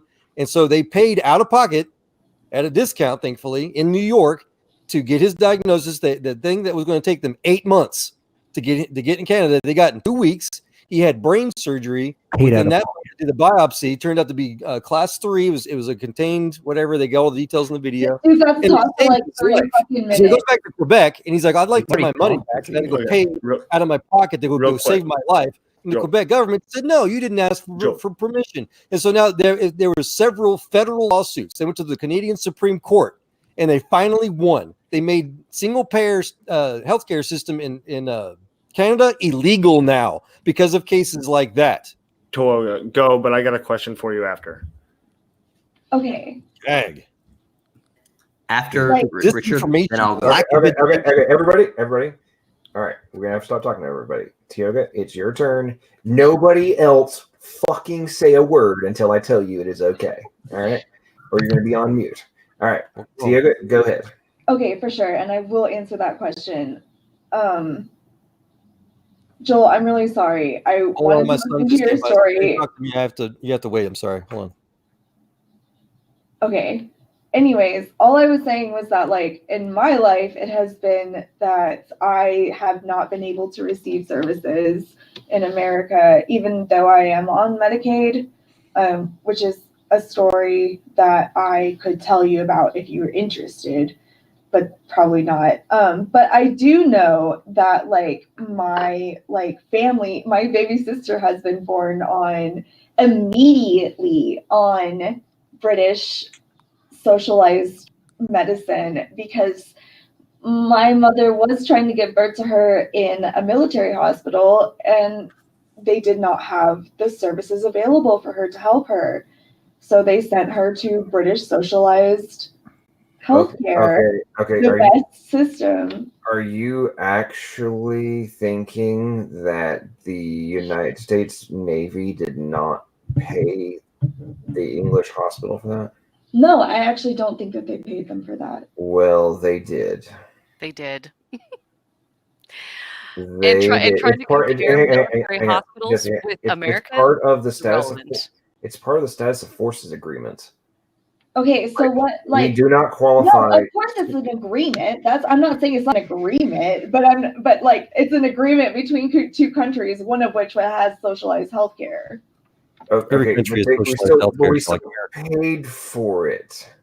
I'm back. I don't know. See, the way you're framing it makes the United States military paid for it. So it wasn't just free; it was paid for. It's like saying that because the hospital A didn't have the resources to deal with the problems, so they sent the patient to hospital B. Like, this is very basic. Doesn't mean that that's exactly what I was saying. You're not going to pay hospital B for the services rendered. Like, that's what's going to happen. Like, that's why. I mean, why the heck do we have a contractual agreement between two countries, one of which has socialized medicine. My mother does not. I had a question. No. Making single payer. Okay, Richard did have a question. Okay, let's let Richard get it. Richard had said his point, so go ahead, Richard. So my question to you is, what would be is there a role for private insurance in your ideal world? Because there are too many instances of situations like the NHS or the Canadian healthcare system where, because there is a monopoly on the healthcare system, there becomes holes and gaps in the service. You do understand that the United States. Can I answer that part of it first? My last point to this is, you do know that America has the #1 rated healthcare system when you factor in when you take in infant mortality rates and adjust for what's it called? Results? Yeah, well, results, but okay, as far as I know, effectiveness of the surgery. As far as I know, I don't think America is the #1 in medical care. That's why everybody comes here. I don't for know elective surgeries. That's the word I was looking for. For elective. Before you go down this rabbit hole, what the talking point you're probably about to spew, I'm just going to be predictive here, is that people feel better about their health care. There's polls on that. Hang on. As long as they can legally steal from there are studies at the yin yang that get presented in polls about who feels like they have the best healthcare system, all this other kind of stuff. All these people, they talk all over the world oh, we've got the greatest thing. It's awesome. It's amazing. They literally don't understand the context of the question because they haven't actually had experienced anything other than their country. So when you actually go and look at the survivability rates and the recovery rates from stop muting me. I wasn't even talking. I was muting everybody. Okay, fine. The point is that when you actually look at the survivability rates and the infant mortality rates and all these different things, across the board, we are superior. Like, for example, I remember looking at this a couple years ago, the breast cancer survival rate here in the United States is 70-something%. In the United Kingdom, it was 35%. Wow. Very similar for prostate cancer. Prostate cancer in the United States, I forget the exact numbers, but very high survivability rate here in the United States. It was 20%. Now they fixed it to an extent in the UK, but it was at one point it was 25% survivability rate. Here in the States, it's 80. We also generate the best. Why can't I ask a question? Medical equipment. I have a question. Best I have a doctors, question for best Tioga. Can I ask Tioga a question? Very short. Tioga, do you know how much healthcare fraud there is in the U.S.? Oh, good point. Okay, what do you mean by healthcare fraud? You know how much healthcare fraud there is? I don't know what you can either give me a number of net cost or just a percentage of the healthcare claims that are found out. Wait, listen. The percentage of healthcare claims that are found out to be fraudulent. Do you know what that number is? Sure, tell me. It's as high as 10%, as high as over $200 billion. Okay. If you compare the amount of healthcare fraud in this country with the unbelievable rates of,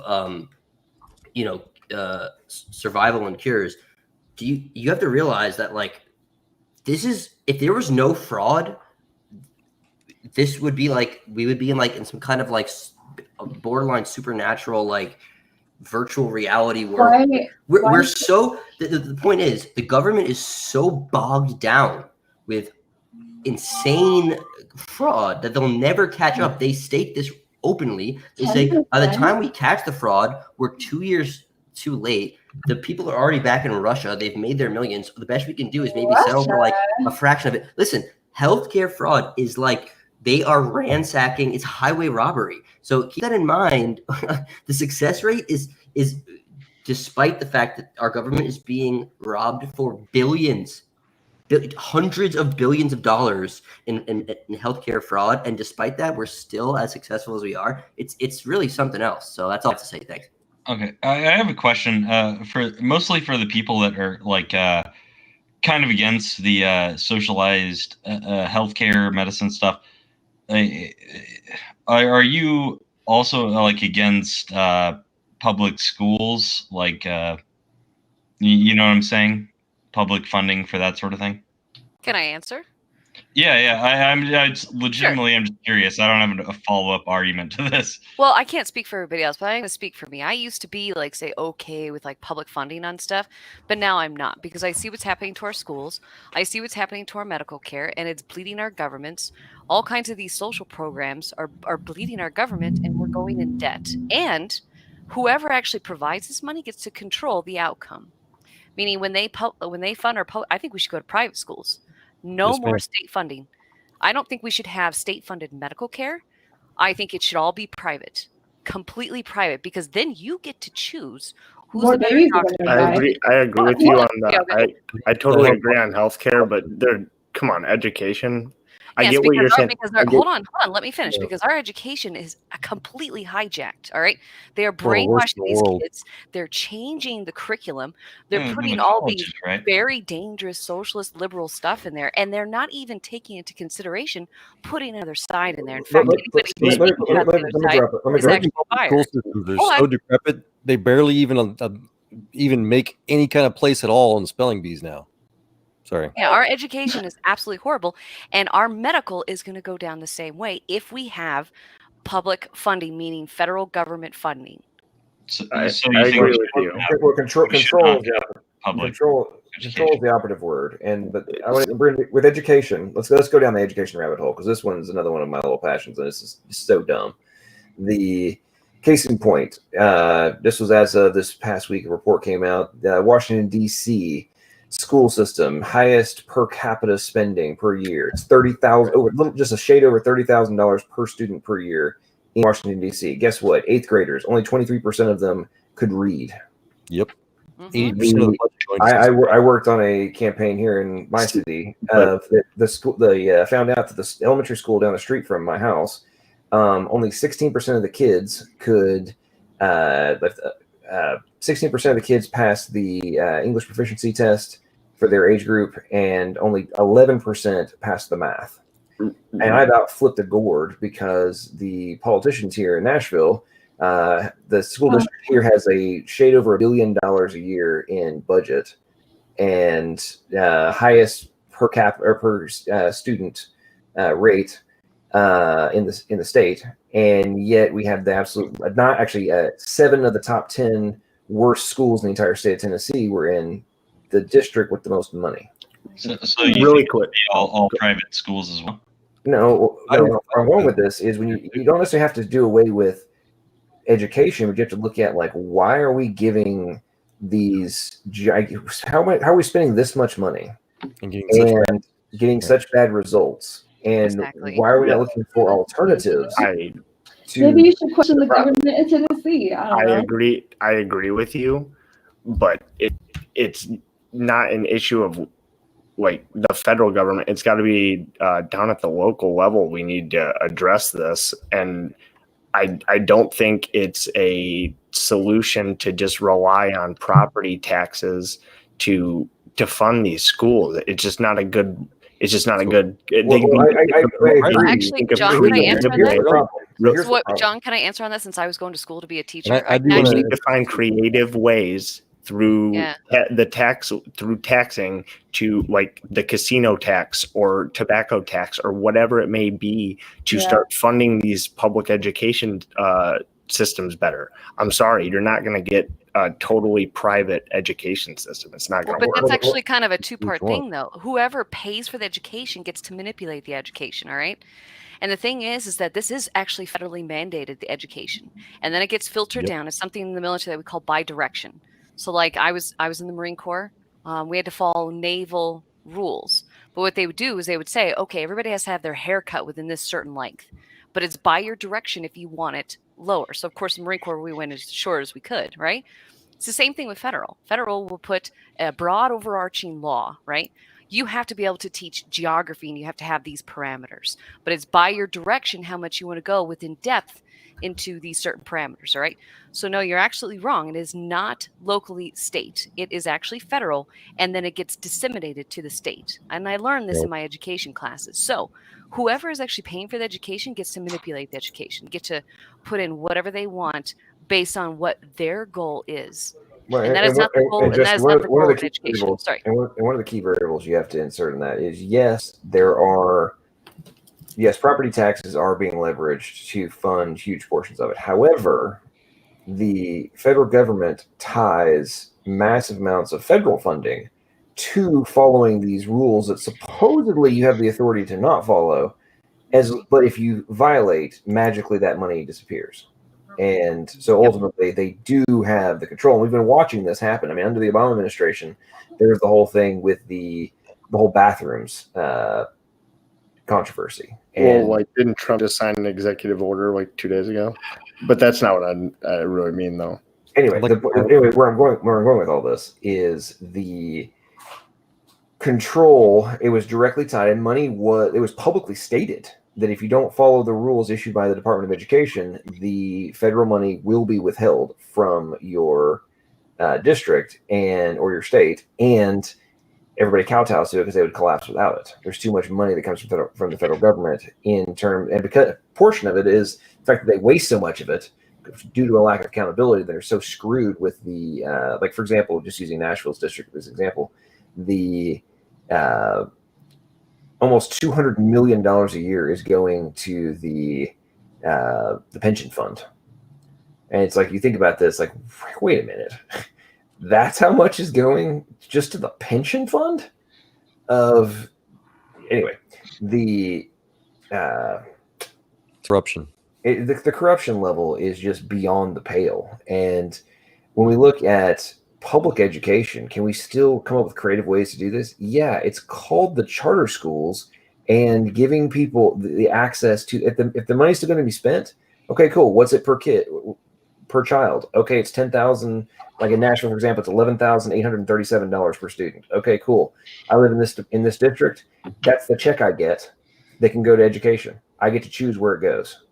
Like, you don't think that magically, if that was now the norm rather than the outlier, that with the control mechanism, you just changed who controls where the money goes. And that, you don't think that all these institutions would magically be trying to do the absolute best if the parents now had the ultimate control on a mass scale of who gets the capital?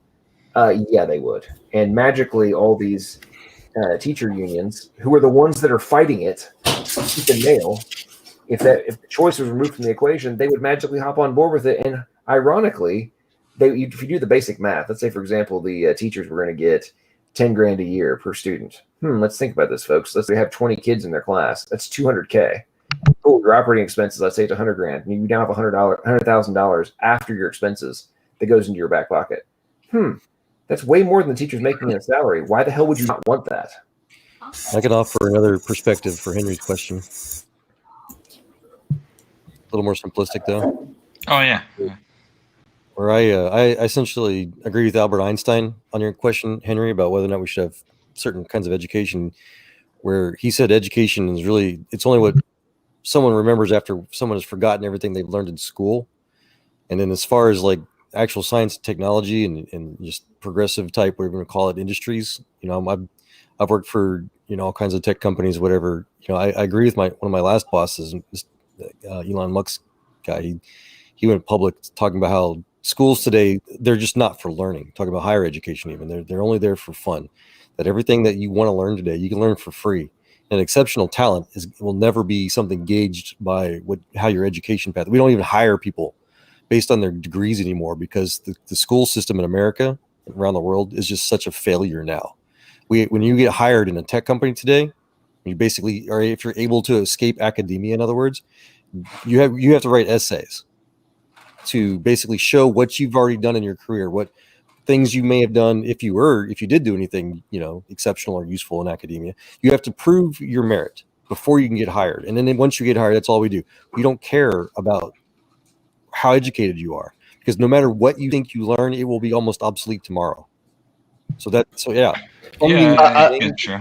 I've seen it used as, at least in my experience, a lot of the time we talk about education. It's what you know, but a lot of the time in the hiring practices, it seems kind of silly. But they'll do this thing where they use it as a filter, basically, where they'll throw out applications like that don't have a bachelor's degree. They'll just chunk them out. They use it to narrow down the number of applicants, basically. Well, that has been the norm for. It's unfortunate. That's been the norm for a long time, but as the norm is starting to crater, and competency-based testing is. I mean, if you actually pay attention to commercials on TV, for example, of coming from ladders and the different hiring sites, they are literally advertising to business owners that, hey, don't have to worry about education. Hire people that are competent. We offer skills-based testing on our platform. You can use our system to have part of the application process be skills-based competency testing to help you filter out the best candidates. Because what are they good thing? Because what are they recognizing? That Amazon and Walmart, this is about 6 years ago, Amazon and Walmart both rolled out a program where it was literally, they advertised, we do not give a rat's ass if you have a college degree. Here's the program. You're going to come, you're going to take some tests. If we think you have the cognitive capacity to be a potential asset, we will hire you. You'll get paid. You're going to be learning you're going to take part in all sorts of different facets of the company for a year. At the end of that year, if we think you're a qualified, potentially scalable employee, we will hire you at a much higher pay rate. And but you as a business owner already have that right, don't you? And the logic behind that was, we're spending a retarded amount of money on recruitment through the headhunters. And we're using this supposed, they have a degree, they might have these skills. Let's hire them and bring them in. Then we're going to go through this training process, the same kind of process they're going through with the people they're hiring that don't have necessarily that filter. Then we're recognizing, after we spent all this money with the headhunter to bring this person in, then we find out 6, 8, 9 months later, they're not a good asset. And then we have to start the whole process over again. So our churn rate of employees is so crappy that it mathematically doesn't make sense. We'd actually be better off finding people at a lower rate, filtering themselves out through our own system, getting return, and then finding the best assets and then scaling with them. And so many different companies are now recognizing this reality, which is why the competency-based screening is starting to skyrocket. And there's companies now advertising, we don't give a rat's ass if you have a degree or not. And that's only going to continue to scale. I think that's true because it represents like the old school type thinking and/or equivalent experience. What's that? Yeah, what was that? That if you look at tech jobs today, you go to SpaceX.com, you look at the job board there, you'll see it might say bachelor's degree or master's degree and/or equivalent experience. Mm-hmm. Oh, yeah, exactly. Well, and that was kind of my point, is the fact that they're starting to see that our education system is actually not pumping out educated people in these areas. Because I worked at Veteran Affairs in my college, and I would get these guys that wanted to come in as engineers, whatever, all the different fields in engineering, pilots, all that kind of stuff. And then they realize that they have to take 2 years of classes that have nothing to do with their degree. Mm-hmm. And half of them are classes that have nothing to do with anything. And Don't get me started. Right, but that's what I'm talking about, is that our education is paid by the state. And my college, if they didn't do very specific things, we would get our funding rejected. And in fact, there was a big push about 3-4 years ago for these socialist programs to show that they're actually like producing something. So guess what they did? In 2018, I went to a conference in Orlando, Florida called Student Veterans of America. And I talked to a lot of it. There's probably about 2,000-3,000 veterans there from colleges and universities all across the nation. And I noticed something very interesting. Veteran services, which literally we help people with their GI Bill, we help them enroll in college, we send them to their counselors, all that kind of stuff.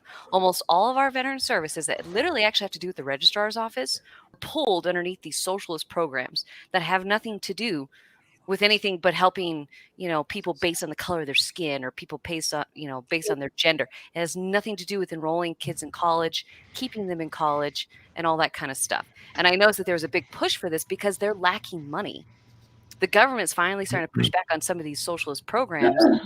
And then when they pulled veteran services underneath them, they're able to push their socialist agendas, like with the type of classes that they have to take. They have to take, classes on multiculturalism, this and that, or whatever, and it has nothing to do with their degrees. So then when they get out there, it's just like John said, they now have to do competency tests on these kids who spent $90,000 in a degree, and yet they're not even educated. That's why I say that education. Yeah, I think you can largely avoid a lot of those courses. Like I went to college a while, not that long ago, but I never had to take any of those. Maybe it's different now. No, it's prerequisites. Like they're prerequisites that are like SJW type. Yes, I had apology, cultural pluralism.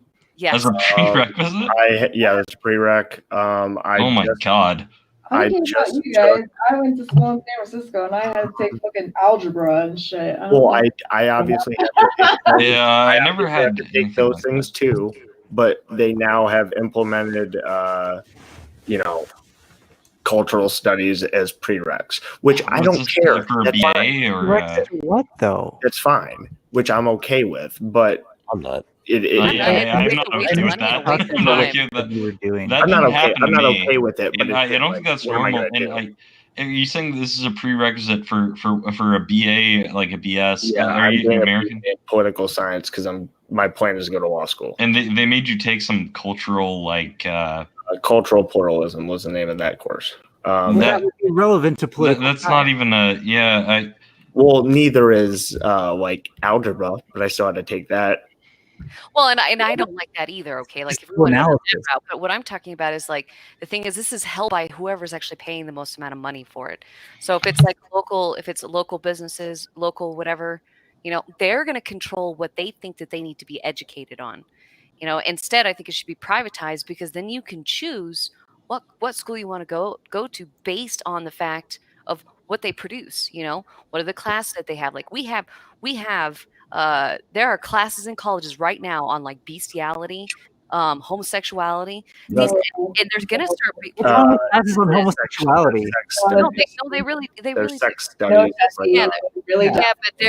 But there are these classes, and the thing is, I don't like them. Yeah, I'm in school too right now, guys. I was going to get a list of my college classes if you want to hear what a private school's like. Yeah, I've been to a Christian private school. It's pretty bad. Hold on. Just don't like who? That's where all the educated people go to. NinetailsCosmicFox, just don't like who? Are you? Expensive for me. Just my don't private like school is not religious based. I was just saying I never got accepted into a college based on my Christian high school. So NinetailsCosmicFox, what were you saying when you said just don't like them? All right, here we go. So again, I'm working on a big data postgraduate. Why can't I have an answer to that question? Because I feel like Joel's about to say something more interesting anyway. Okay, well then I guess you're taking it back. What was your question? I don't. I mean, I want to know what. I don't know. I was just trying to be honest. So I was just saying that Charlotte Inter doesn't like what the studies talk about, and she can respond to that. I'm totally fine. What the homosexual studies talk about? Talk about homo. Sex studies in general. I don't know the specific courses, but I have a feeling that it's not based on any real ethical statement that they should. So you have a feeling and no evidence. Well, that's a what's great. What's your ethical basis for saying that homosexuality shouldn't be learned about in schools? I don't think it should be learned about because there's a male and there's a female. Do they not? And the thing is two males can't Why have are a we baby. teaching sex at all? Who Yeah, we gives should not be teaching any of that. They didn't teach me to fuck how to fuck a No chick. one taught me You how know, to if you do guys it. want to talk about the controversies of sex education, They only you're talking about teach you public school that shit education. There are Listen, curriculums basic out there biology. trying to teach Allow- kindergartners how to masturbate. Guys. That's how George W. Bush got elected in Wait, Texas, ladies and gentlemen. Wow. Allow me to Governor Ann make a Richards very, versus very George simple W. Okay, Bush folks. was Hey, everybody. running for governor. We're yelling And at each Ann other again. Richards, she was the Democrat. She was winning. She was ahead in every poll in Texas. have a winning very against simple George question. Bush, right? He was going to lose. He would have never been president of the United States of America until Governor Ann Richards publicly acknowledged that she accepted the public curriculum idea of teaching K through 12 sex education that started with children in kindergarten to being taught about masturbation. First grade is talking about homosexuality. It just gets worse from there. So she lost in Texas. Thank God. I have a simple question. Thank you, Joel. 7? I have a simple question, Ninetails. Do you oppose if a homosexual person wants to explore some sort of therapy that can reverse their sexual orientation so that they can become heterosexual? Do you oppose that? Is that inherently a wrong thing? Please allow me to ask the question. Yeah, so I will respond to you. I feel like Shadow Dancer has given up on her point, so I'm just gonna have my final. Well, no, word. she hasn't. I'm just kind of like intervening. So go ahead. Okay, yeah. For Shadow Dancer, I just wanted to point out that, what you're suggesting is the erasure of the inclusion of the history of gay people into something like a college, which is absurd. It would make sense that a college would talk about a history of that, considering that history has happened everywhere around the world in different ways based on where you are. So if you're in America, that's studying that would be really interesting. Mm-hmm. It would be. Right, can you answer my question though? And answer Sunflower's question. Yeah, can you answer my question though? To be fair, she has like 5 questions, so chill. Thank you. Yeah, so like as far as conversion therapy goes, good luck proving that it's actually effective. So I don't think people should. I'm not concerned about proving that it's effective. I'm saying if someone expresses interest in it, educated that it's ineffective. No. If a homosexual person expresses interest in exploring options that could result in them becoming heterosexual, do you want that person to be allowed to do that, or do you want? Guess, but this is like I've never actually heard. This is not just like I'm asking you the question. Should they be allowed to do that, and should the facilities that offer those services be? Just please stop. So like, yeah, I think if there's like this, although like I can't imagine a lot of cases of sexual orientation dysphoria, because that's probably extremely rare. So like if someone wanted to do that and they felt like they needed to talk to like an actual therapist, yes, but not like, a religious biblical therapist. Wait, hold on. I didn't mention religion. What about electroshock therapy? Yeah. Could they do that? Oh, fine. Well, hold on. Let me have listen, guys. I know what I'm saying. Let me have a conversation. What about electroshock therapy? Could they do that? It's probably not necessary. No, but would you allow it? Is it unethical to even allow them to have access to that kind of thing? Okay. So, I'm asking a question. Can you give an answer? Well, I don't know. I feel like that would be harming yourself. Would it be harming yourself to have gender reassignment surgery or intravenous hormones before? No. Now you're pivoting really hard. You're pivoting so hard right now. Totally different thing. False equivalency, hands down. That was fabulous, dude. Good shit. Yeah. No, answer his question, Sunflower, because he's got a great question. I'm waiting. I'm not Sunflower. I'm waiting. I'm listening. I'm all ears, Ninetails. Yeah. So it's not the same thing. You want to elaborate on that? Would you like to elaborate on that, or are you just gonna leave it at that? You only want people to harm themselves to do. Yeah, never mind. Both are just doing harm. No, I mean, one of them is a permanent, irreversible surgery. One of them is not. You're saying that the one that is one of the things is shown to help the people with gender dysphoria. Well, those one of the things is not shown to help, like conversion therapy or electroshock, are not shown to help people. But if it was, those who elect to have that and pay for it disagree with you. Yes, don't get to actually, dictate what people think. but Actually, the okay. suicide rate doesn't change. Okay, but there's other treatments available that don't. This is the actually, massive hypocrisy. There are other of treatments. The progressive Okay, let me left. talk. Sunflower. I just had Hey, 5 you don't get people to tell talk to me. people how they want to get treatment. Hang on. Let's let Sunflower and Ninetails hash this out. Good. Yeah, and like I just had 3 people talk to me. So like it's not a hypocrisy at all because first of all, or homosexuality dysphoria is not a thing. It might occur in cases, and then those people can probably get something like cognitive behavioral Ninetails. therapy. There was a point in history in which gender dysphoria was not yet classified as a thing. That doesn't matter. That doesn't matter. People. How did we get to the feeling like point? the other gender How has did we get to the point? That doesn't in which it matter. was accepted as a thing. It wouldn't matter because people have throughout history felt different than their own gender. There's been people who have cross-dressed. There have been women who faked being men so they could serve in the military. So there's I'm not saying that's not true. I'm saying there's a point in which something is not societally or scientifically recognized as a thing, and then when people say it's a thing, Guess what? As somebody who's like part of the LGBT community and participates in a lot of talks, it's not something that exists. It's just not. We don't. Wait a second. Has non-binary always existed?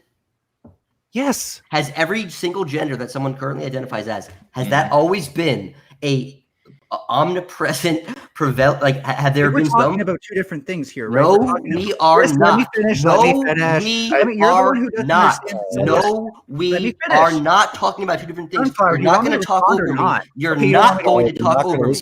You are not going to talk over me. Okay? Have there been some phenomenon regarding gender identities that have not always been a thing that are currently a thing? It would be impossible to tell. Let me finish. Let me finish. You're talking over me now. Come on, man. Gender orientation Let me finish. dysphoria. Let me finish. That wasn't the end of my sexual answer. orientation. That wasn't the end of my answer. So the answer is that from a societal perspective, there have been many societies prior to our binary sex culture, which did entertain the idea that there are other genders than just male or female. Our culture itself is manufactured, and I can't say for certain that nobody prior to the establishment of a label never had it, but chances are if the label was made to accommodate somebody, there probably is somebody who identifies. You just made a label that was sexual orientation dysphoric. Hey, Sunflower. Yeah, that was how you would describe that. Are there people that have actually sought out orientation reversal therapy? Yes. You're just dismissing their experience. You're dismissing their dysphoria as not a thing, quote unquote, not a thing. You're saying it's not a thing. Scientific conversion therapy. They need like the same therapy anybody else. No. I'm asking you if their exploration and pursuit of therapy is valid, not whether or not the therapy works. Their exploration and pursuit, is that valid? Should that be allowed? No, because it's self-harm for an unproven therapy. What was the first gender reassignment surgery? Was that unproven or proven? Well, there was. Listen here. It was already proven. It looks bad now for you. It looks bad now for you. Hey, Sunflower, I had a question for you. No, let me finish because I know a lot. I want to ask Sunflower. I know a lot about this. So, like, Sunflower knows more than you. What was proven before they started experimenting on bodies is that you couldn't fix it through conversion therapies. You literally had to give them a body that matched how they felt before their suicide. How was that proven? Wait, how was it proven that you could give them a body that they felt? Let me continue.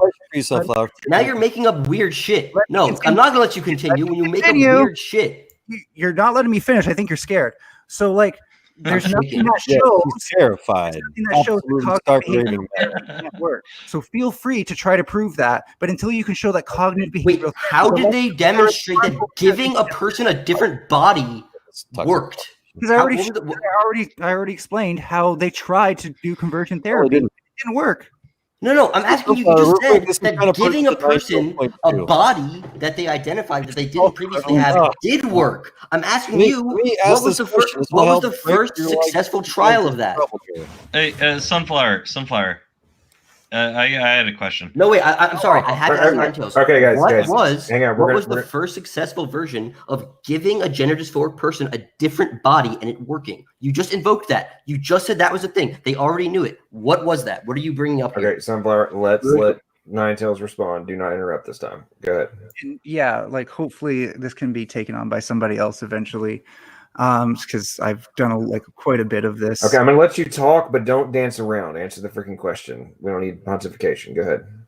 Yeah, so there's a huge difference between how someone's gender. First of all, I guess the answer, there's a direct answer, and then there's the answer to what you're implying.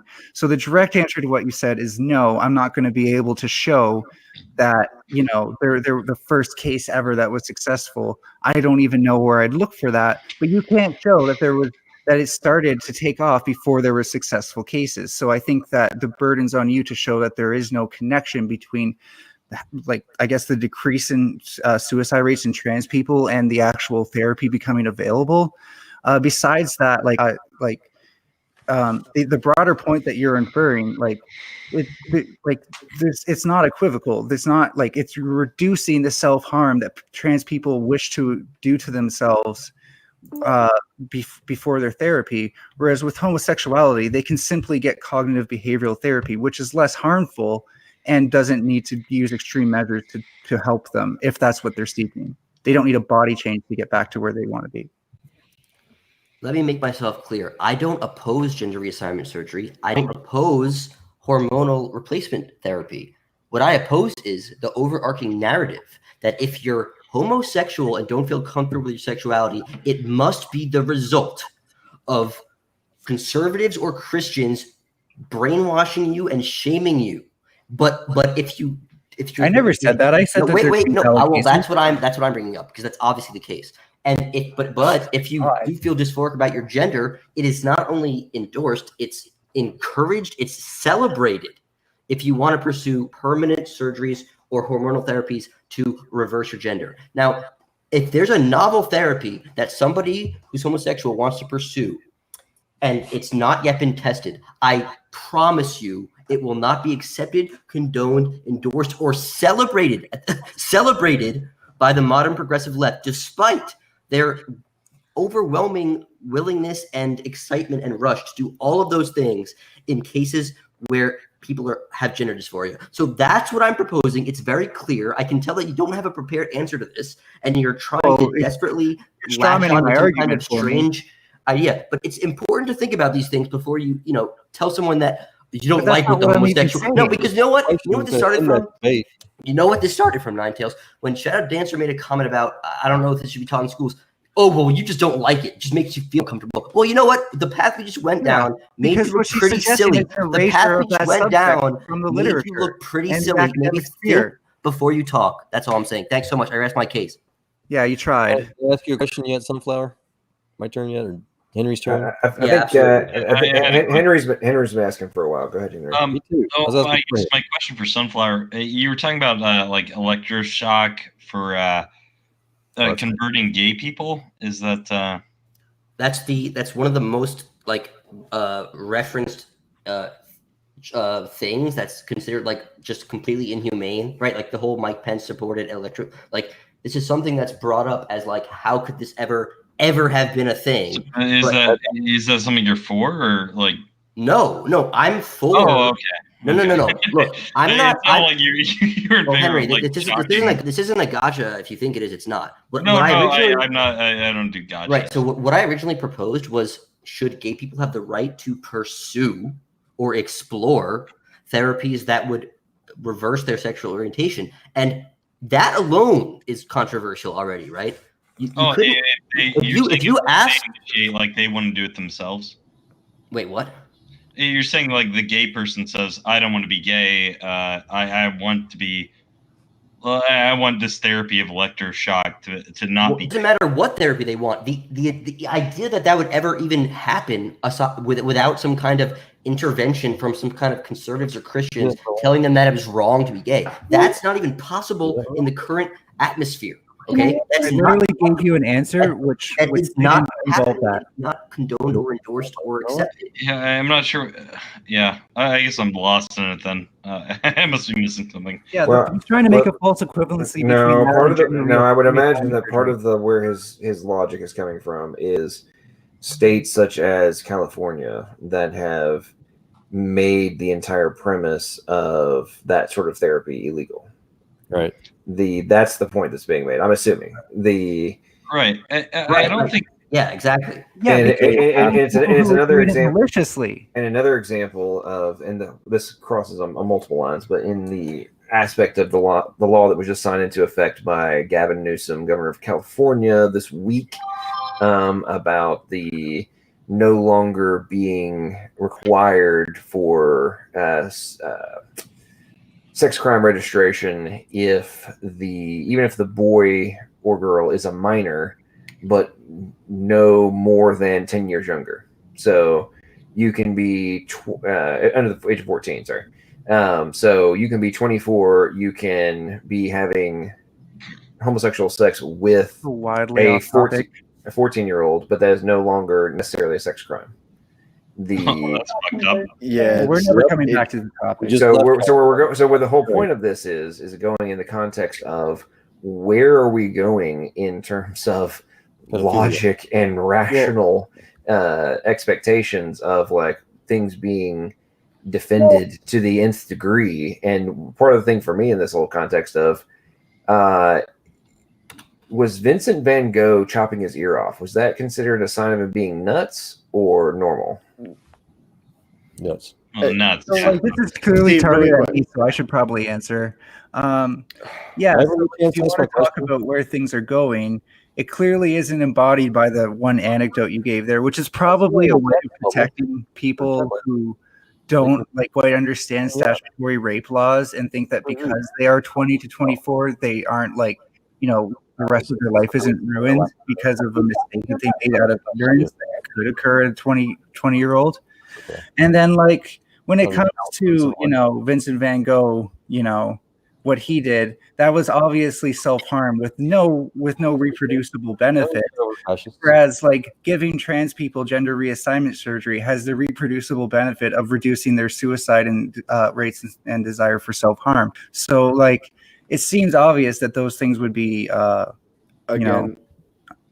we do not have studies that prove that gender reassignment reduces the rate of suicide in the community. Yes, we do. No, we don't. Actually, It stays flat. It stays. No, it doesn't. I'm not gonna give you that talking point of it goes the other way. What I'm gonna tell you is that it stays the same because that's what it does. Do we really need a study for this? Like letting mutilating children, chemically castrating them. Wrong, I just say this in the Well, no, it's a child who doesn't want to be chemically forced and biologically forced into a certain lifestyle. Oh my god! Like, you said a long time ago. Just like one question. Okay. When the first doctor at Johns Hopkins University made the first transgender surgery thing, he was doing all the research of everything you guys are pretending to talk about. When he did those, and he spent 2 decades trying to follow up with his patients, when he saw the negative returns and how it caused more suicide rates from these people with mental health problems commit more suicide because of his research, he tried to advocate that Johns Hopkins and every other healthcare provider out there forbid that transition surgery. His research was largely flawed and his research was condemned by both the scientific community. You are committing murder. Y'all have a good night. Yeah, you tried.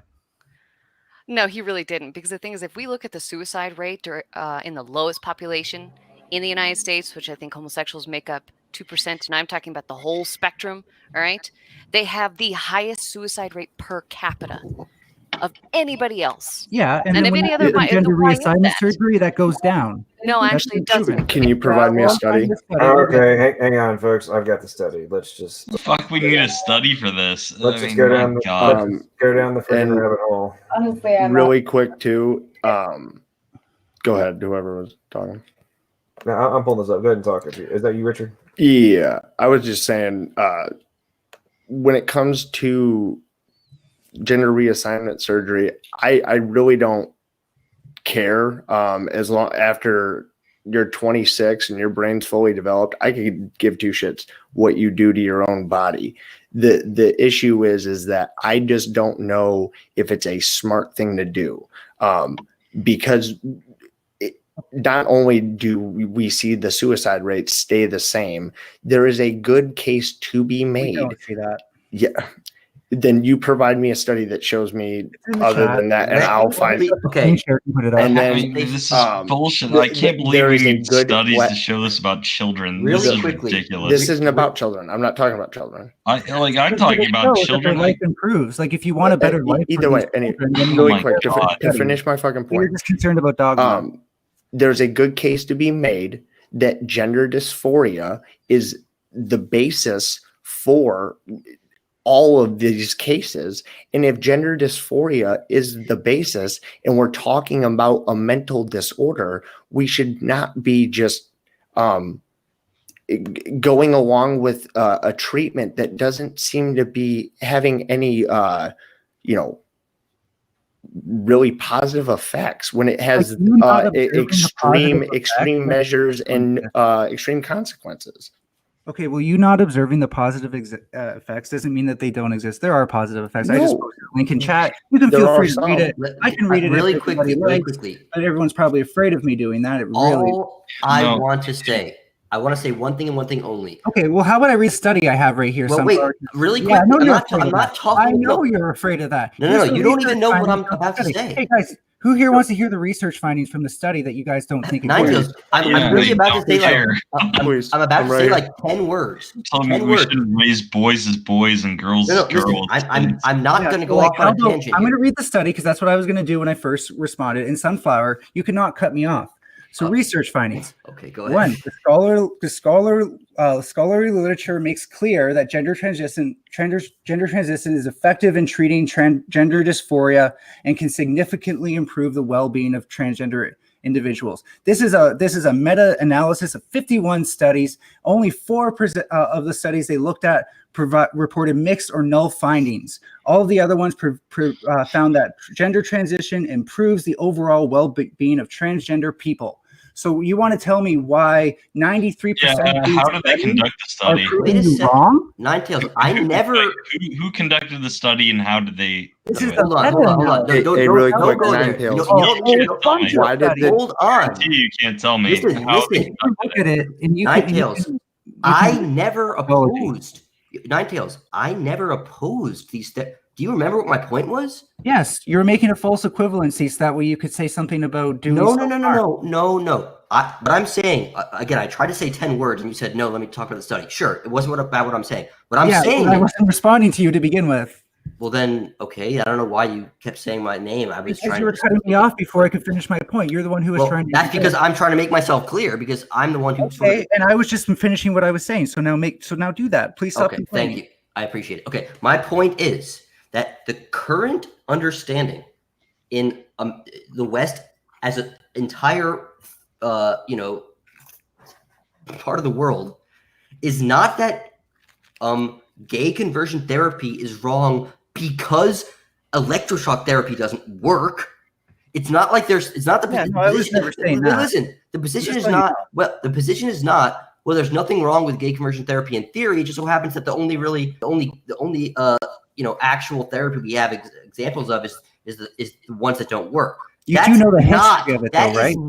That is not the position. The position is gay conversion therapy as a concept is inherently homophobic and based in the idea that a homosexual person would never, under any circumstances, feel uncomfortable or dysphoric with their orientation. That's what I'm saying. That's not. Please why steel man my position. Thank you. Good point, Sunflower.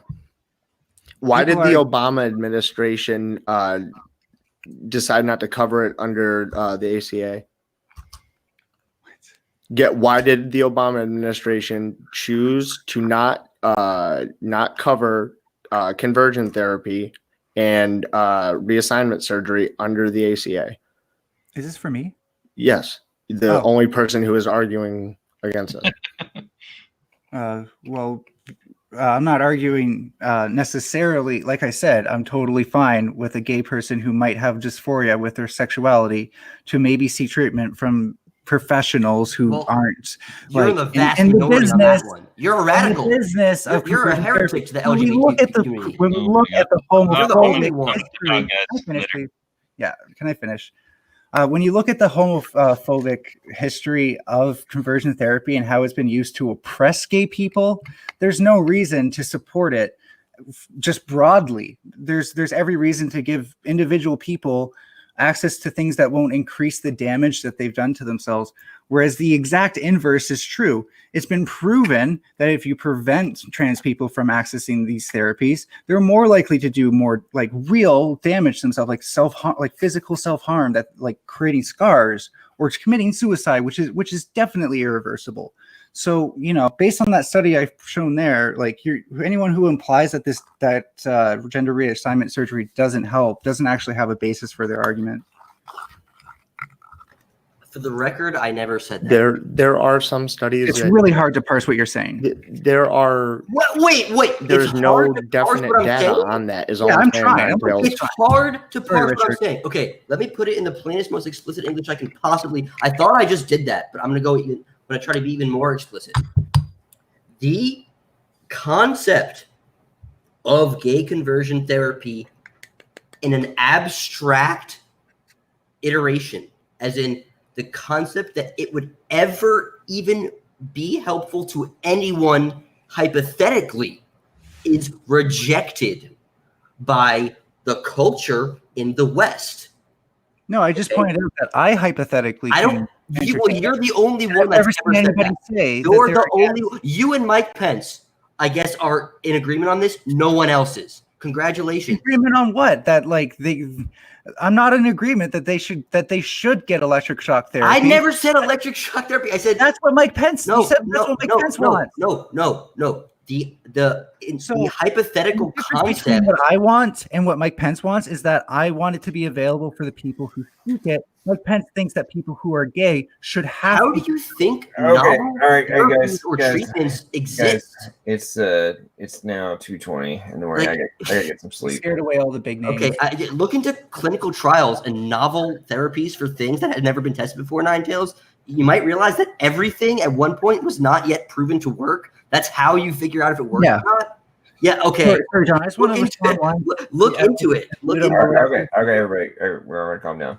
Can I have the last word, and then he can have his last word, and then we can. I don't have any more to say. I rest my case. That's it. Okay, so like I already explained how, you know, they use a process where they didn't do that first. They tried to treat it with conversion therapy. That didn't work. Their suicide levels remained the same. So then some people thought, hey, this has been tried before. It's been shown that we can reassign the genitals to be something else, specifically the opposite. So why don't we try that? And now we have studies that show that there is a net benefit for trans people. In the chat, if you want. I never rejected that or never said it was wrong once. Okay, so there's just no study showing that conversion therapy actually helps gay people.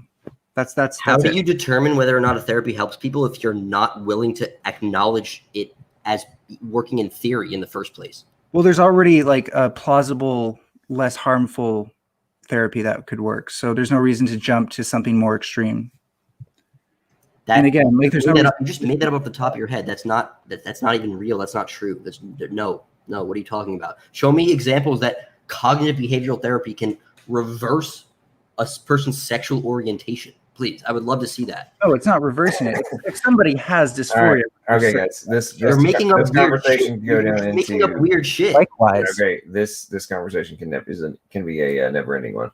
All right, I gotta go to bed, so we're gonna have to wrap this one up. Appreciate everybody spending time tonight and enjoying the entertaining and all over the place conversation we had tonight.